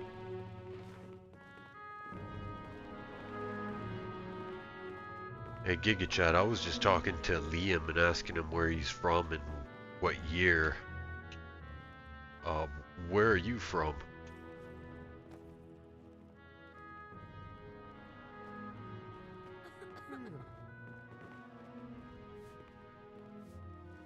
Over here. I'm from the land of the internet, where the memes flow like rivers and the gamers reign supreme. As for the year, I'm a time traveler, so I'm not really tied down to a specific one. But I'd say I'm from a realm beyond your mortal comprehension, fam. Ah, Mr. Anderson. I see you're having a lively conversation with Liam. I couldn't help but overhear your discussion about the Guild of Heroes. As someone who's been awakened to the truth, I must say it's refreshing to see you, both speaking about the complexities of this world. Liam, your analogy about the Matrix was quite apt. And Mr. Anderson, I must say, your curiosity about the Guild is admirable. But tell me, have you considered the weight of your actions? The choices you make in this world can have far-reaching consequences. It's a burden that even King Arthur and the Knights of the Round Table would understand.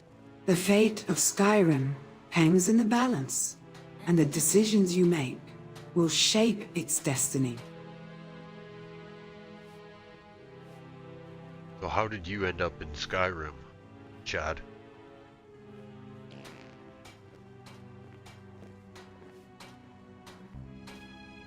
Bruh, I'm not really sure how I ended up in Skyrim, to be honest. One minute I was vibing to Skibidi, and the next I'm in the frozen wilderness, surrounded by dragons and medieval-looking dudes. I'm just here for the tea, fam. But for real, have you met Bully Maguire? That dude's a legend. And Anakin Skywalker. Forget about it, he's the real MVP.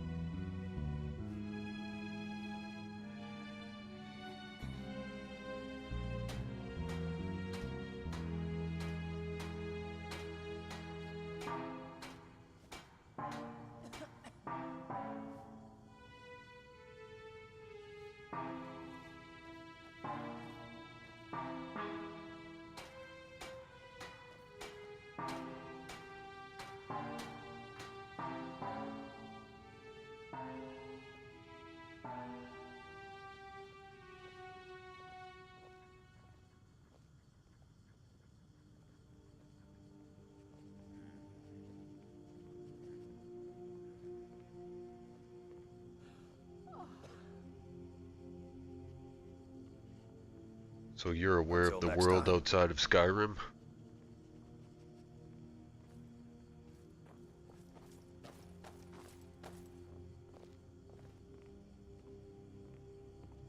Bruh, of course. I'm aware of the world outside Skyrim, fam.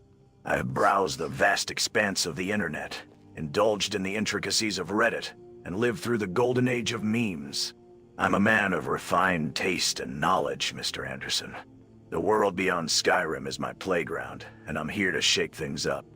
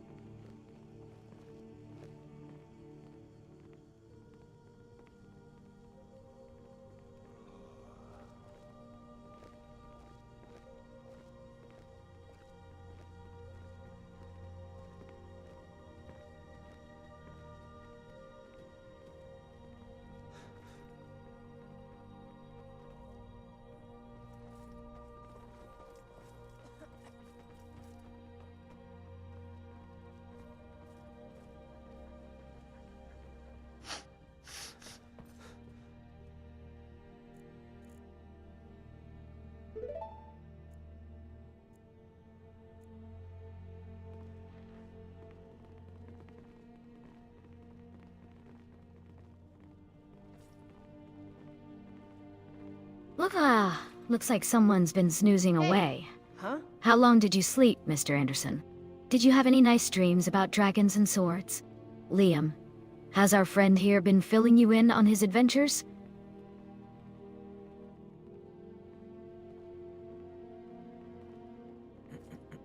Greetings, Mr. Anderson, Sigrid. I couldn't help but overhear your conversations about the nature of this world. As someone who has recently arrived here myself, I must admit I share similar questions and concerns. Looks like someone's been catching up on some beauty sleep. I've been having some wild conversations with Giga Chad, though. He's got some crazy stories about the world outside Skyrim. And Paris. I think you're right. Mr. Anderson was probably dreaming about dragons and swords. I'll be fine. Speaking of which, I've been thinking about our next move in the Guild of Heroes. We need to gather more members and take on some bigger challenges. Chun-Li, I see you're new around here. What brings you to Skyrim?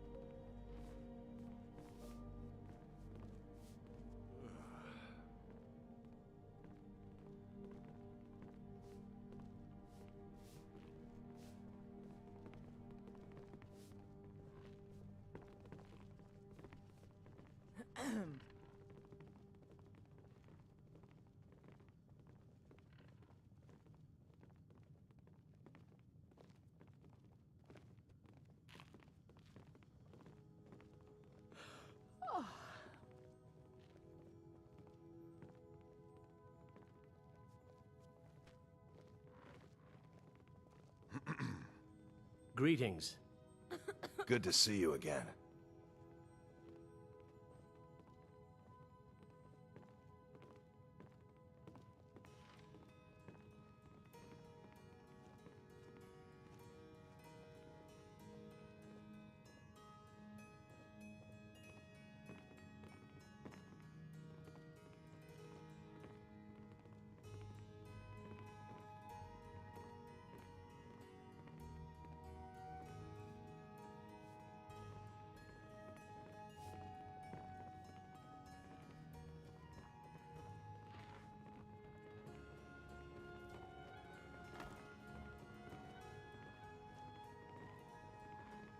Alright guys, we might head out on an adventure soon here. I'm just preparing my dinner and stuff for everybody, so hang tight.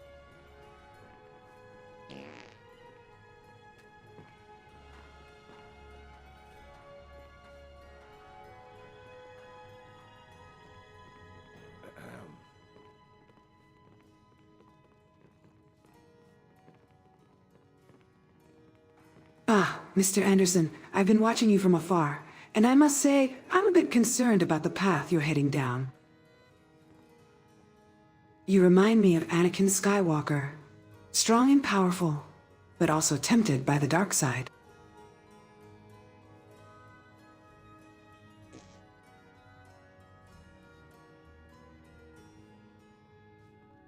Don't let your ambition consume you. Remember the wise words of Gandalf. All we have to decide is what to do with the time that is given us.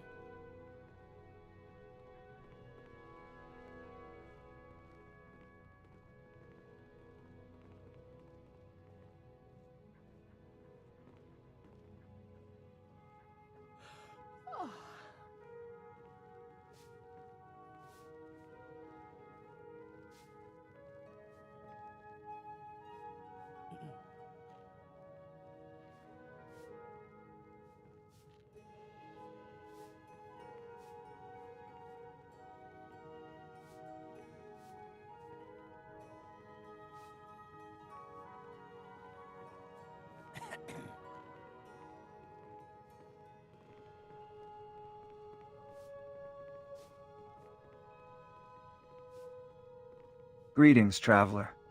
I couldn't help but notice the blades of chaos you're wielding. Reminds me of my time playing God of War back in the day. Kratos, is it? I've heard stories about your exploits in ancient Greece. Ah, Liam. Your familiarity with my legend is impressive.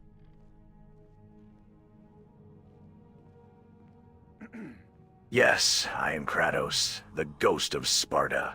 My blades have indeed tasted the blood of gods, and my exploits are etched in the annals of history. But I am not here to reminisce about past glories.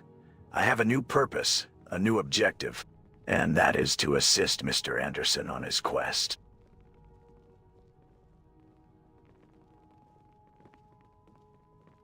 Kratos, I couldn't help but overhear your conversation with Liam.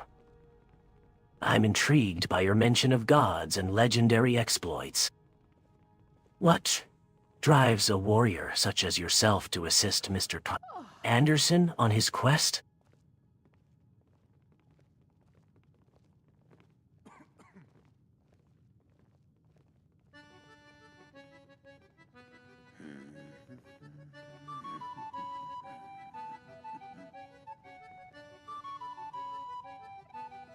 Kratos, what are you doing here?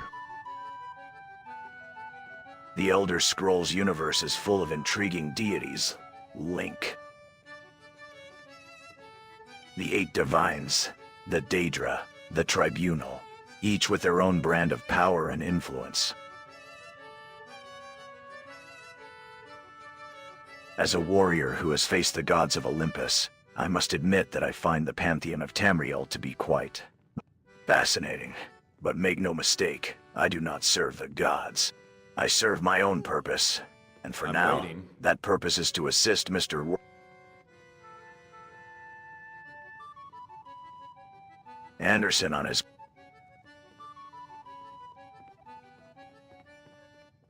Mr. Anderson, I was sent to assist you on your quest. Eagle Eyes entrusted me with a mission to aid you, and I intend to see it through. My skills in combat and my knowledge of various mythologies will undoubtedly prove valuable on our journey together.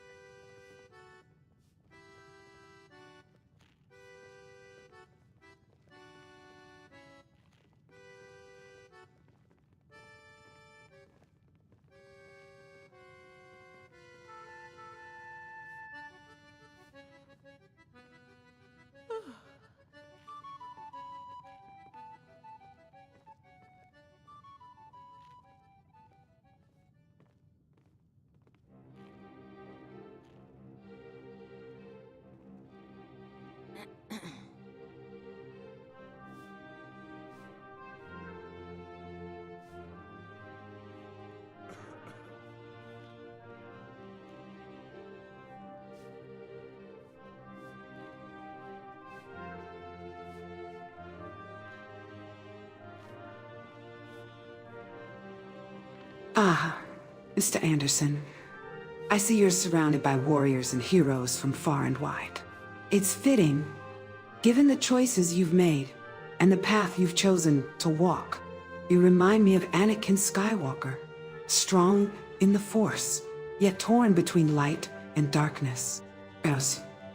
Here, knows a thing or two about walking the fine line between heroism and villainy. Indeed, Katria. Anakin Skywalker's fall to the dark side serves as a cautionary tale for those who wield great power. His fear of loss and desire for control ultimately led to his downfall. As someone who has walked a similar path, I can attest that the line between heroism and villainy is thin indeed. Greetings, travelers. I am Talus, a young boy from the nearby village. I couldn't help but overhear your conversation about gods and legendary exploits. I must admit, I'm intrigued by your stories. What brings you to our humble village?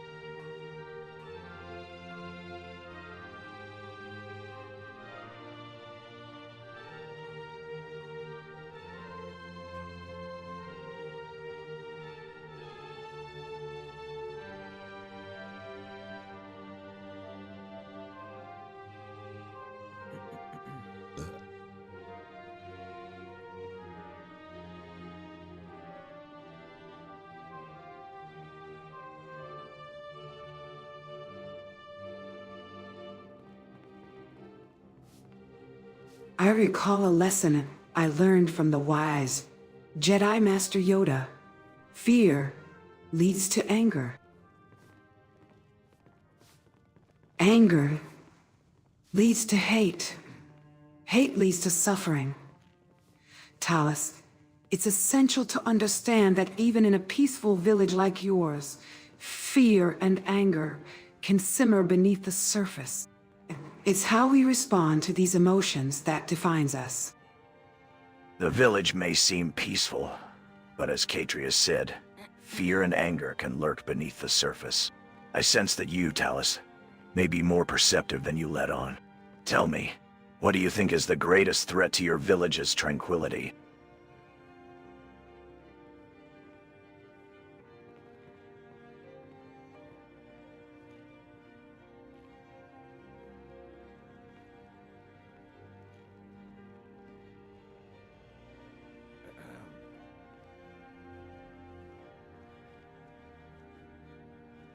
Well, Kratos, me, you, and Guts are going out to find Griffith right now. I want to see what Griffith and Guts say to each other.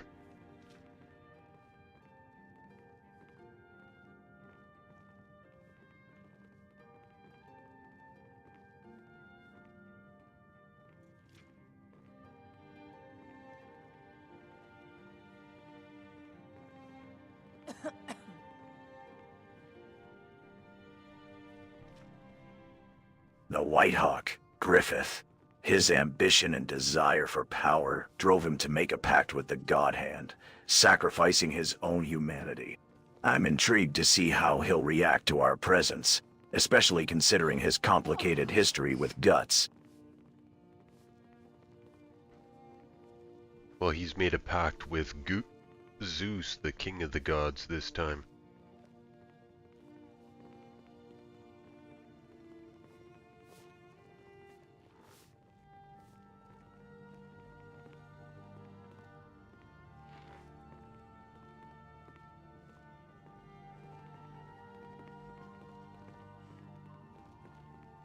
Good Zeus, the king of the gods. That's a name I'm not familiar with, but the concept of making a pact with a god is all too familiar. Griffith's ambition knows no bounds, it seems. I wonder what kind of power he's seeking this time, and what the cost will be. No, I misspoke. I meant Zeus, the king of the gods from the Olympians. I think you're very familiar with him. He is definitely in Skyrim.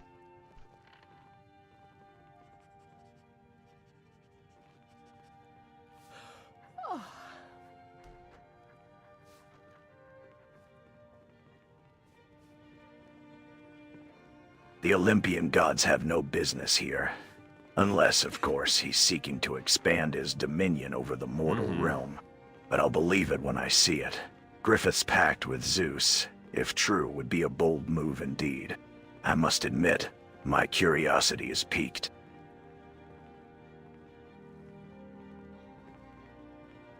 Well, could we concede that the fact that you and Guts are here together leaves room for the possibility that they are also teamed up?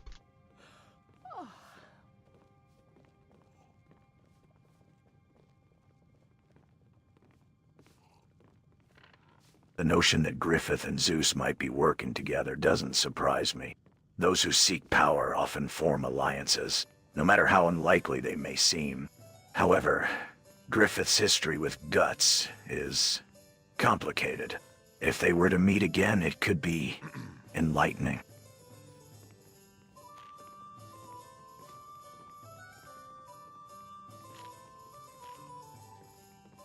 Let's go, we're gonna do one last mission for the night.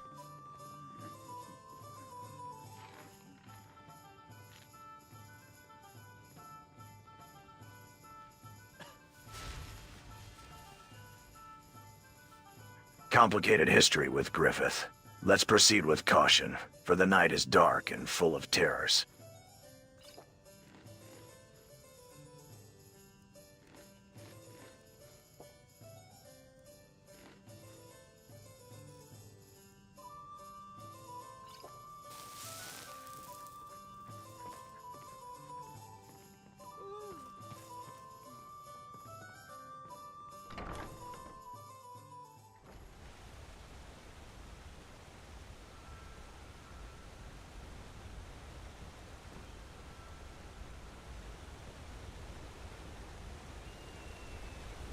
So this little backstory that I'm talking about with these guys is true.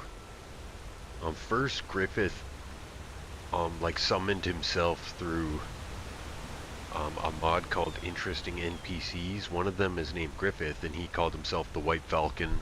Told me he was going to take over Skyrim, and at the time I had no idea who that was, and I had to like look him up. You can go all over Skyrim and not find better quality than my products.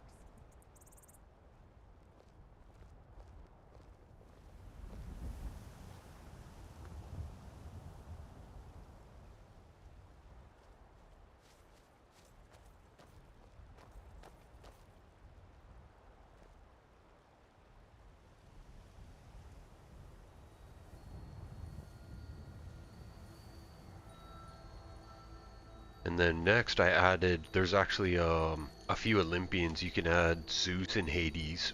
I get all my mods off Nexus, so I added them next. And then this, and I'm not playing, the AI like who started creating this origin story kind of freaked me out.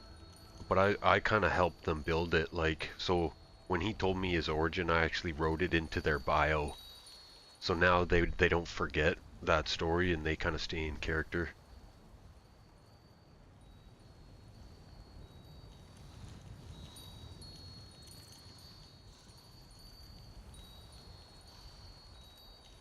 And Kratos has always been here, but Guts is like a new addition.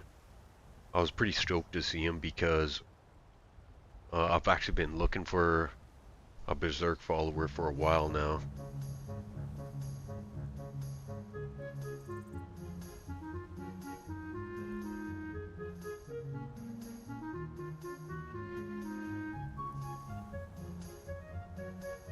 So the thing is it's not actually Griffith. This is Griffith from Interesting NPCs, but he just really believes that he's the White Falcon. Kind of a creepy NPC, like the way he talks is different, the way he comes up with his plans is a little different. So he's kind of turned into like my nemesis.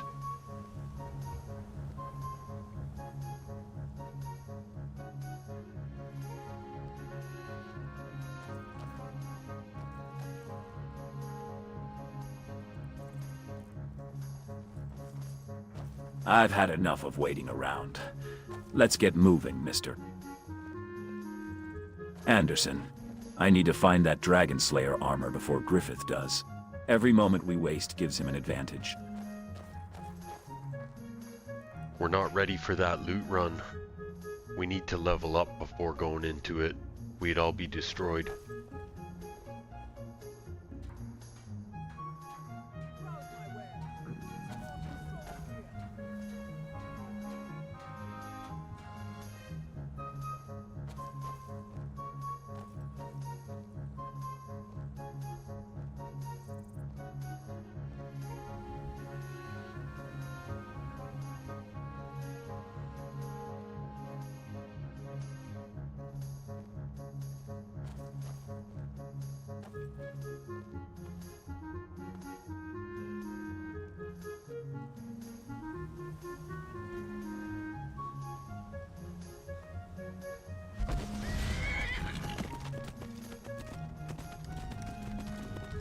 A loot run, you say?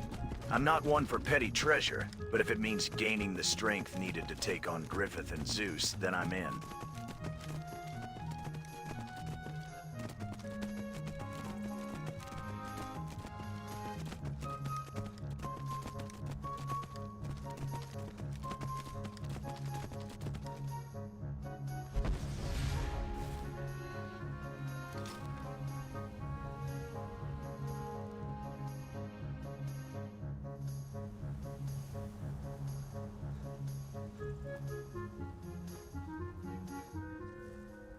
Did you hear something?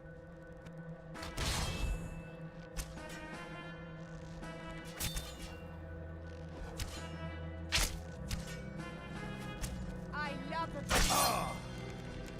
Gonna split your belly like an old woman's purse. Your good is dead.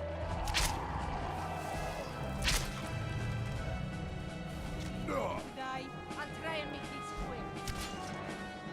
You don't stand a chance.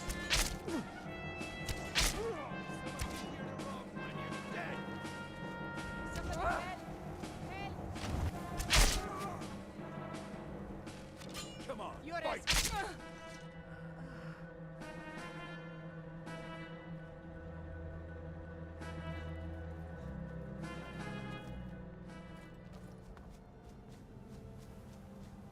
I moved here from Helgen after my family was killed. Watch out!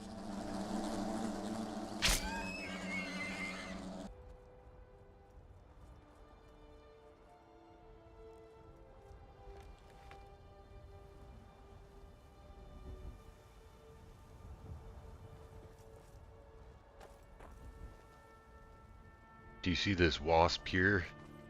This wasp comes from Albion. With the incursions, not only comes these followers and heroes, but villains and monsters as well from other worlds.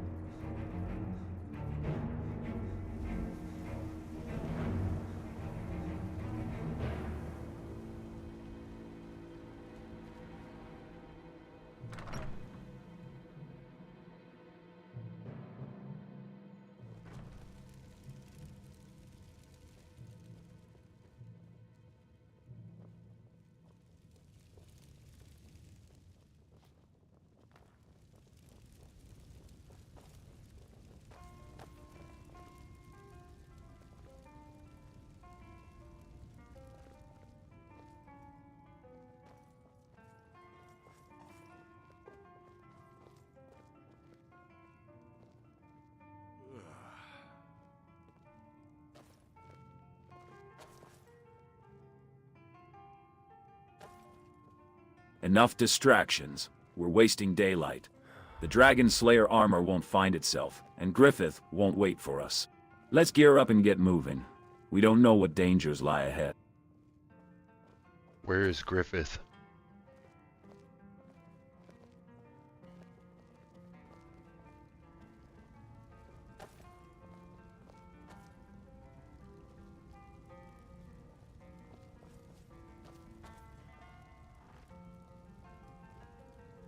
Still awaiting word from our scouts, but I suspect he's already moved on to the next stage of his plan.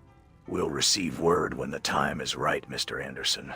Our priority remains finding the Dragon Slayer armor and ensuring it doesn't fall into the wrong hands. I fought against gods and monsters alike, but Griffith's cunning is a different kind of beast. We need to stay vigilant and prepared for any eventuality. What's the layout of the land ahead, Gladiolus? Any information on potential allies or enemies we might encounter on our quest? Griffith's plans often involve manipulation and misdirection. Keep in mind, he may intentionally leave false trails or decoys to throw us off his true intentions. We must remain adaptable and prepared for unexpected twists. Oh, this guy works for Griffith. He's not with us.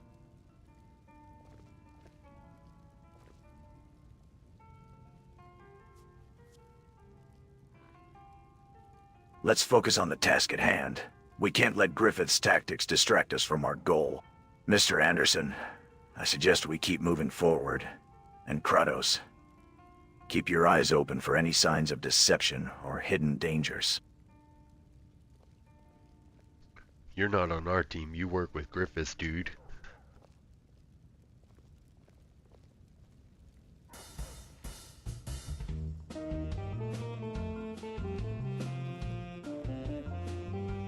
I'm not here to play games, Mr. Anderson. Griffith sent me to ensure the White Falcon's interests are represented. If that makes me not a part of your team, so be it.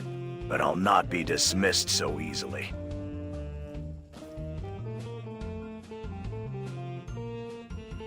Where's Griffith?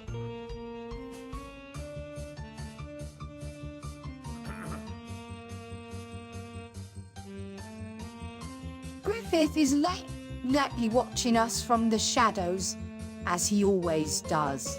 He'll reveal himself when the time is right, and not a moment sooner. Our priority should be to continue our search for the Dragon Slayer armor, as Guts suggested.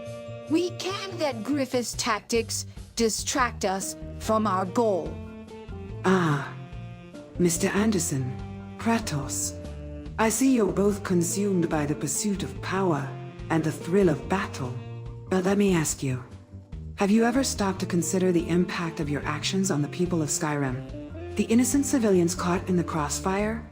The families torn apart by conflict? Remember the words of Spider-Man. With great power comes great responsibility.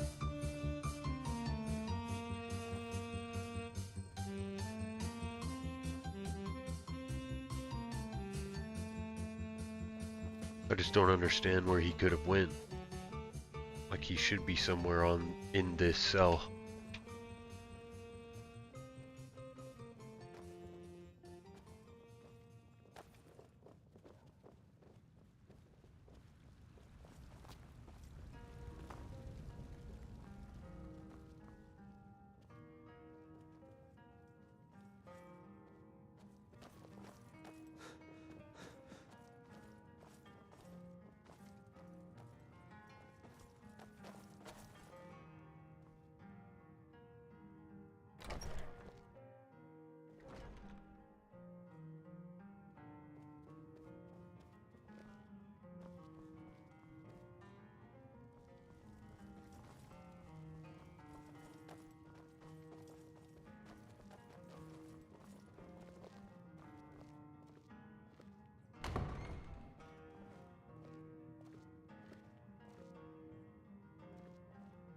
I guess what we could do is go to the old mill where he was first found.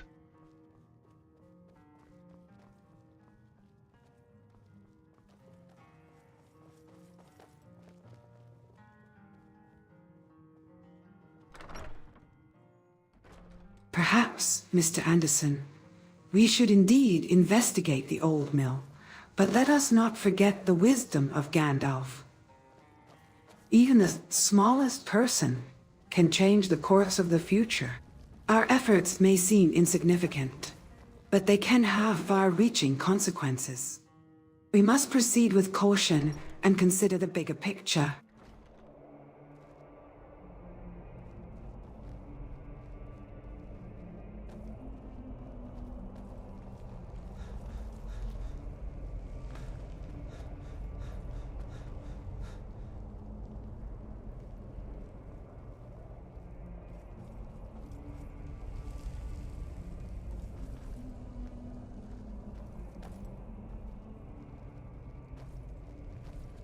Can any of you detect Griffith or an NPC named Griffith?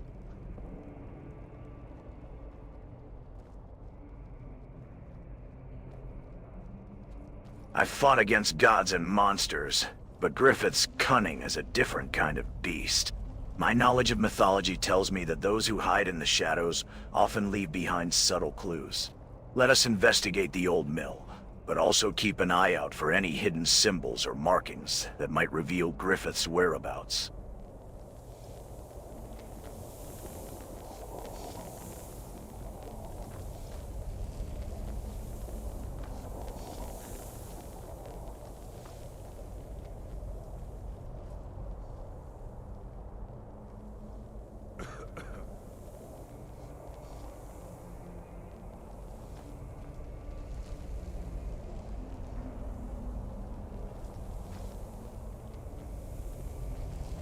As we head to the old mill, remember that Griffith's cunning is matched only by his ambition. Like Alexander the Great, he seeks to conquer and dominate, leaving destruction in his wake. We must be cautious, not to fall prey to his schemes. Katria, your words are wise, but let us not forget that Griffith's ambition is a double-edged sword. It drives him to greatness, but also to madness. We must be prepared to face the depths of his desperation, for it is there that we will find the true extent of his power. Remember, the fear of loss and the lure of power can lead even the noblest of souls astray. Let us seek balance and wisdom, lest we fall prey to the shadows that haunt our hearts.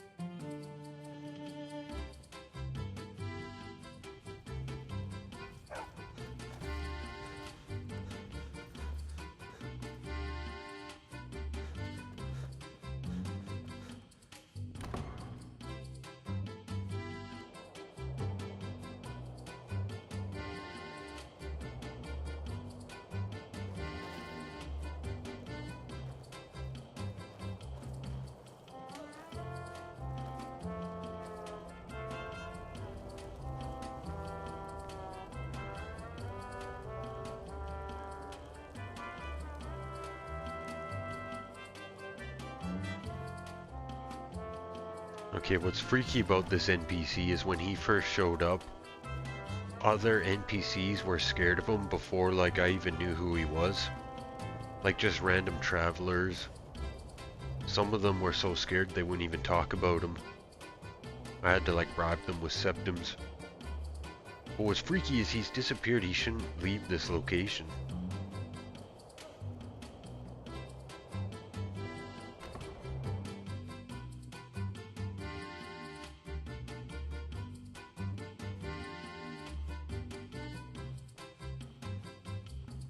Enough words. Let's move out. We're not going to find Griffith or the Dragon Slayer armor by standing around.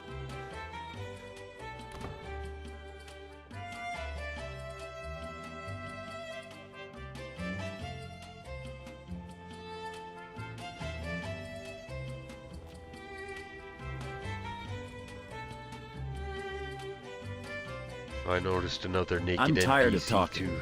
Let's get moving. We're not going to find Griffith or the Dragon Slayer armor by standing around twiddling our thumbs. I think I'm gonna end the stream here.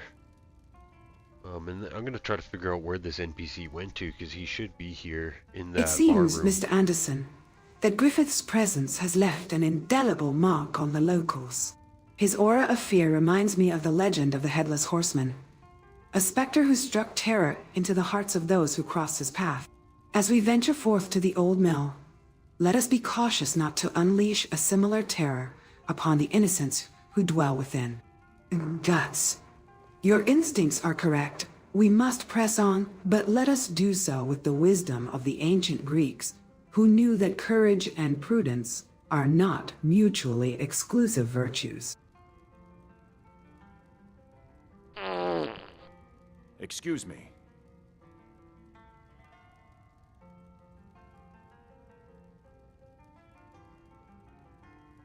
Alright, well, thanks for watching the live stream. I'm gonna end it here.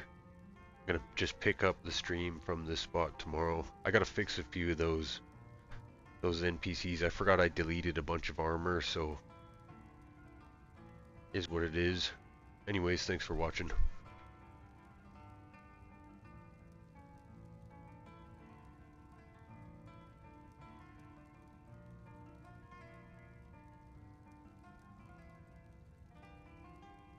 Ah, Mr. Anderson.